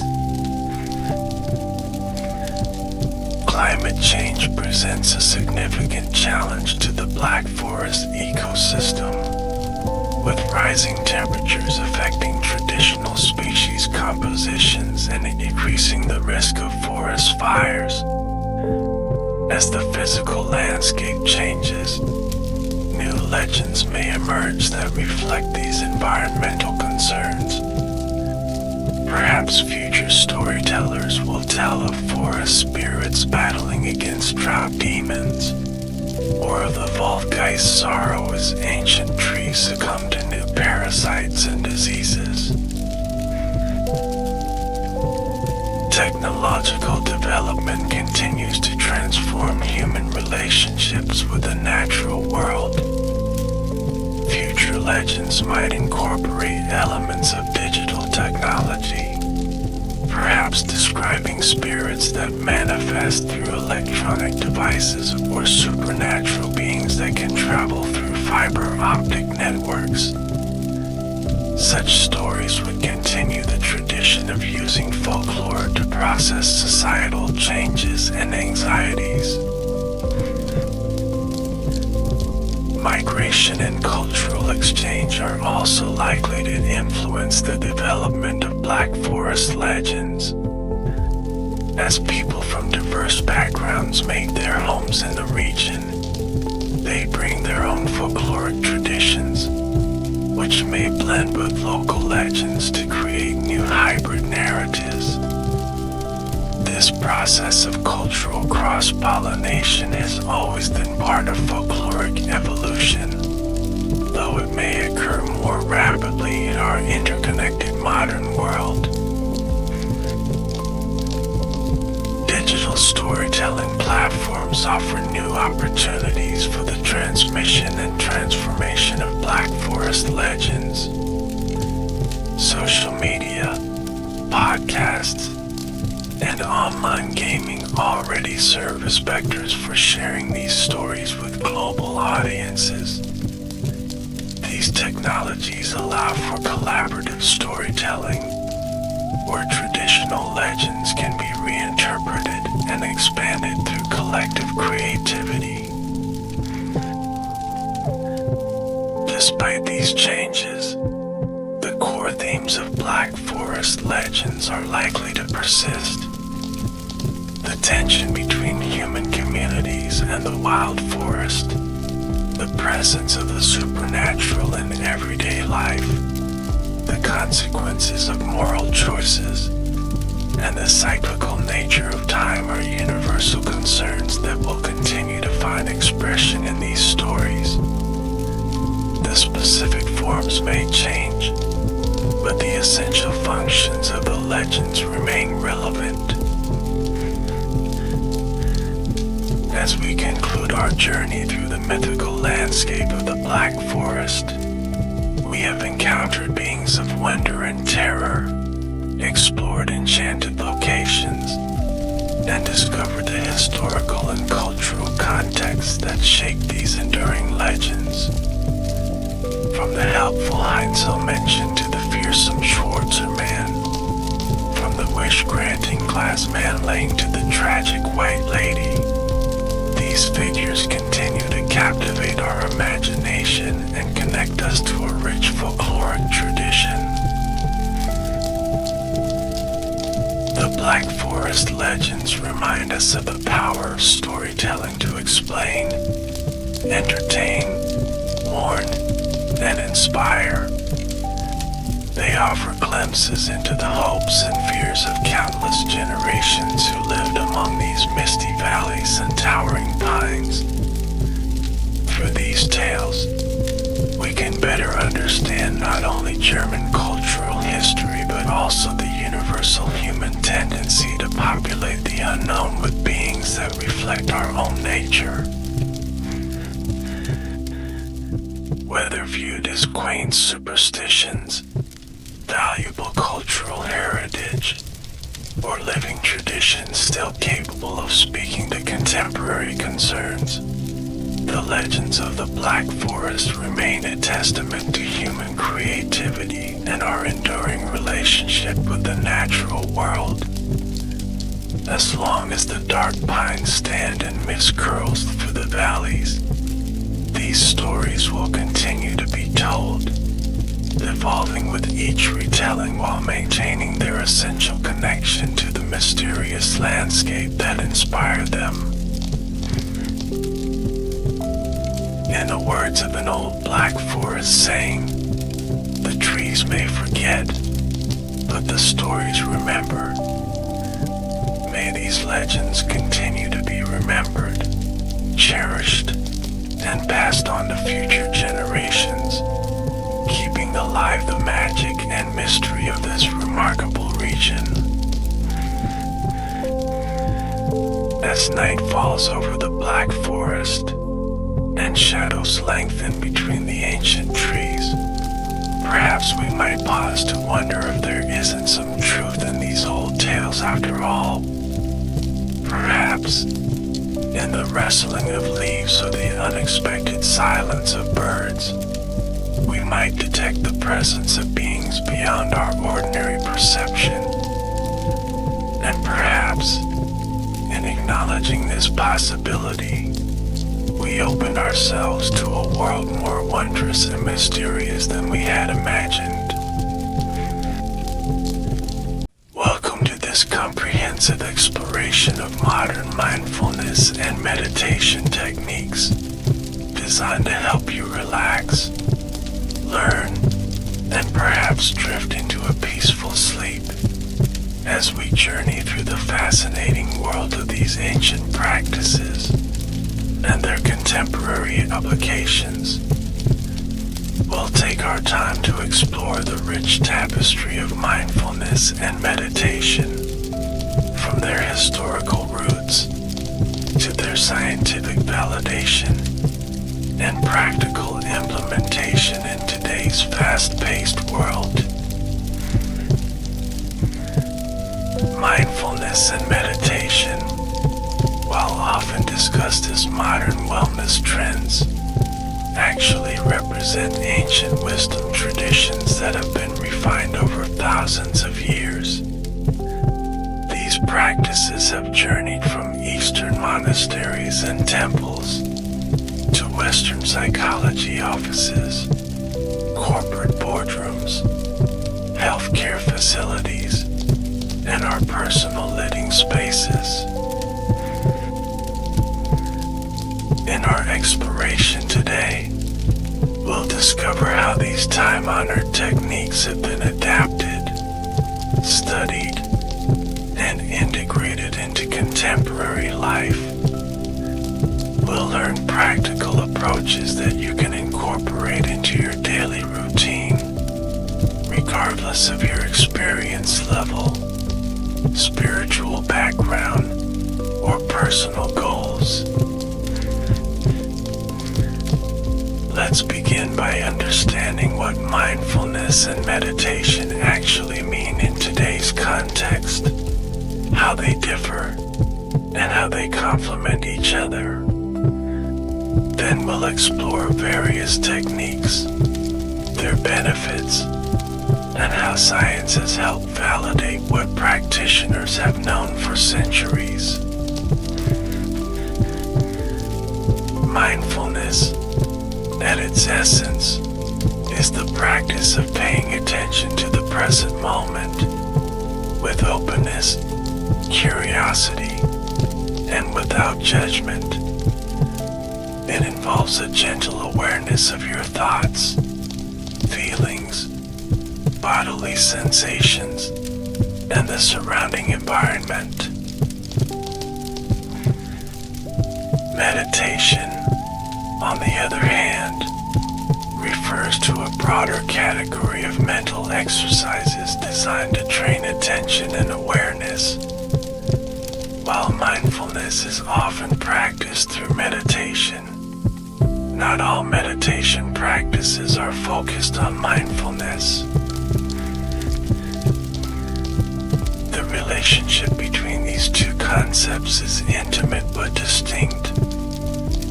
Think of meditation as the formal practice, like setting aside time to exercise at the gym. Mindfulness, meanwhile, represents both a quality of awareness that can be cultivated through meditation and an approach to daily living, like maintaining good posture throughout your day. In the modern context, mindfulness has been largely secularized and simplified, making it accessible to people of all backgrounds. This process began in earnest during the late 20th century, when practitioners like John Kabat-Zinn began adapting Buddhist mindfulness practices for stress reduction programs in clinical settings.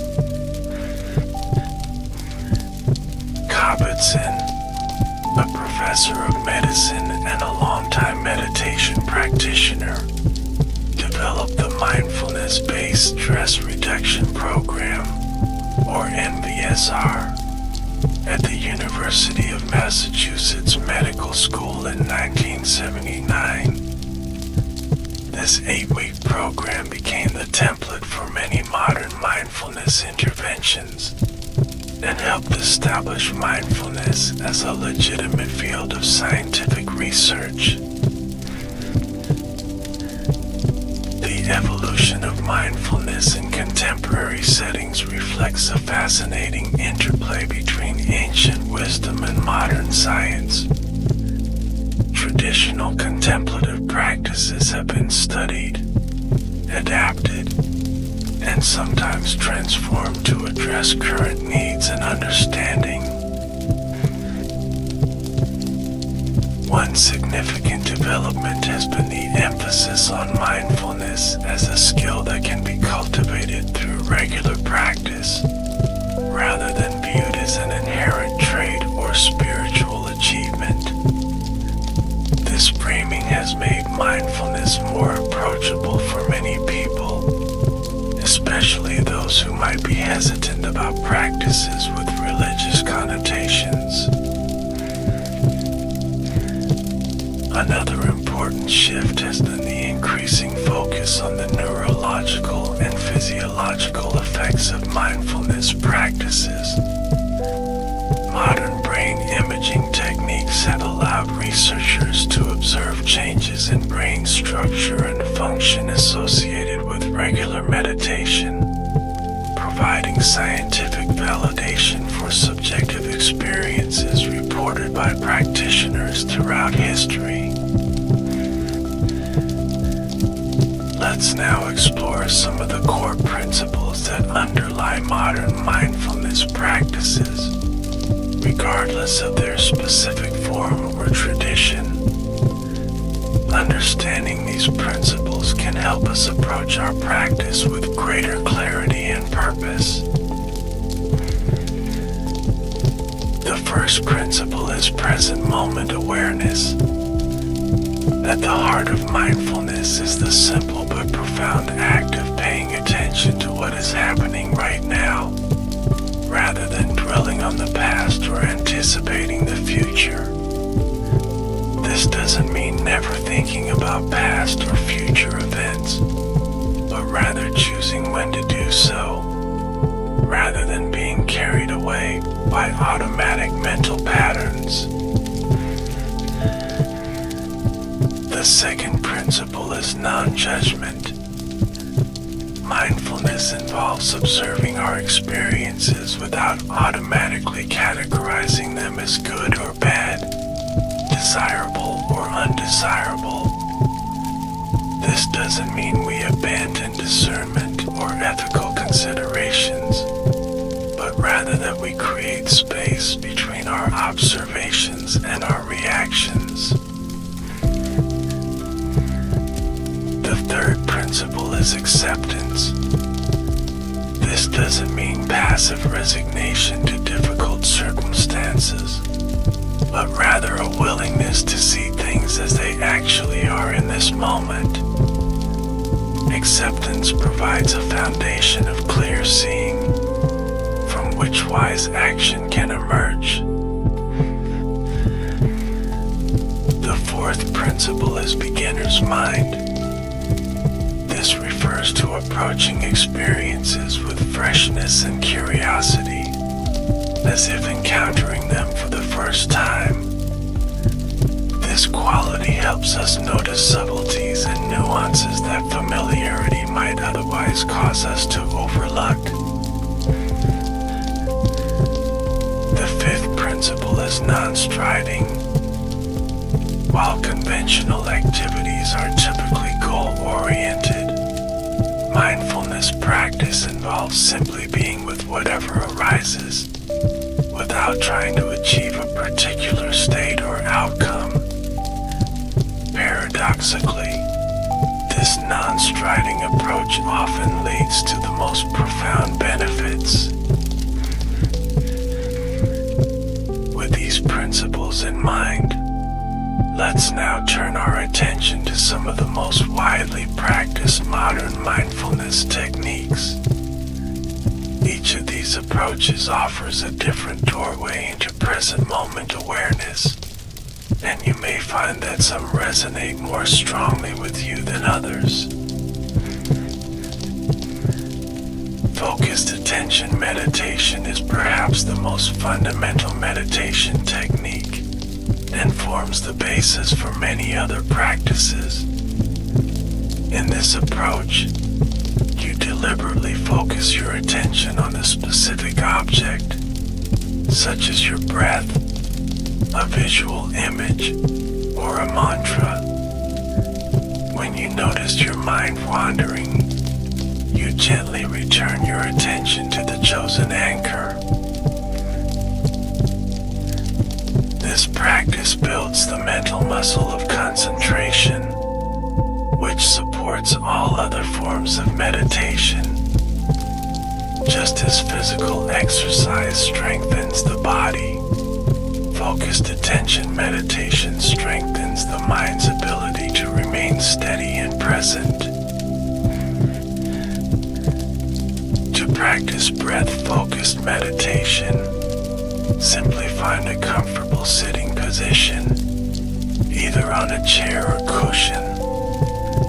Allow your body to be upright but relaxed, with your hands resting comfortably on your legs or in your lap.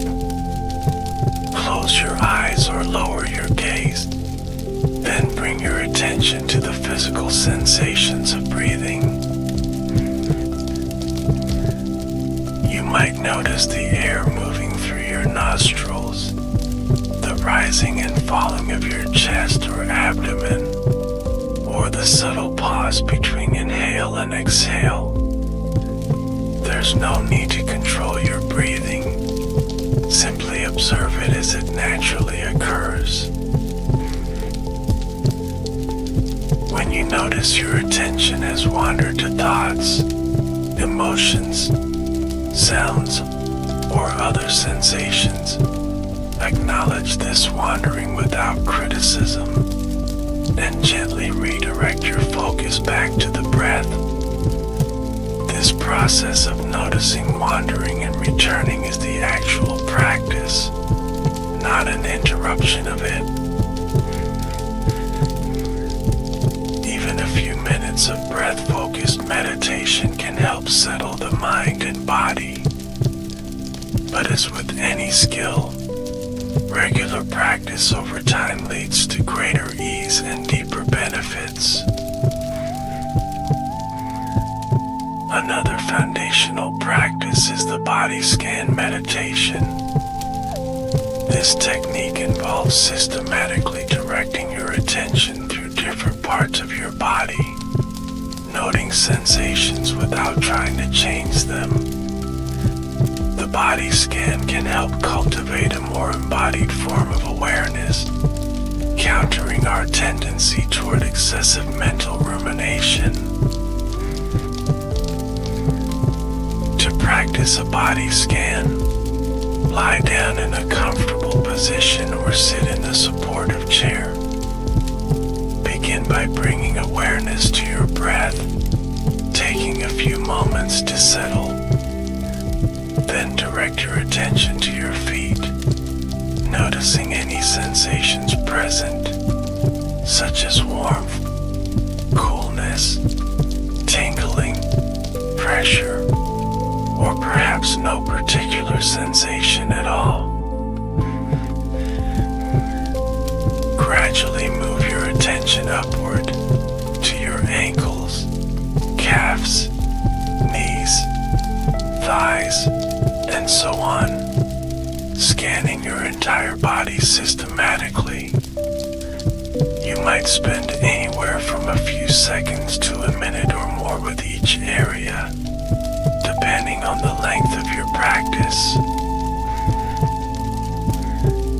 The body scan can be particularly helpful for those who struggle with physical tension, sleep difficulties, or disconnection from bodily sensations.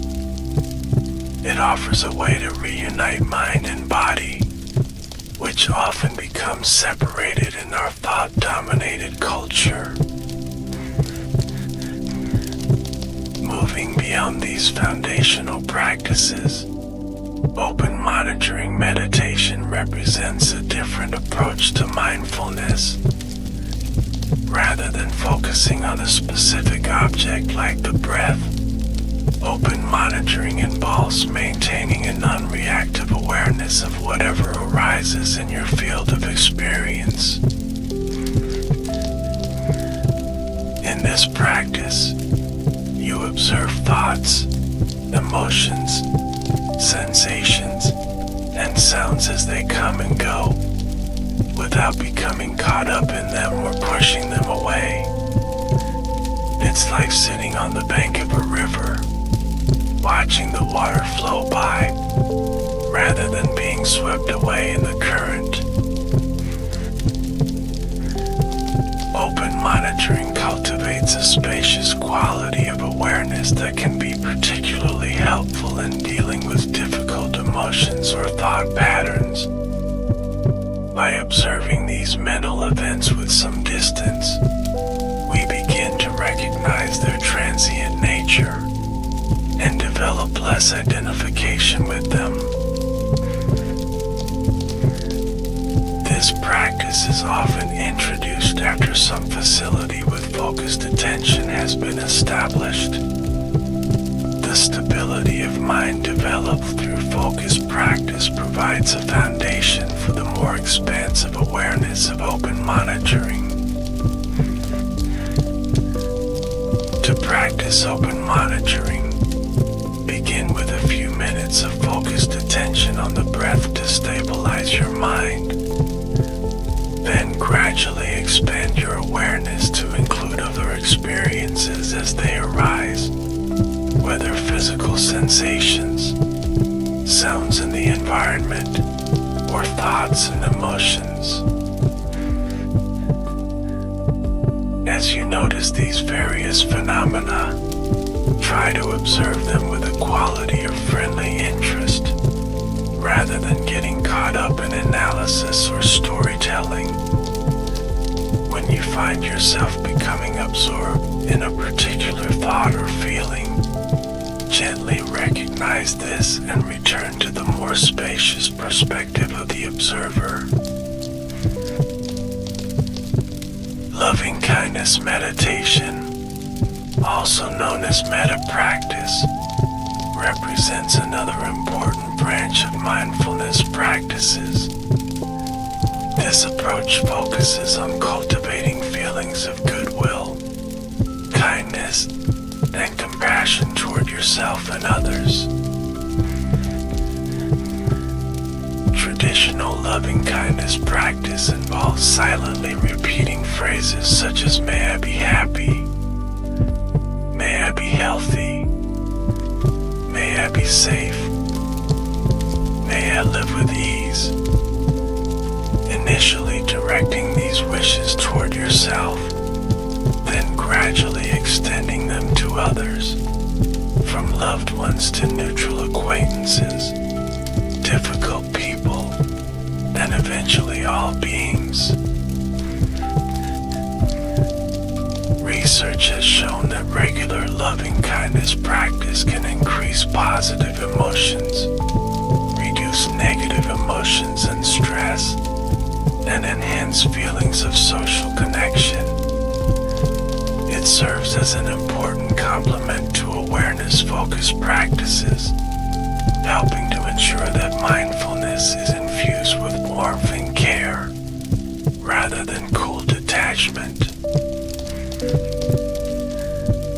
To begin a loving kindness practice, sit comfortably and take a few deep breaths to settle your body and mind.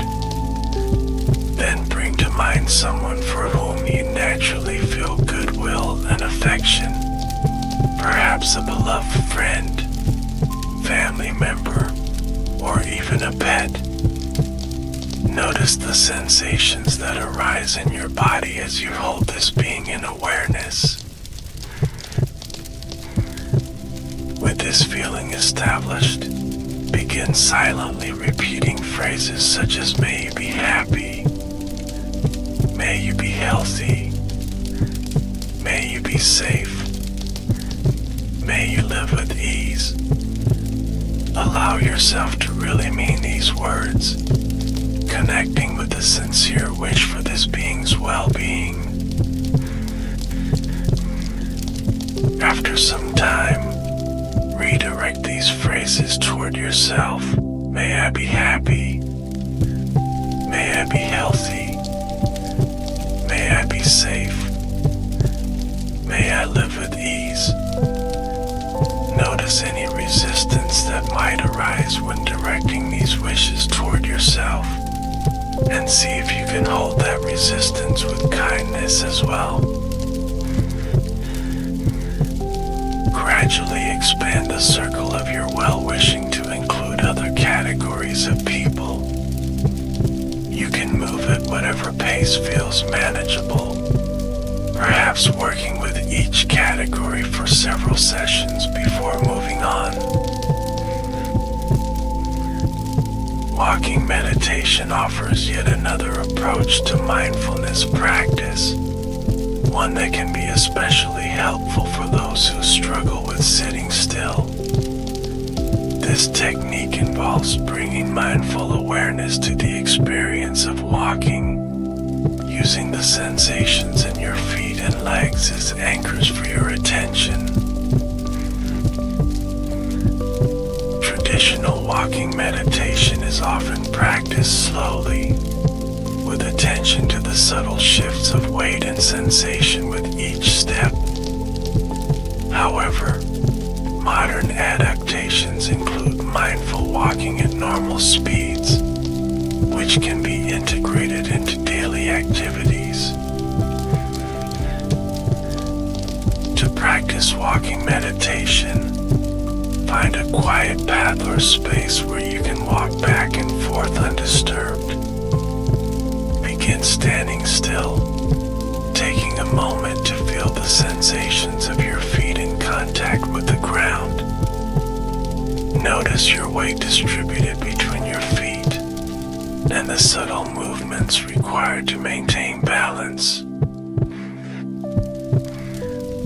When you're ready to begin walking, move at a pace that allows you to pay attention to the sensations involved.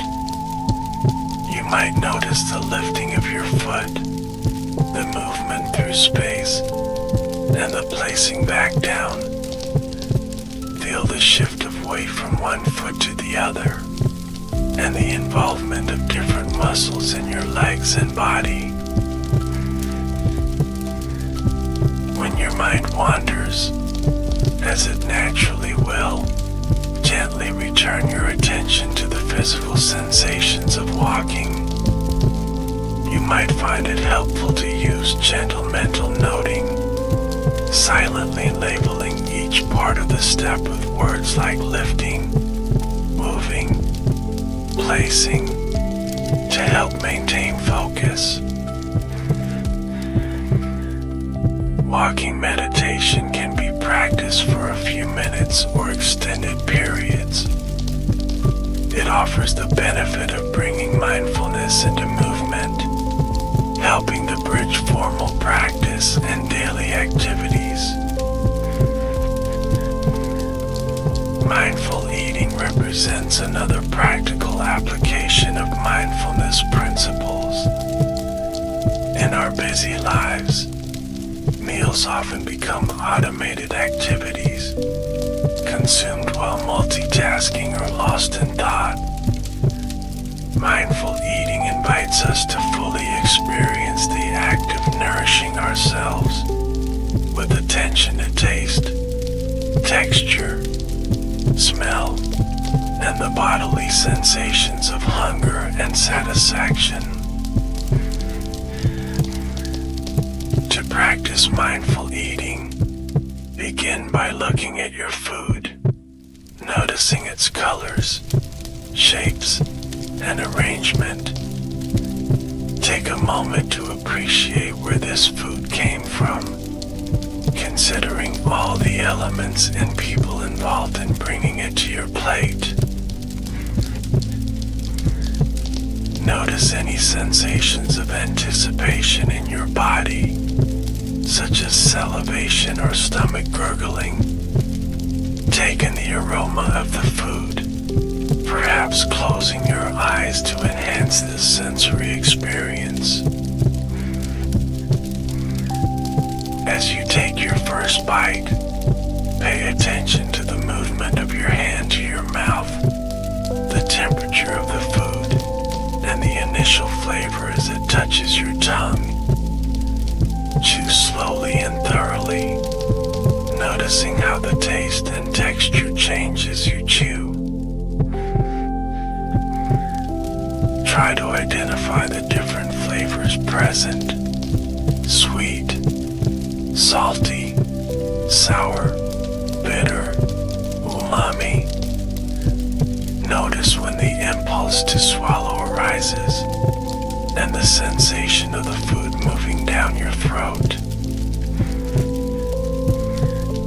Continue eating this way, bringing your attention back to the sensory experience whenever you notice your mind wandering.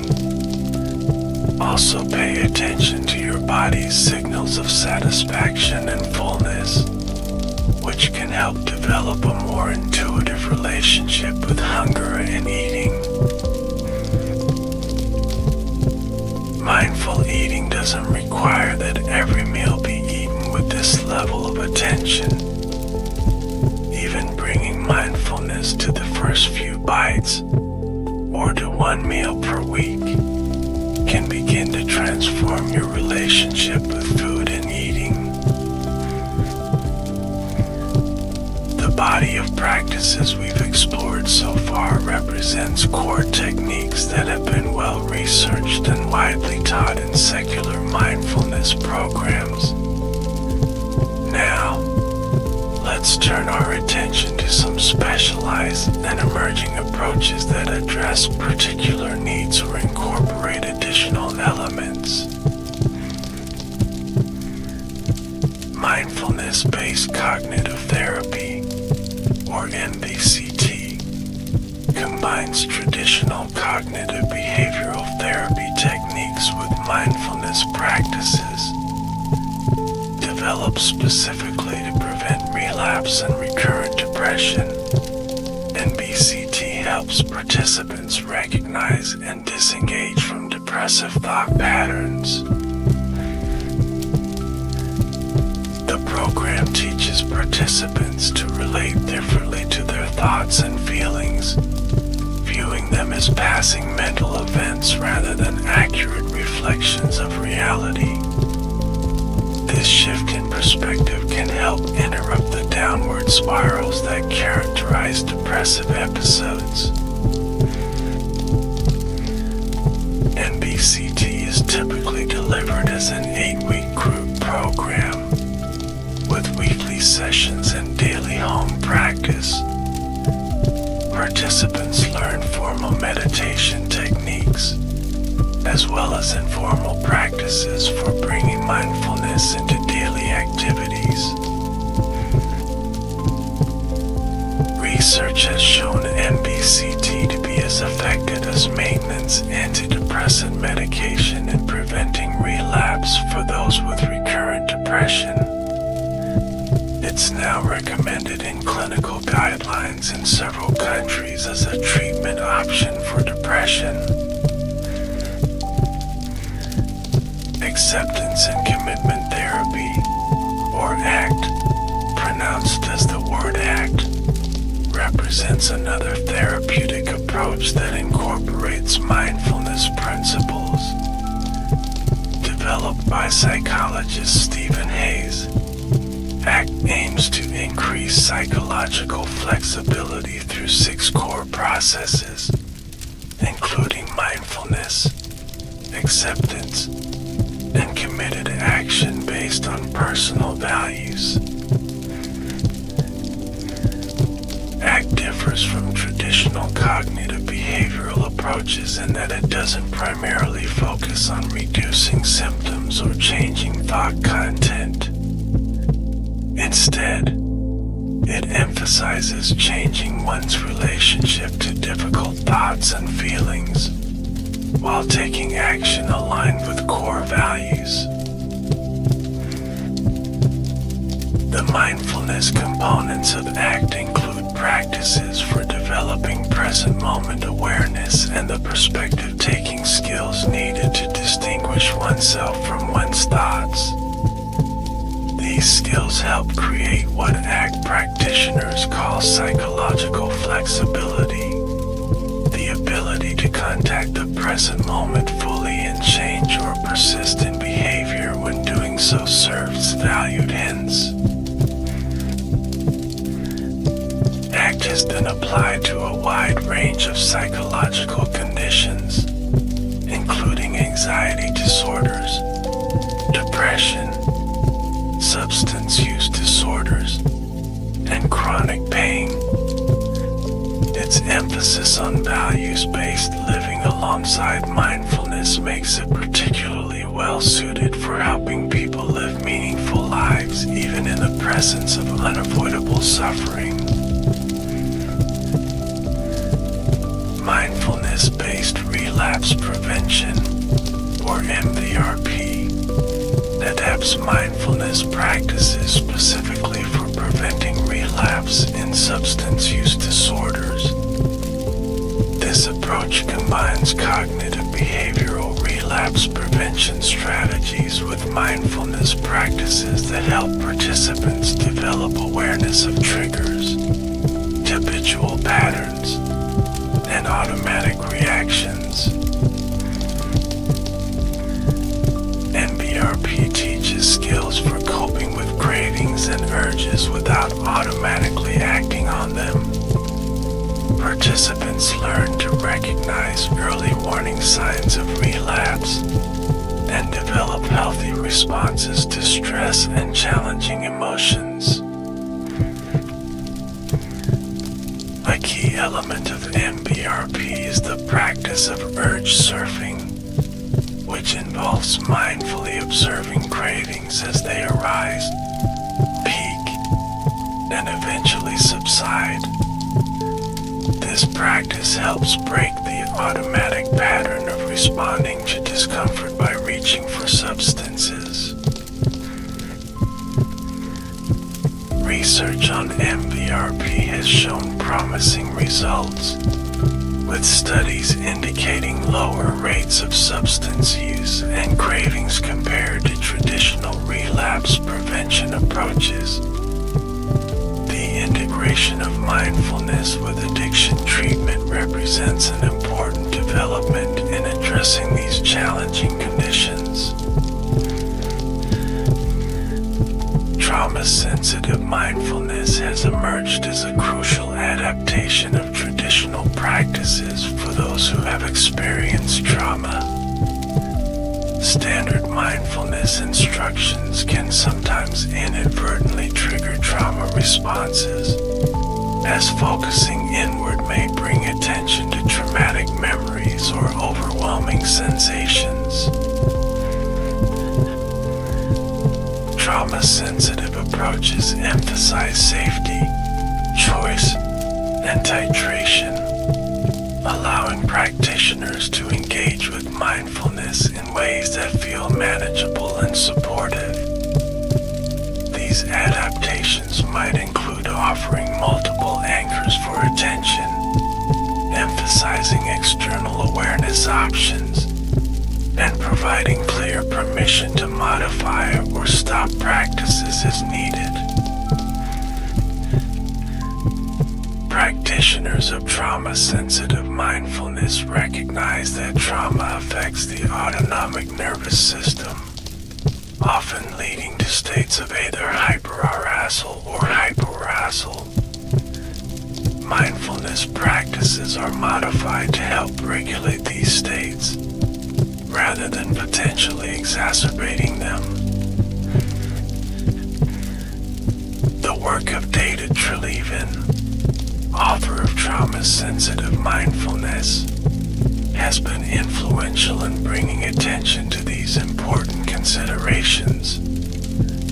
His approach emphasizes the importance of recognizing trauma symptoms, understanding the autonomic nervous system, and creating conditions for safe practice. For those with trauma histories interested in mindfulness, working with a trauma-informed teacher or therapist can provide valuable guidance and support. The potential benefits of mindfulness for trauma recovery are significant, but approach matters greatly. Mindful self-compassion, developed by Kristen Neff and Christopher Germer, combines mindfulness practices with specific techniques for cultivating kindness toward oneself.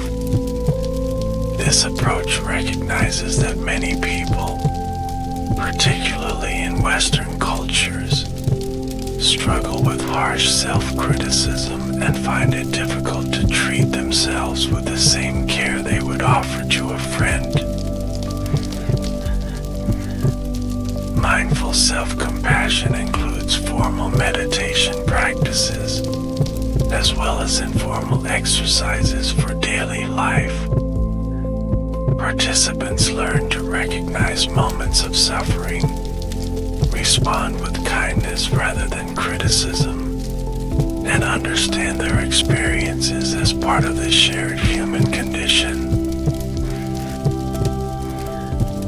The three core components of self-compassion in this approach are mindfulness, common humanity, and self-kindness. Mindfulness helps us notice our suffering without over-identifying with it. Common humanity reminds us that struggle and imperfection are universal human experiences. Self-kindness involves actively comforting ourselves and responding with care to our own needs. Research on mindful self-compassion has shown numerous benefits, including reduced anxiety and depression, increased well-being, improved body image, and greater resilience in the face of challenges. For many people, especially those with strong inner critics, these practices can be transformative.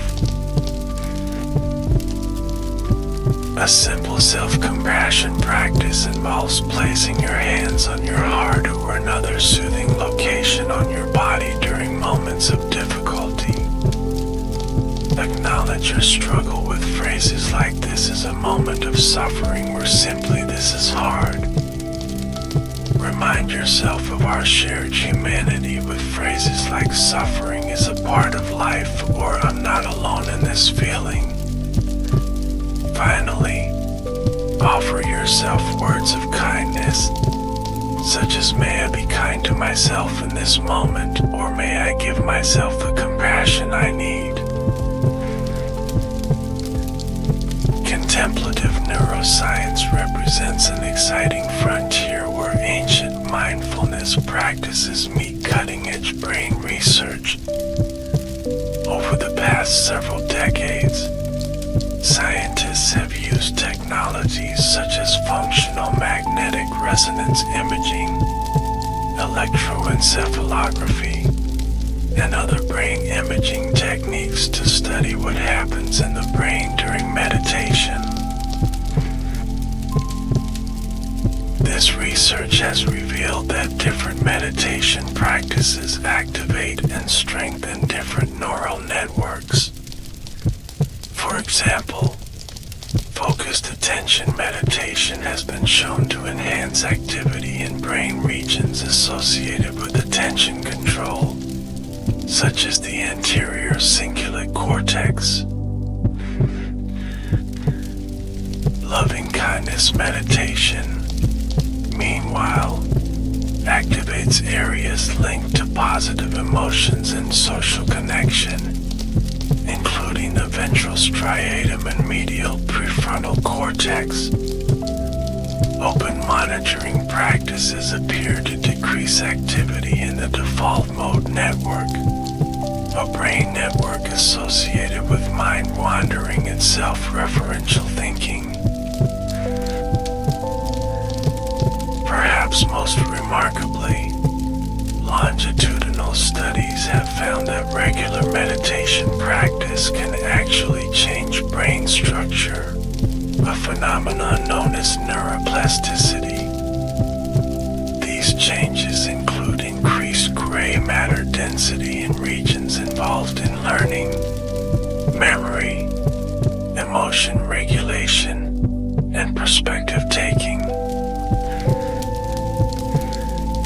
The work of researchers like Richard Davidson, Sarah Lazar, and many others has helped establish meditation as a legitimate subject for scientific inquiry. Their findings provide empirical support for the benefits reported by practitioners throughout history and help explain the mechanisms through which these benefits occur. The field of contemplative neuroscience continues to evolve, with increasingly sophisticated methods for studying the effects of meditation on the brain. This research not only validates traditional practices, but also informs the development of new approaches tailored to specific needs and populations. With this scientific foundation in mind, let's explore how mindfulness practices are being applied in various modern settings, beginning with healthcare. The integration of mindfulness into medical care represents one of the most significant developments in contemporary healthcare. As we've mentioned, mindfulness-based stress reduction, developed by John Kabat-Zinn, was one of the first formal programs to bring mindfulness into clinical settings. Originally designed for patients with chronic pain and stress-related conditions, MBSR has since been adapted for numerous health challenges. Research has demonstrated the effectiveness of mindfulness interventions for conditions including chronic pain, hypertension, psoriasis, irritable bowel syndrome, and many others. The mechanisms for these benefits likely include reduced stress reactivity, improved immune function, and enhanced self-regulation. Mindfulness has also been integrated into cancer care, helping patients cope with the emotional and physical challenges of diagnosis, treatment, and survivorship. Programs like mindfulness-based cancer recovery provide tools for managing fear, uncertainty, and treatment side effects. For healthcare providers themselves, mindfulness training has emerged as an important tool for preventing burnout and compassion fatigue. The demanding nature of medical work, with its emotional intensity and time pressures, can take a significant toll on clinicians' well-being. Mindfulness programs for healthcare professionals focus on developing resilience, emotional awareness, and compassionate presence. These qualities benefit not only the providers themselves, but also enhance the quality of care they deliver to patients. The integration of mindfulness into healthcare reflects a broader shift toward more holistic approaches to medicine, recognizing the profound interconnections between mind and body. This perspective acknowledges that psychological states influence physical health, and that addressing both together leads to better outcomes. In educational settings, mindfulness has gained significant traction as a tool for supporting student well-being and enhancing learning. Programs have been developed for all educational levels, from preschool through higher education, with age-appropriate practices and applications.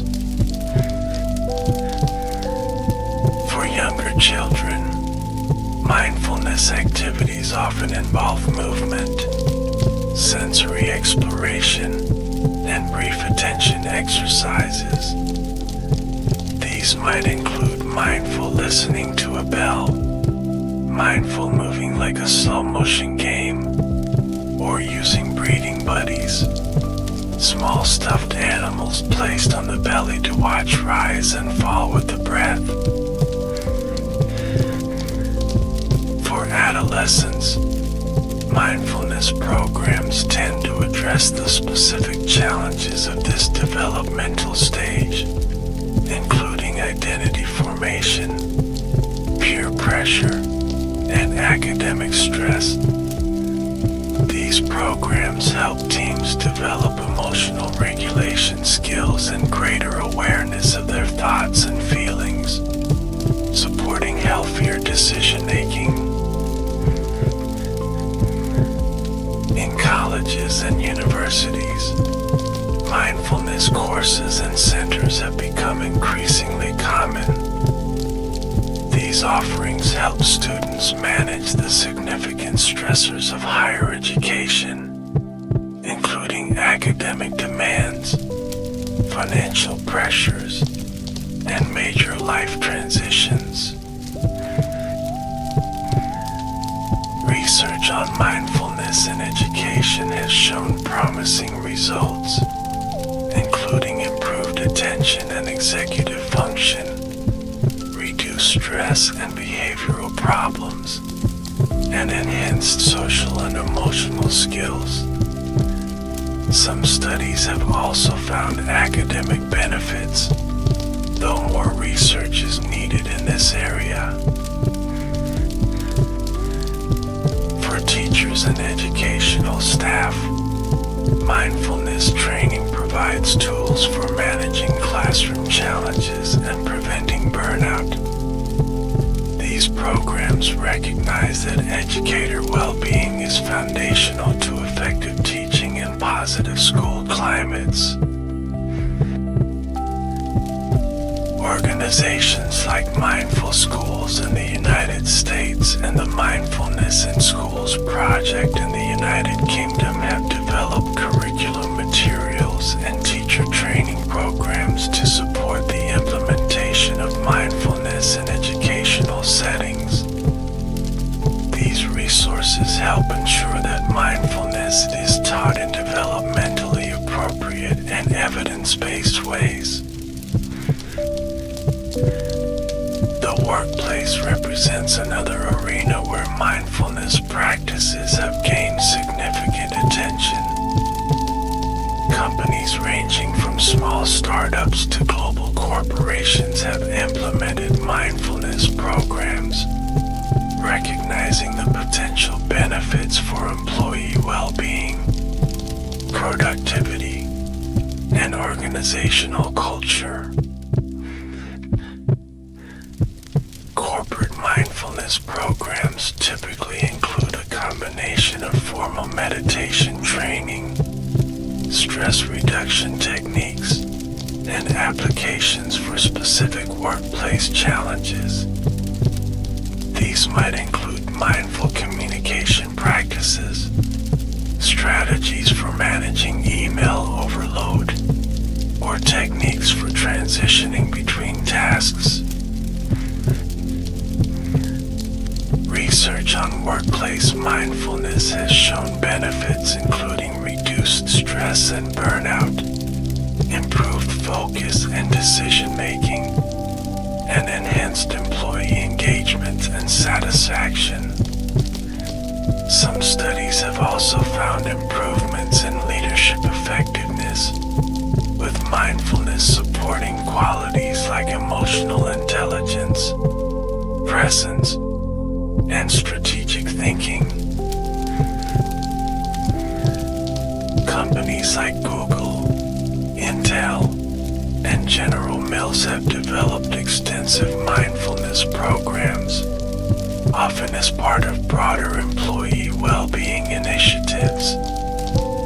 Google's Search Inside Yourself program, for example, combines mindfulness with emotional intelligence training and has been offered to thousands of employees worldwide. While corporate mindfulness has shown many positive outcomes, some critics have raised concerns about the potential for these programs to become merely stress management tools that enable unsustainable work demands. The most thoughtful workplace mindfulness initiatives address this concern by embedding practice within broader conversations about work culture, values, and systemic well-being. Another area where mindfulness is making significant inroads is sports and performance psychology. Athletes at all levels, from weekend warriors to Olympic competitors, are increasingly incorporating mindfulness into their training regimens. In the sports context, mindfulness helps athletes develop several key mental skills. These include the ability to focus attention on relevant cues while filtering out distractions, awareness of bodily sensations that provide important feedback during performance, and strategies for managing performance anxiety and competitive pressure. Specific mindfulness techniques for athletes might include breath-centered practices for pre-performance centering, body scan meditations for recovery and injury rehabilitation, and mindful movement practices that enhance kinesthetic awareness. Some athletes also use visualization techniques infused with mindful awareness, combining mental rehearsal with present moment attention. Teams like the Seattle Seahawks in American football and the Chicago Cubs in baseball have incorporated mindfulness training into their preparation. Individual athletes across many sports, including basketball star LeBron James and tennis champion Novak Djokovic, have spoken publicly about their meditation practices. The field of mindful sports performance continues to evolve, with specialized programs and coaches developing approaches tailored to specific sports and competitive contexts. This application demonstrates the versatility of mindfulness practices, which can enhance not only contemplative experiences but also dynamic physical activities. The integration of mindfulness with technology represents a fascinating paradox in contemporary practice. On one hand, many people turn to mindfulness as an antidote to the fragmented attention and constant connectivity of digital life. On the other hand, technology has become one of the primary vehicles through which people learn about and practice mindfulness. Meditation apps like Headspace, Calm, 10% Happier, and Insight Timer have millions of users worldwide. These platforms offer guided meditations, courses on various aspects of mindfulness, sleep content, and tracking features to support regular practice. The accessibility of these digital resources has dramatically expanded the reach of mindfulness practices, making high-quality instruction available to people regardless regardless of geographic location, financial resources, or schedule constraints. This democratization of access represents a significant development in the spread of mindfulness practices. Beyond meditation apps, wearable devices now offer biofeedback related to stress levels and attention.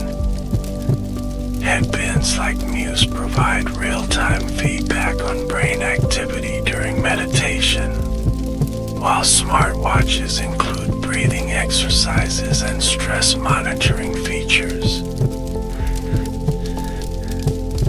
Virtual reality is also being explored as a medium for mindfulness practice.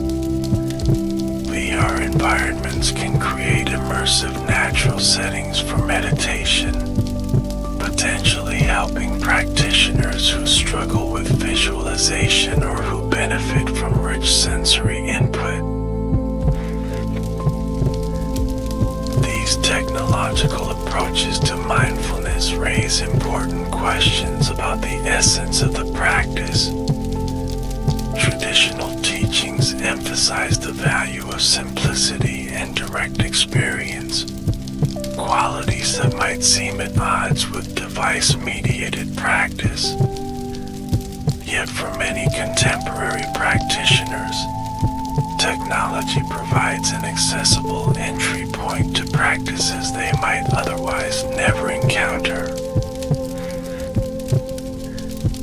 The most balanced perspective perhaps recognizes both the benefits and limitations of technology-supported mindfulness. These tools can provide valuable structure, guidance, and motivation, especially for beginners. At the same time, practitioners may eventually find value in exploring simpler, less mediated approaches to practice.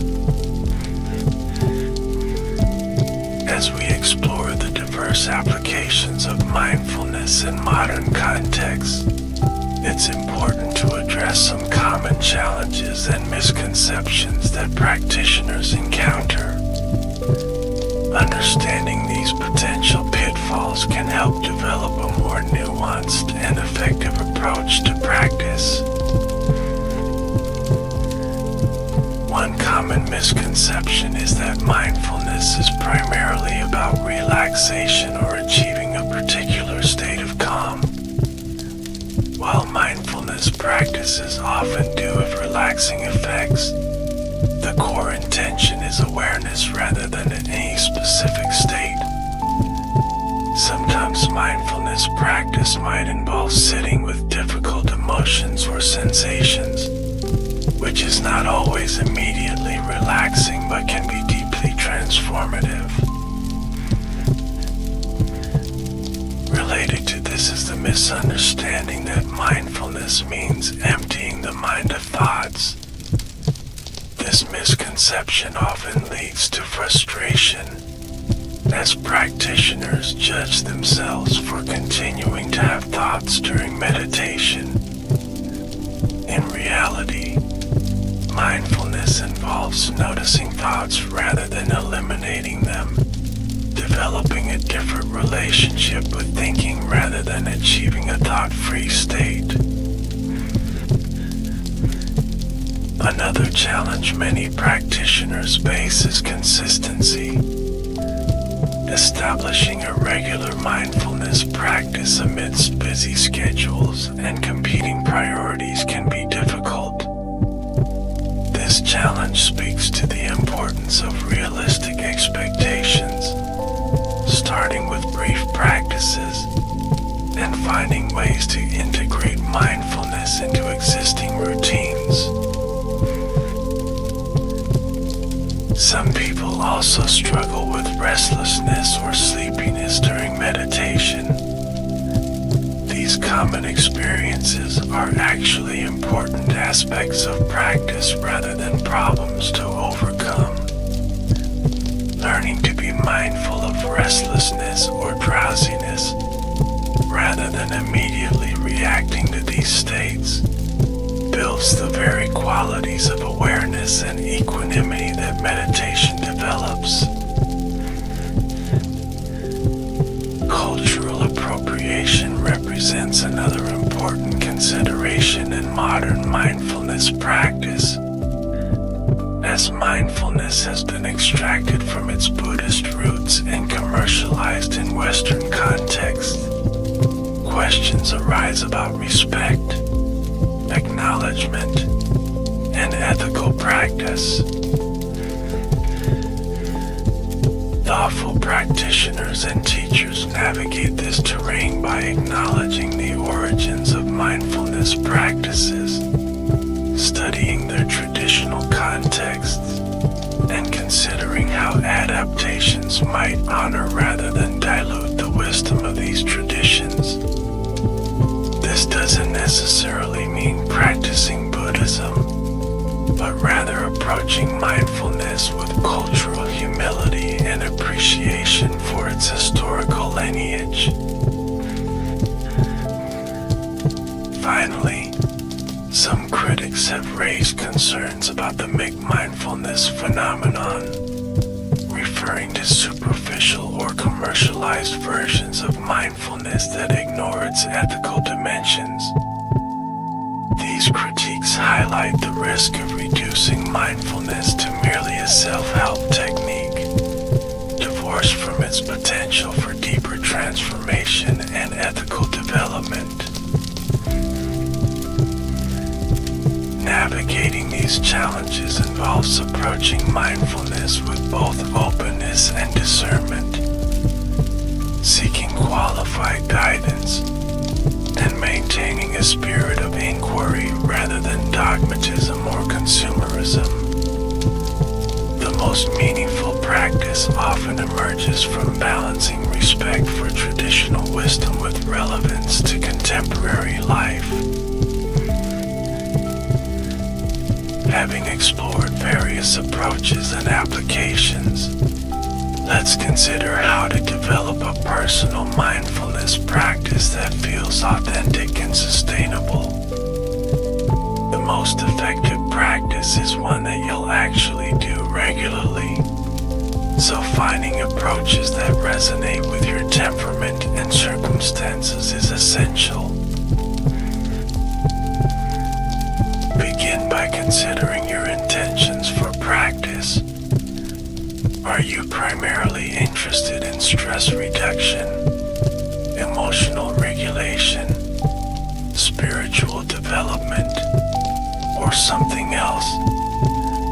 Clarifying your intentions can help guide your choice of practices and keep you motivated when challenges arise.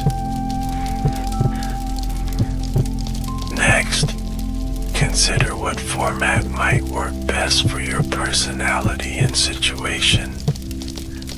Some people thrive with a structured daily sitting practice, while others may prefer movement-based approaches or informal mindfulness integrated throughout the day. Many practitioners benefit from a combination of these approaches. Start small and build gradually. Even 5 minutes of daily practice can begin to develop the neural pathways associated with mindfulness. As you establish consistency with short sessions, you can gradually extend the duration if that feels beneficial. Finding the right time of day can significantly impact the sustainability of your practice. Many people prefer morning meditation before the day's activities create mental momentum. Others find that afternoon or evening practice helps them transition between work and personal time, or prepare for restful sleep. Consider whether you might benefit from external structure and support. Options include in-person or online classes, meditation apps with guided practice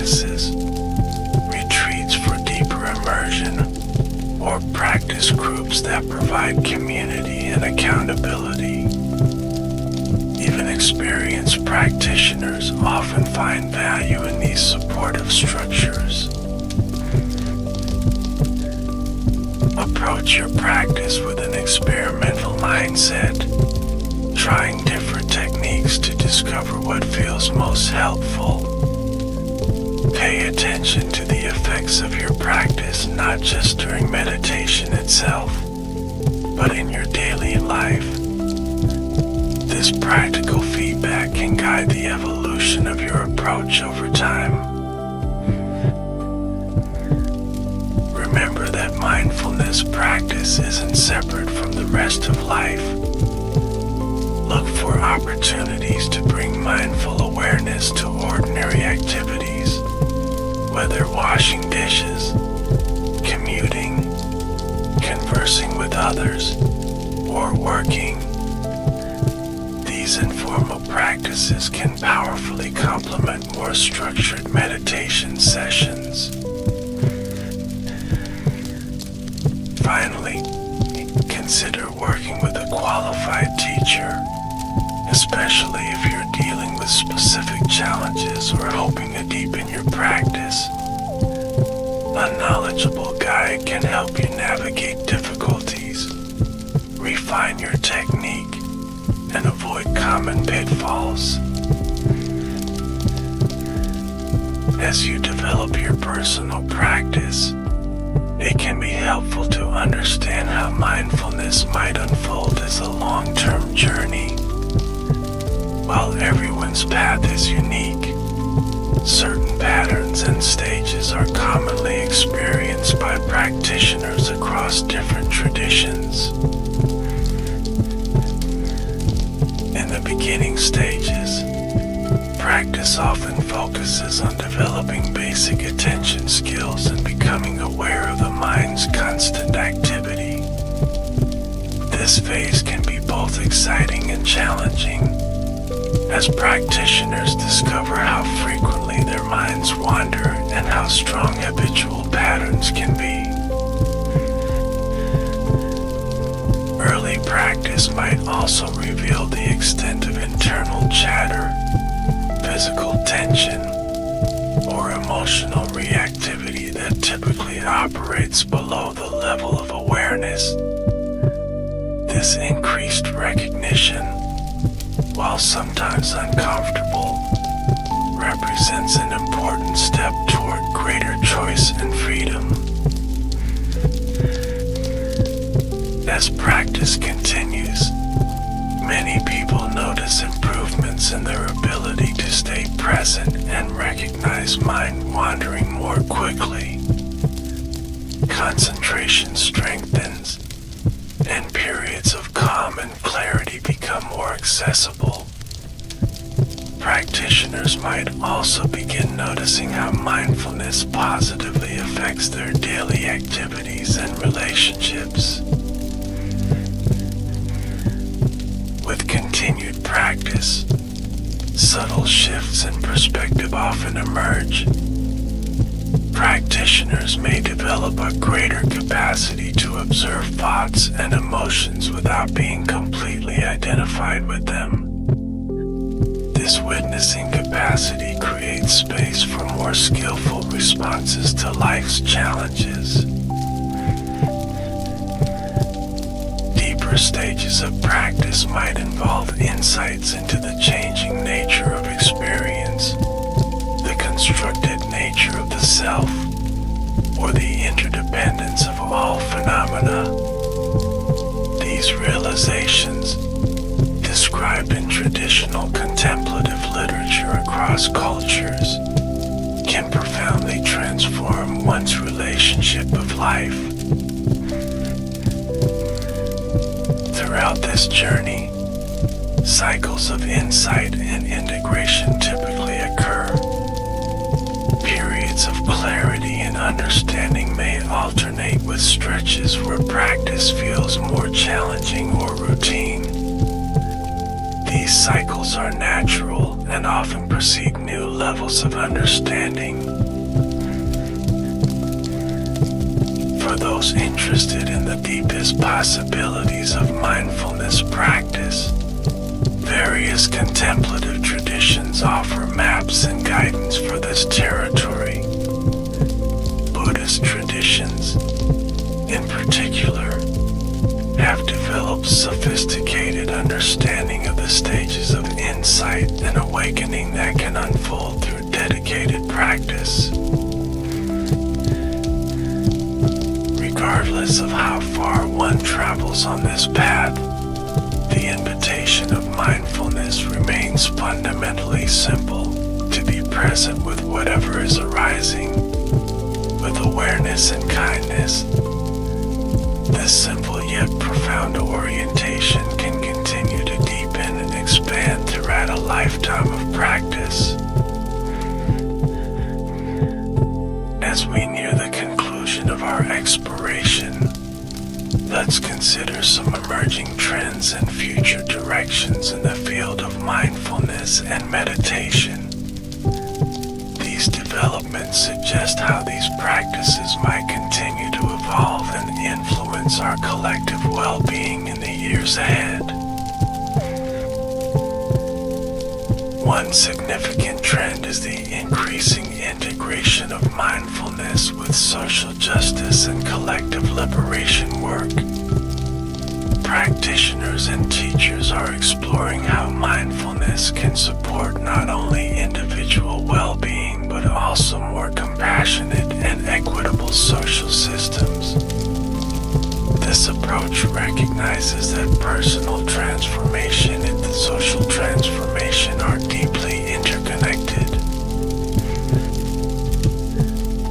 Organizations like the East Bay Meditation Center in Oakland, California, and initiatives like Mindful of Race by Ruth King exemplify this integration. They offer practices that help people recognize internalized biases, work skillfully with difficult conversations about privilege and oppression, and sustain themselves in long-term justice work. Another emerging direction involves the integration of mindfulness with environmental awareness and action. As climate change and ecological degradation present unprecedented challenges, some practitioners are exploring how mindfulness can foster deeper connection with the natural world and support sustainable behavior.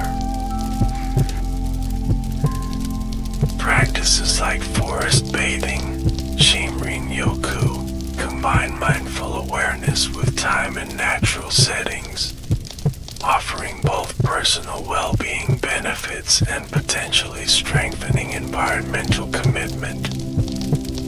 Organizations like the Mindfulness and Climate Action Network bring together contemplative practice and environmental activism, recognizing their complementary roles in addressing ecological crises. The field of contemplative science continues to advance, with increasingly sophisticated research methods examining the effects of various meditation practices. Future research will likely provide more nuanced understanding of which practices benefit which individuals under what circumstances, moving beyond general claims about meditation to more personalized approaches. This research may inform the development of more targeted interventions for specific conditions or populations. Already, we're seeing specialized adaptations for children with attention difficulties, veterans with PTSD, healthcare workers with compassion fatigue, and many other groups. Digital technology will undoubtedly continue to influence how mindfulness is taught and practiced. Beyond the meditation apps already popular today, we may see more sophisticated applications of artificial intelligence, virtual reality, and biofeedback in supporting contemplative practice. These technologies raise both opportunities and questions. They may make practice more accessible and engaging for many people, while potentially changing the nature of the teacher-student relationship and the direct transmission of contemplative wisdom. Finding the optimal integration of traditional approaches and technological innovation remains an ongoing exploration. Another important development involves the increasing dialogue between contemplative traditions and other fields of knowledge. Mindfulness practices are being integrated with psychotherapy, neuroscience, education, business, and many other domains. These cross-disciplinary conversations enrich all fields involved, bringing contemplative wisdom into new contexts while also informing how mindfulness is understood and taught. As mindfulness continues to expand globally, questions of cultural translation and adaptation become increasingly important. How do practices developed in specific cultural and historical contexts translate meaningfully to diverse settings worldwide? What aspects are universal, and what elements need cultural contextualization? Thoughtful practitioners and teachers are engaging with these questions as mindfulness becomes truly global in scope.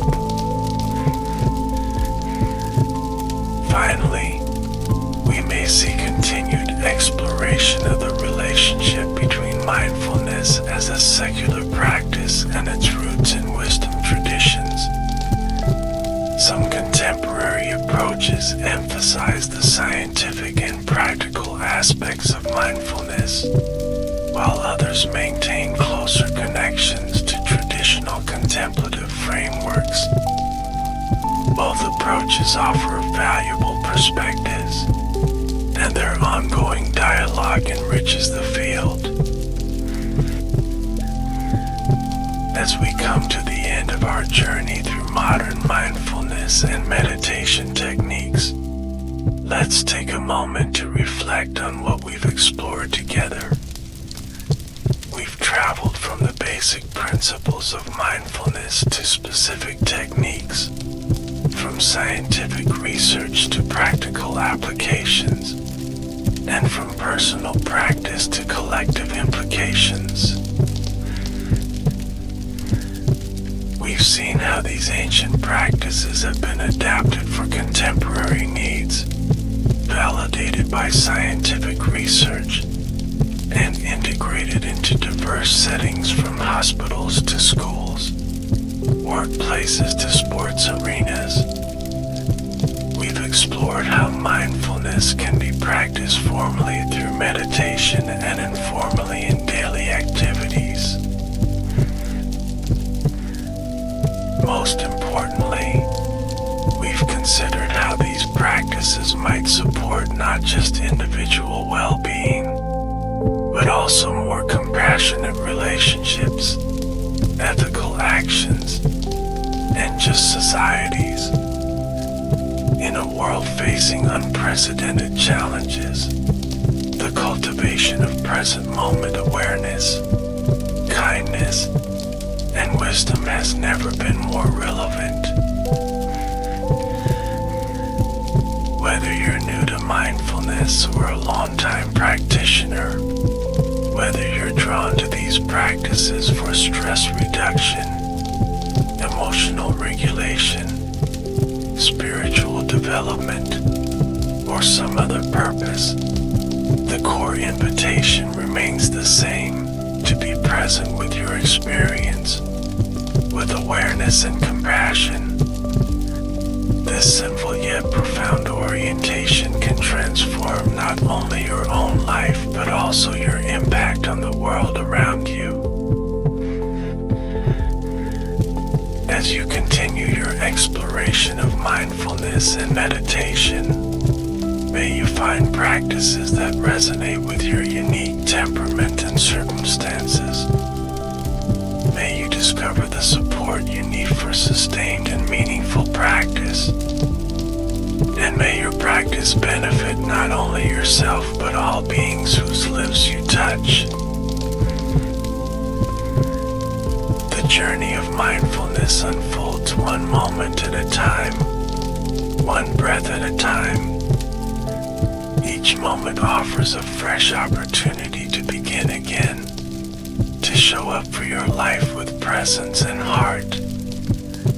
In this very moment, as you listen to these words, you have everything you need to start deepen your practice.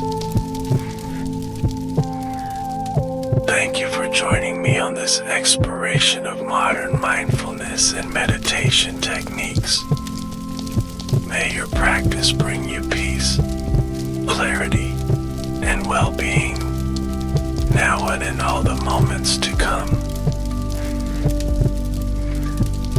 Let's take a few moments now to explore some additional mindfulness techniques that have gained popularity in recent years. These practices offer varied approaches to cultivating present moment awareness, addressing specific needs and preferences that might resonate with your unique situation. Sound meditation represents a powerful approach that uses auditory experience as the focus of attention. This practice can be particularly helpful for those who find breath awareness challenging or who naturally connect with sound as a sensory modality.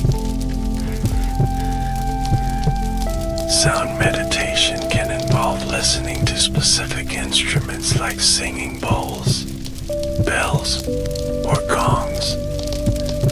Alternatively, it might focus on the ambient sounds in your environment, whether natural sounds like birdsong and flowing water, or urban sounds like distant traffic and human voices.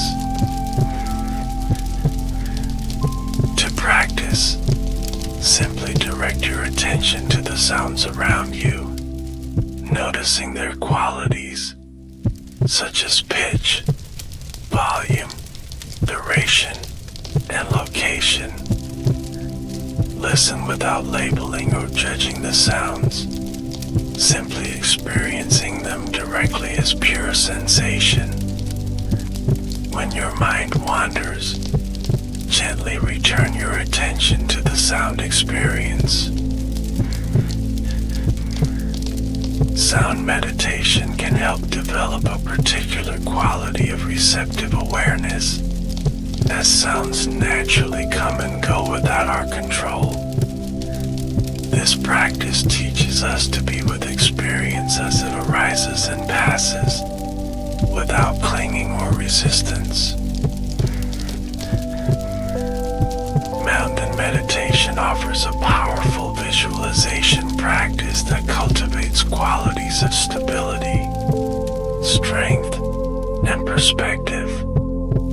This approach, popularized by John Kabat-Zinn, uses the image of a mountain as a metaphor for certain qualities of mind that we aim to develop through mindfulness. To practice mountain meditation, sit in a comfortable, dignified posture and bring to mind an image of a majestic mountain. This could be a mountain you've seen personally, or a generic mountain image that appeals to you. Visualize its solid foundation, its rising peak, and its unwavering presence in the landscape. As you hold this image, Begin to imagine embodying the qualities of the mountain in your own sitting posture. Feel your body becoming solid and stable at the base, your spine rising like the mountain peak, your entire being radiating dignity and presence. Imagine the mountain through changing seasons, weather conditions, and times of day. Snow may cover its surface, storms may batter its sides, the hot Sunday may beat down, or fog may obscure its peak. Yet through all these changing conditions, the mountain remains fundamentally itself, neither resisting nor clinging to any particular state. Similarly, recognize how your own awareness can remain stable and present through changing emotions, thoughts, and life circumstances. The essence of who you are transcends these temporary conditions, just as the mountain's essence transcends the weather that moves across it. Mountain meditation can be particularly helpful during challenging periods, offering a tangible image of steadiness and perspective that can anchor your practice when emotions or circumstances feel overwhelming. It reminds us that beneath the changing surface of experience, a quality of stable awareness remains available. Gratitude meditation focuses on cultivating appreciation and thankfulness as pathways to present moment awareness and well-being. Research has shown that regular gratitude practice can significantly enhance happiness, improve relationships, and even strengthen physical health. To practice gratitude meditation, begin by settling into a comfortable position and taking a few deep breaths to center yourself. Then bring to mind something in your life for which you feel grateful.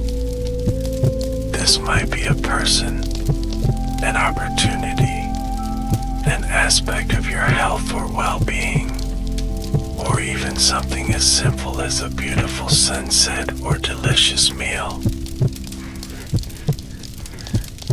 As you hold this person or thing in your awareness, notice the feelings that arise in your body. You might feel warmth in your chest, relaxation in your shoulders, or a natural smile forming on your face. Allow yourself to fully experience these pleasant sensations without rushing to the next object of gratitude.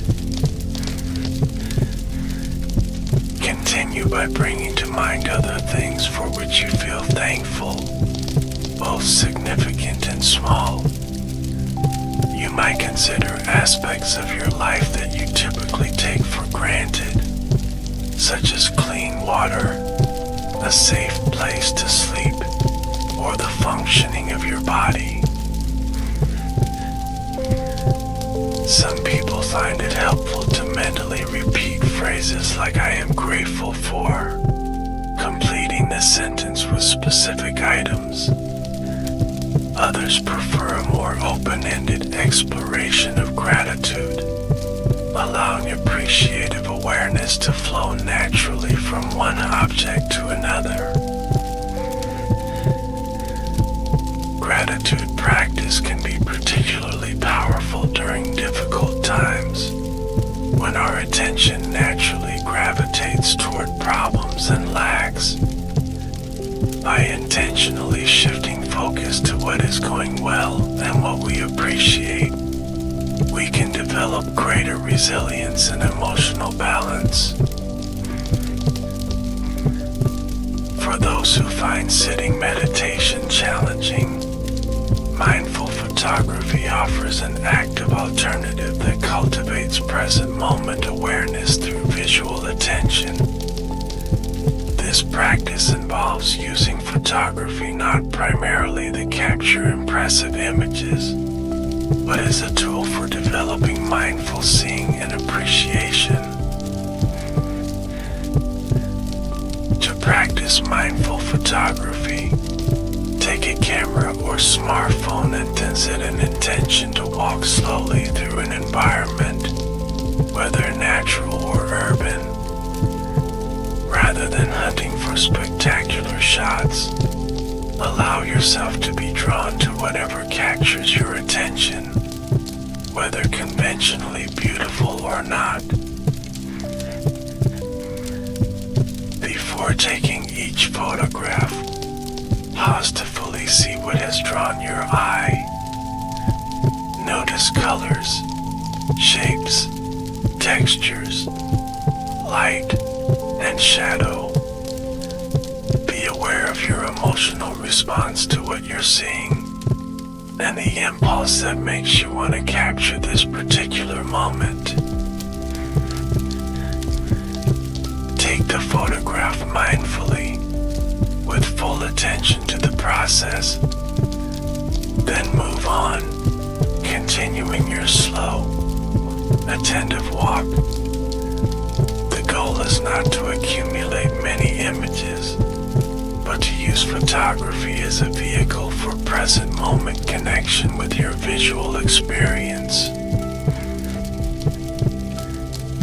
Later, you might review your photographs with the same mindful attention, noticing details you missed initially and reconnecting with the moment of seeing. This practice can transform an ordinary walk into a rich contemplative experience, while developing your capacity for visual awareness in daily life. For those interested in combining movement with mindfulness, dance meditation offers a powerful approach to embodied awareness. This practice uses free-form movement as a vehicle for present moment connection with bodily sensations, emotions, and creative expression.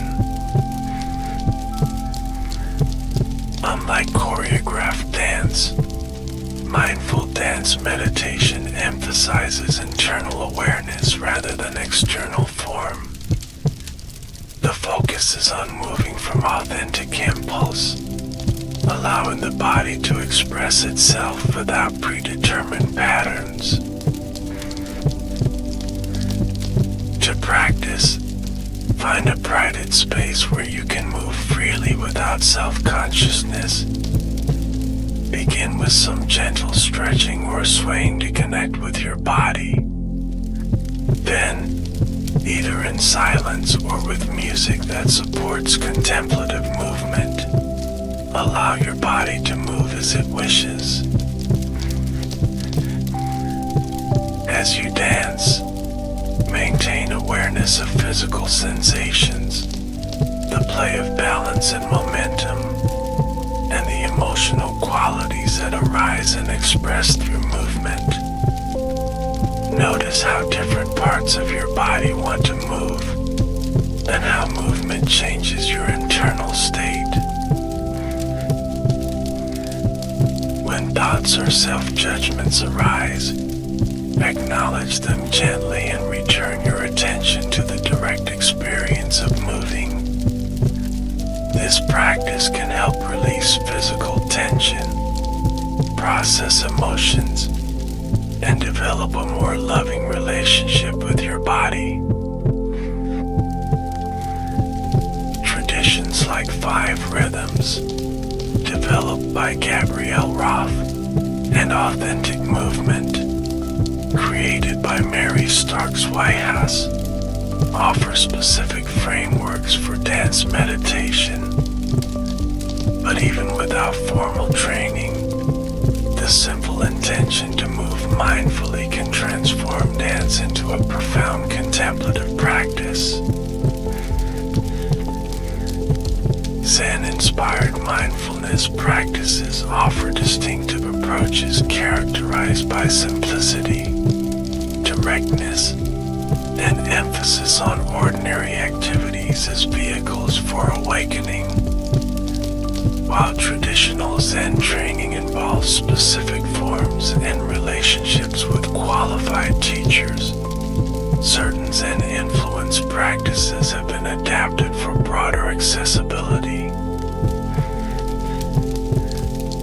One such practice is just sitting, or shikantaza.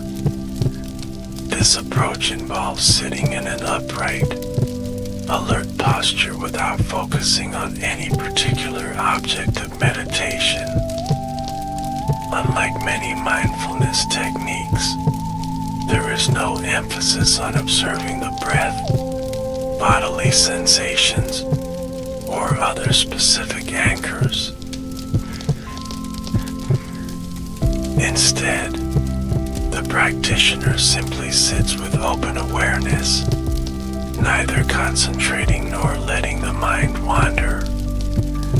When thoughts arise, they are neither followed nor suppressed, but allowed to come and go naturally against the background of alert presence. This deceptively simple practice requires a certain maturity of attention and is often introduced after some facility with more structured approaches has been developed. Yet its simplicity also makes it accessible as an experiment, even for beginners who are drawn to this direct approach. Another Zen influence practice involves bringing full attention to everyday activities like washing dishes, sweeping, or preparing food. The emphasis is on complete involvement in the activity itself, rather than using it as an anchor while the mind remains separate. As the Zen saying goes, when washing dishes, just wash dishes. This means bringing your whole being to the activity, experiencing the temperature of the water, the weight and texture of each dish, the movements of your hands, and the sounds of water in dishes. These Zen-influenced approaches cut through our tendency to complicate practice, reminding us that mindfulness is ultimately about direct, unmediated presence with whatever is happening right now. They invite us to discover the profound within the ordinary and awaken to the richness of simple moments that might otherwise pass unnoticed. Nature-based mindfulness practices leverage the restorative and awareness-enhancing qualities of natural environments. These approaches recognize that humans have evolved in close connection with nature, and that this relationship can support contemplative experience in unique ways. Forest bathing, or Shinrin-yoku, originated in Japan and involves immersing oneself in a forest atmosphere with mindful awareness. Unlike hiking, which often emphasizes destination over exercise, forest bathing focuses on sensory connection with the forest environment. To practice forest bathing, find a natural area with trees and set an intention to move slowly and receptively. Open your senses to the experience, noticing the quality of light filtering through leaves, the various scents of soil and vegetation, the texture of bark or stones under your fingers, and the subtle sounds of wind, water, or wildlife. You might pause to sit against a tree, allowing your breathing branches and the breeze. Or you might mindfully observe a particular plant, insect, or natural formation, bringing curious attention to details you might normally overlook. Research has shown that forest bathing can reduce stress hormones, lower blood pressure, improve immune function, and enhance mood. These benefits likely come from both the phytoncides, aromatic compounds released by trees, and the psychological effects of mindful nature connection. Similar practices can be adapted for other natural settings, such as beaches, deserts, or urban parks. The key elements are slow movement, sensory openness, and receptive awareness to whatever the environment offers. Nature-based mindfulness can be particularly helpful for those who find traditional sitting meditation challenging, or who naturally feel more present and connected in outdoor settings. It also offers a way to combine physical activity, ecological awareness, and contemplative practice in a single experience. Mindful journaling combines written reflection with present moment awareness, offering a structured way to explore your inner landscape and develop greater insight. This practice uses writing not just to record thoughts, but as an active tool for cultivating mindfulness. To practice mindful journaling, create a quiet space where you can write without interruption. Begin with a few minutes of mindful breathing to center yourself.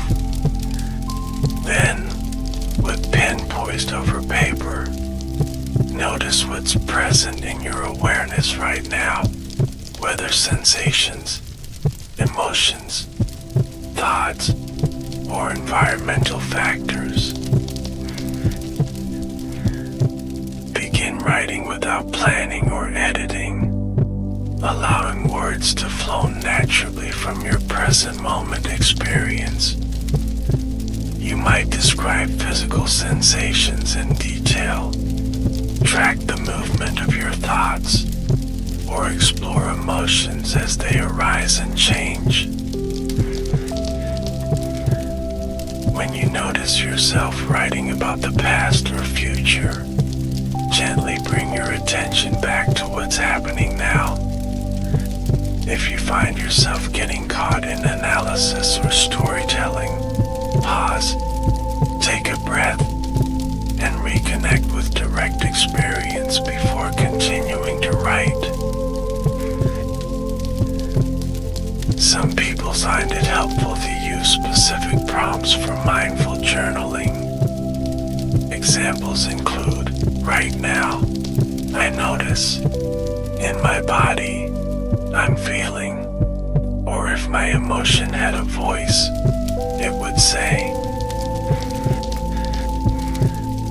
Mindful journaling can help externalize the internal chatter of the mind, creating space between yourself and your thoughts.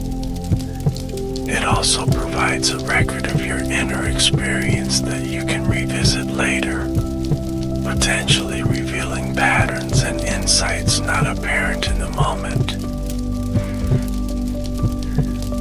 This practice bridges contemplative awareness with self-reflection, combining the immediacy of mindfulness with the clarifying power of written expression. For many people, it offers an accessible entry point to mindfulness that leverages their natural affinity for words and writing. As we've seen throughout our exploration, modern mindfulness encompasses a rich variety of approaches, adapted for different preferences, needs, and context.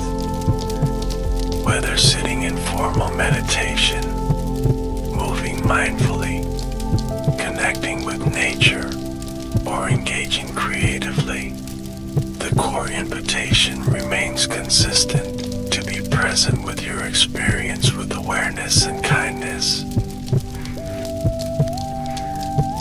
Let's now explore how mindfulness intersects with one of the most fundamental aspects of our lives, sleep.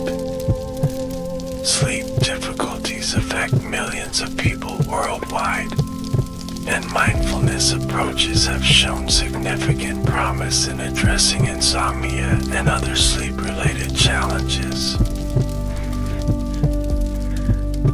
Mindfulness for sleep differs somewhat from daytime practice. While regular mindfulness meditation aims to cultivate alert, clear awareness, sleep-oriented practices focus on creating conditions that allow the natural process of falling asleep to occur. One popular approach is the body scan for sleep. Similar to the daytime body scan we discussed earlier, this practice involves systematically bringing attention to different parts of the body. However, the sleep version typically moves more slowly, with an emphasis on releasing tension and allowing heaviness to develop. To practice, lie in a comfortable position and begin by taking several deep, slow breaths. Then direct your attention to your feet, noticing any sensations present. With each exhale, imagine any tension melting away as your feet become heavy and relaxed. Gradually move your attention upward through your body, spending time with each area and allowing it to soften. If your mind wanders, gently return your focus to the last body part you were aware of. Continue until you've scanned your entire body, or until you've fallen asleep. Another effective approach is mindful breathing for sleep. This involves bringing gentle awareness to the natural rhythm of your breath without trying to control it. You might focus on the subtle sensations of breathing in your nostrils, chest, or abdomen, using the breath as an anchor when the mind wants to activate the thoughts. Some people find it helpful to count breaths in a pattern that encourages the exhale to be longer than the inhale. For example, breathing in for a count of 4 and out for a count of 6. This naturally activates the parasympathetic nervous system, which governs rest and digestion. For those who struggle with racing thoughts at bedtime, a practice called putting the day to rest can be beneficial. This involves taking a few minutes before lying down to mindfully review the day, acknowledging what happened, what remains incomplete, and setting intentions for tomorrow. This practice creates a container for the day's concerns, giving the mind permission to let go of planning and processing until morning. It can be enhanced by writing in a journal, creating a to-do list for tomorrow, or speaking your thoughts aloud to give them closure.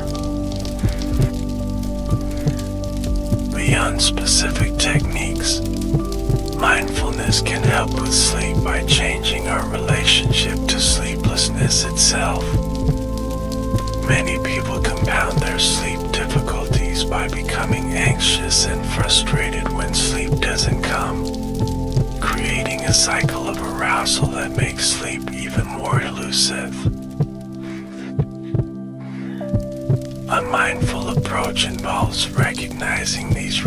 sensations without judgment and bringing kind awareness to the experience of being awake. Paradoxically, letting go of the struggle to fall asleep and simply resting with open awareness often allows sleep to arrive naturally. Research on mindfulness-based interventions for insomnia has shown promising results, with improvements in both subjective sleep quality and objective measures like sleep onset latency. These benefits likely stem from reduced hyperarousal, decreased rumination, and greater acceptance of fluctuations in sleep patterns.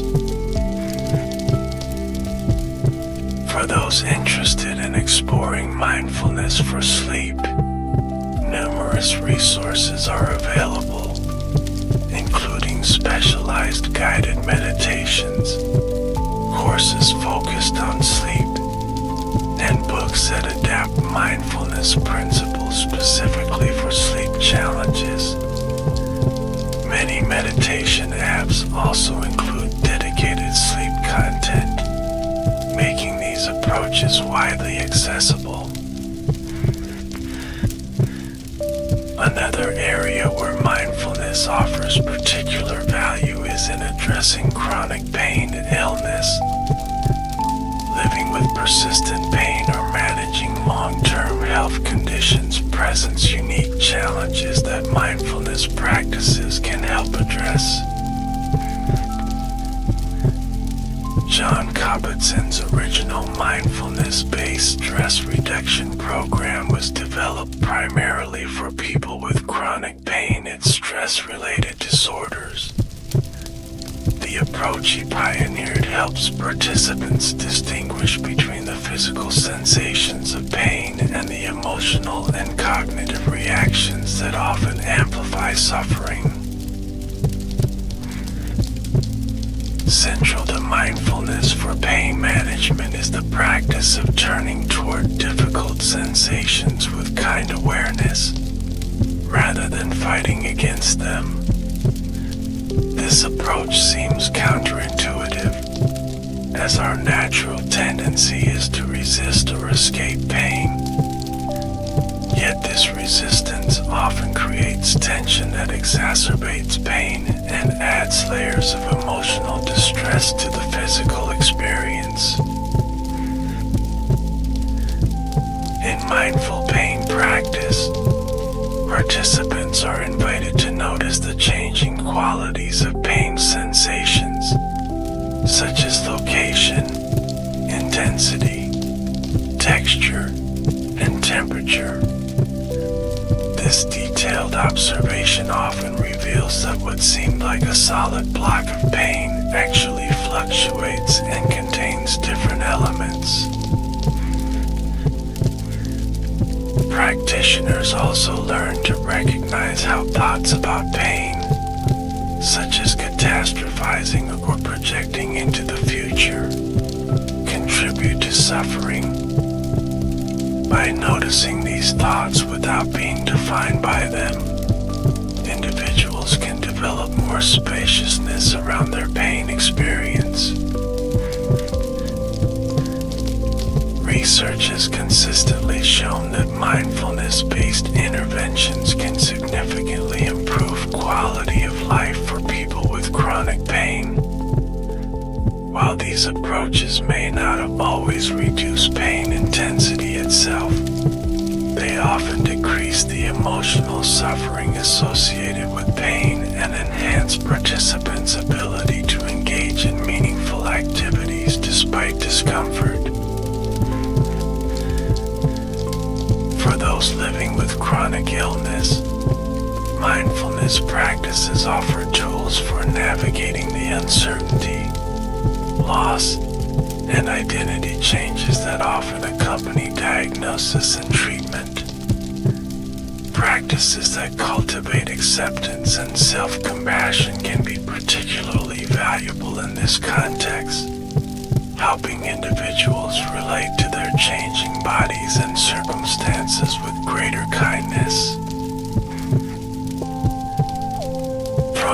Programs like mindfulness-based cognitive therapy for chronic pain and mindful self-compassion for chronic illness provide specialized approaches that address the particular challenges of these conditions. These adaptations recognize that standard mindfulness instructions may need modification to be accessible and helpful for those with significant physical limitations or symptoms. For anyone exploring mindfulness for pain or illness, working with experienced teachers who understand these conditions is highly valuable. They can offer guidance on adapting practices appropriately and navigating the complex emotions that often arise when bringing awareness to challenging physical experiences. The relationship between mindfulness and creativity represents another fascinating area of exploration.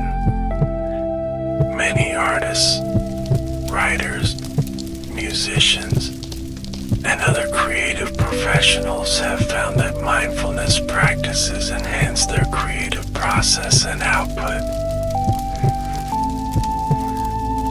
Mindfulness can support creativity in several ways. First, it helps clear mental space by quieting the inner critic and reducing self-conscious thinking. This creates room for fresh ideas and intuitive insights to emerge. Second, mindfulness practices enhance sensory awareness, allowing creative individuals to perceive subtleties in their environment and their own internal experience that might otherwise go unnoticed. This enriched perception provides raw material for creative expression.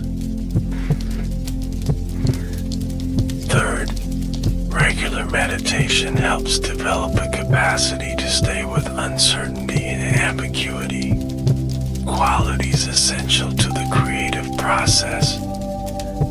Creating original work often involves periods of not knowing and experimentation, which can trigger anxiety that mindfulness helps manage. Specific practices that support creativity include open monitoring meditation, which cultivates receptive awareness without narrowly focusing attention.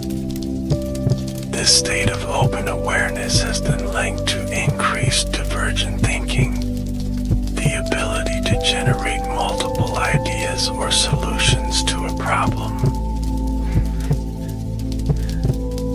Mindful walking in natural or stimulating environments can also spark creative insights. The combination of physical movement, sensory input, and present moment awareness creates conditions conducive to new connections and perspectives. For writers, techniques like mindful free writing combine meditation with creative expression. This practice involves writing continuously without planning or editing, while maintaining awareness of thoughts, emotions, and physical sensations as they arise. Visual artists might practice contemplative seeing, spending extended time observing a subject with fresh, non-conceptual awareness before beginning to create. This approach, similar to drawing exercises that emphasize direct perception over conceptual knowledge, can lead to more authentic and vivid artistic expression. Musicians and performers often find that mindfulness enhances their ability to be fully present during practice and performance. Mindful awareness of bodily sensations can improve technique, while practices that cultivate equanimity equanimity help manage performance anxiety. The relationship between mindfulness and creativity flows in both directions. Just as meditation can enhance creative work, creative activities can themselves become vehicles for mindfulness practice. Approach with awareness. Activities like drawing, writing, dancing, or making music can become powerful forms of moving meditation. This integration of mindfulness and creativity points to a broader understanding of contemplative practice, one that embraces not only formal meditation but also engaged, embodied activities that foster presence and awareness. This expanded view makes mindfulness accessible to people with diverse temperaments and preferences, including those who learn and process experience through creative expression. As we continue our exploration, let's consider how mindfulness practices can be adapted for children and adolescents. Introducing young people to mindfulness skills has become increasingly common in families, schools, and clinical settings, with approaches tailored to different developmental stages. For young children, ages 3 to 7, mindfulness activities are typically playful, brief, and concrete. These might include spidey senses practice, where children pretend to be superheroes using their enhanced senses to notice details around them. Or they might practice breathing buddies, placing small stuffed animals on their bellies and watching them rise and fall with each breath. Movement-based activities work especially well with this age group. Mindful moving might involve walking like different animals, freezing like statues, or swaying like trees in the wind, all while paying attention to bodily sensations. For elementary school children, ages 8 to 11, mindfulness can be linked to topics they're already learning. Science lessons might include mindful observation of natural objects, while language arts could incorporate mindful listening to stories or mindful reflection before writing. At this age, children can begin to understand concepts like attention, awareness, and the mind-body connection. Simple metaphors, like comparing the mind to a flashlight that can be directed intentionally, or to a puppy that needs gentle training, help make these concepts accessible. For adolescents, ages 12 to 18, mindfulness practices can address the specific challenges of this developmental period. Teens often benefit from understanding how mindfulness affects the brain, particularly the prefrontal cortex and limbic system, which are undergoing significant development during these years. Practices that help teens manage strong emotions, navigate social pressures, and develop authentic identity can be particularly valuable. These might include mindfulness of emotions in the body, compassion practices for managing self-criticism, and exercises that explore values and meaningful action. Across all age groups, several principles guide effective mindfulness teaching for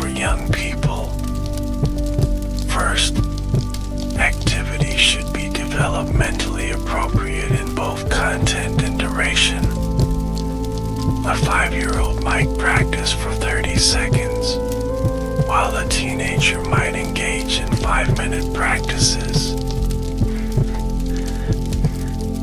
Second, mindfulness should be presented as an exploration rather than another performance area. Young people already face significant evaluation and comparison in their lives, and mindfulness should offer a break from these pressures rather than becoming another source of them. Third, practices should be relevant to young people's lived experience and presented in language that resonates with them. Abstract concepts can be translated into concrete examples related to friendship, school, sports, or other areas meaningful to children and teens. Fourth, bodily awareness and movement should be emphasized, especially for younger children and kinesthetic learners. Standing, walking, stretching, and other forms of mindful movement often engage young people more effectively than still sitting. Finally, adults teaching mindfulness to young people should have their own established practice. Children and teens are highly sensitive to authenticity and learn more from modeling than instruction. An adult who embodies mindful qualities like presence, patience, and non-reactivity communicates the value of these practices more powerfully than words alone. Research on mindfulness for young people has shown promising results, including improvements in attention, emotional regulation, stress management, and social skills. Programs like Mindful Schools, Learning to Breathe, and MindUp have developed evidence-based curricula specifically designed for educational settings. As mindfulness practice becomes more widespread, questions naturally arise about how these techniques relate to spiritual and religious traditions. For many people, mindfulness represents a secular, evidence-based approach to well-being. For others, it's connected to specific religious or spiritual paths. Understanding this landscape can help practitioners navigate their own relationship to these practices. As we've discussed, many contemporary mindfulness approaches have roots in Buddhist traditions, particularly Theravada Buddhism and Zen. These lineages develop sophisticated understanding of the mind and methods for cultivating awareness over many centuries.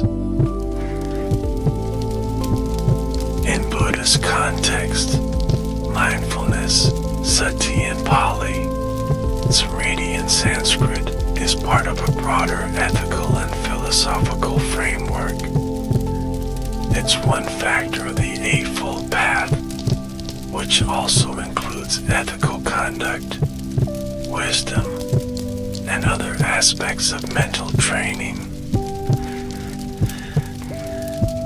The secularization of mindfulness, beginning in earnest with John Kabat-Zinn's work in the 1970s, extracted certain meditation techniques from this broader context.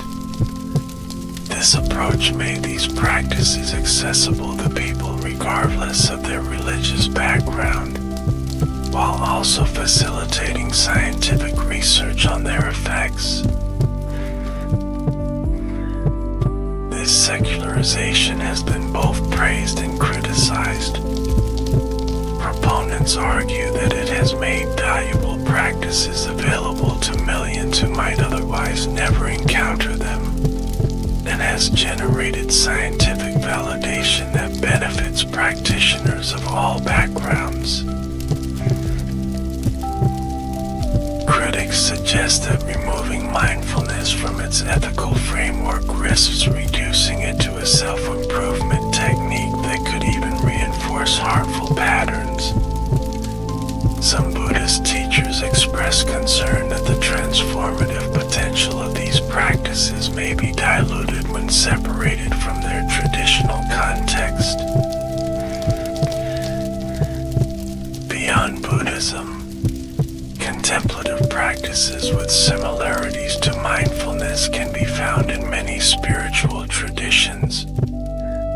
Christian contemplative prayer, Jewish Hit-Bodhidhat, Sufi Murakaba, and Hindu yoga traditions all include practices involving present moment awareness, though with different theological frameworks and ultimate aims. Some practitioners find that mindfulness complements and deepens their existing religious practice. For example, a Christian might practice mindful awareness while engaging with scripture or prayer, experiencing these familiar activities with greater presence and depth. For those who identify as spiritual but not religious, mindfulness can provide a contemplative practice that aligns with their worldview. These practitioners may approach mindfulness as part of a personal spiritual path, perhaps integrating it with other practices and philosophies that resonate with them. Others approach mindfulness from an entirely secular perspective, valuing it for its practical benefits without reference to spirituality. This approach emphasizes the universal human capacity for awareness and the well-documented effects of mindfulness on physical and mental health. All of these approaches have validity, and mindfulness practice can be meaningful and beneficial regardless of how it's framed. What matters most is finding an approach that feels authentic and sustainable for your own circumstances and worldview. For those interested in exploring the relationship between mindfulness and spirituality more deeply, resources are available that address these connections from various perspectives. Books, retreats, and teachers exist for those wanting to practice mindfulness within specific religious traditions, as well as those seeking to understand the philosophical underpinnings of secular mindfulness. As we near the conclusion of our comprehensive exploration, let's consider how mindfulness practice might evolve and develop over a lifetime. While we've discussed various techniques and applications, mindfulness ultimately represents an ongoing journey rather than a destination. In the early stages of practice, most people focus on establishing basic skills, like recognizing when the mind has wandered and gently returning attention to the present moment. This foundation of attention training provides the groundwork for all other aspects of practice. As these skills develop, practitioners often notice increasing awareness of their habitual patterns, both helpful and unhelpful. They may recognize recurring thought patterns, emotional reactions, or behaviors that were previously automatic and unconscious. This growing self-awareness, while sometimes uncomfortable, creates the possibility for greater choice and freedom.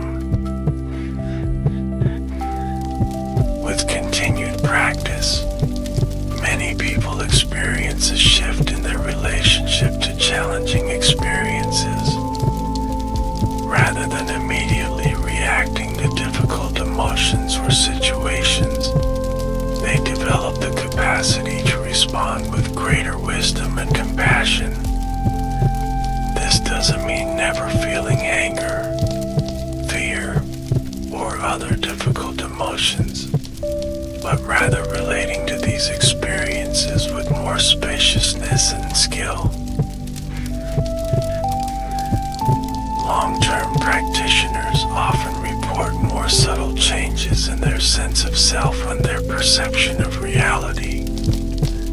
They may experience a loosening of rigid self-concepts and a greater sense of connection with others and the world around them.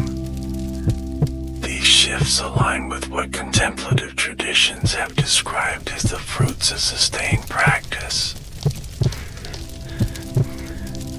Throughout this journey, cycles of insight and integration naturally occur.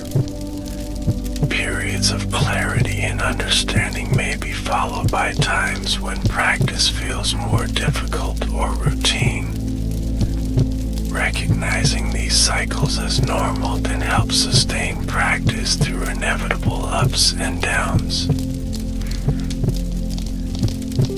The maturation of mindfulness practice often involves an increasing integration with daily life.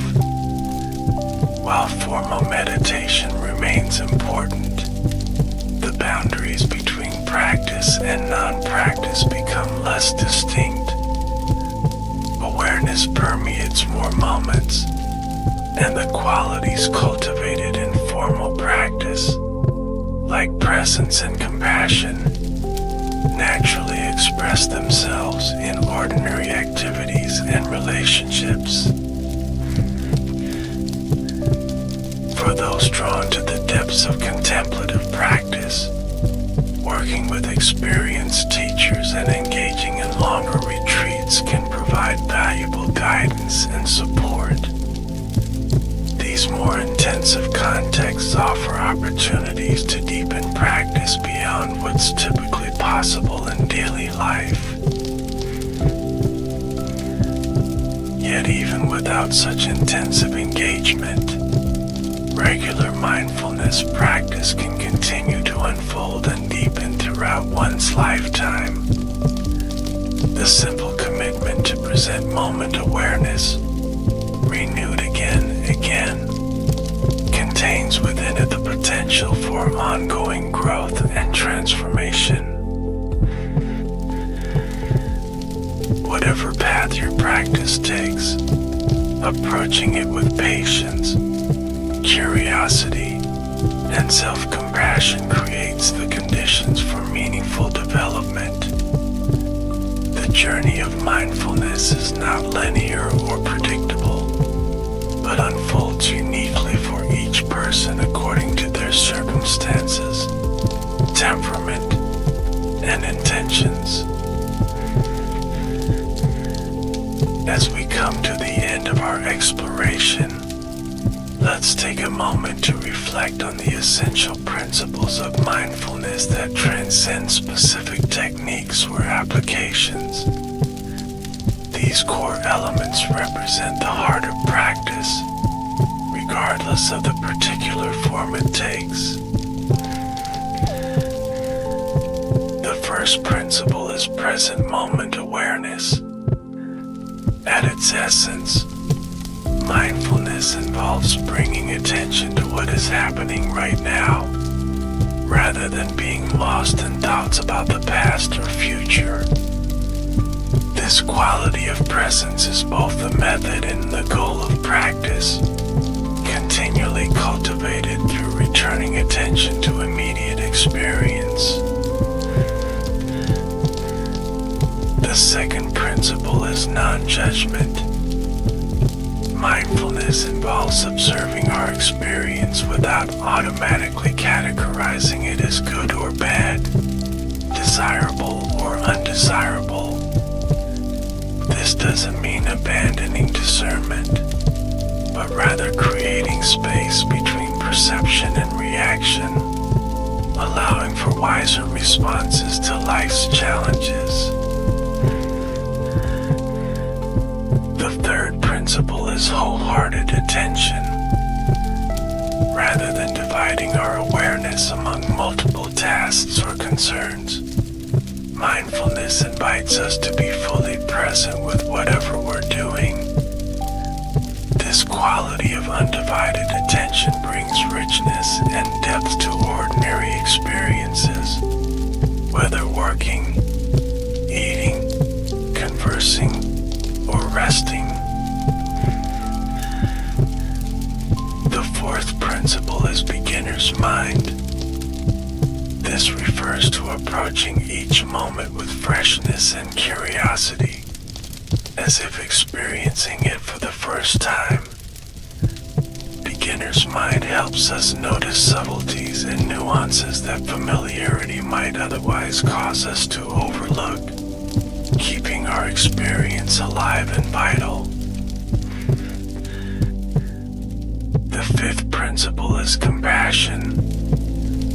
While some approaches to mindfulness emphasize neutral observation, sustainable practice typically includes an element of kindness toward ourselves and others. This compassionate quality prevents mindfulness from becoming cold or detached, and supports us through the inevitable challenges of practice. These principles operate across all forms of mindfulness practice, whether formal or informal, movement-based or still, traditional or contemporary. They represent the spirit of mindfulness that animates specific techniques and gives them transformative power. As you continue your own exploration of mindfulness, I encourage you to return to these principles regularly. They provide a compass for practice, helping you navigate the vast landscape of mindfulness approaches with clarity and discernment. Remember that mindfulness is ultimately not about achieving a particular state or outcome, but about showing up fully for your life as it unfolds. Each moment offers a fresh opportunity to begin again, to meet your experience with presence and kindness.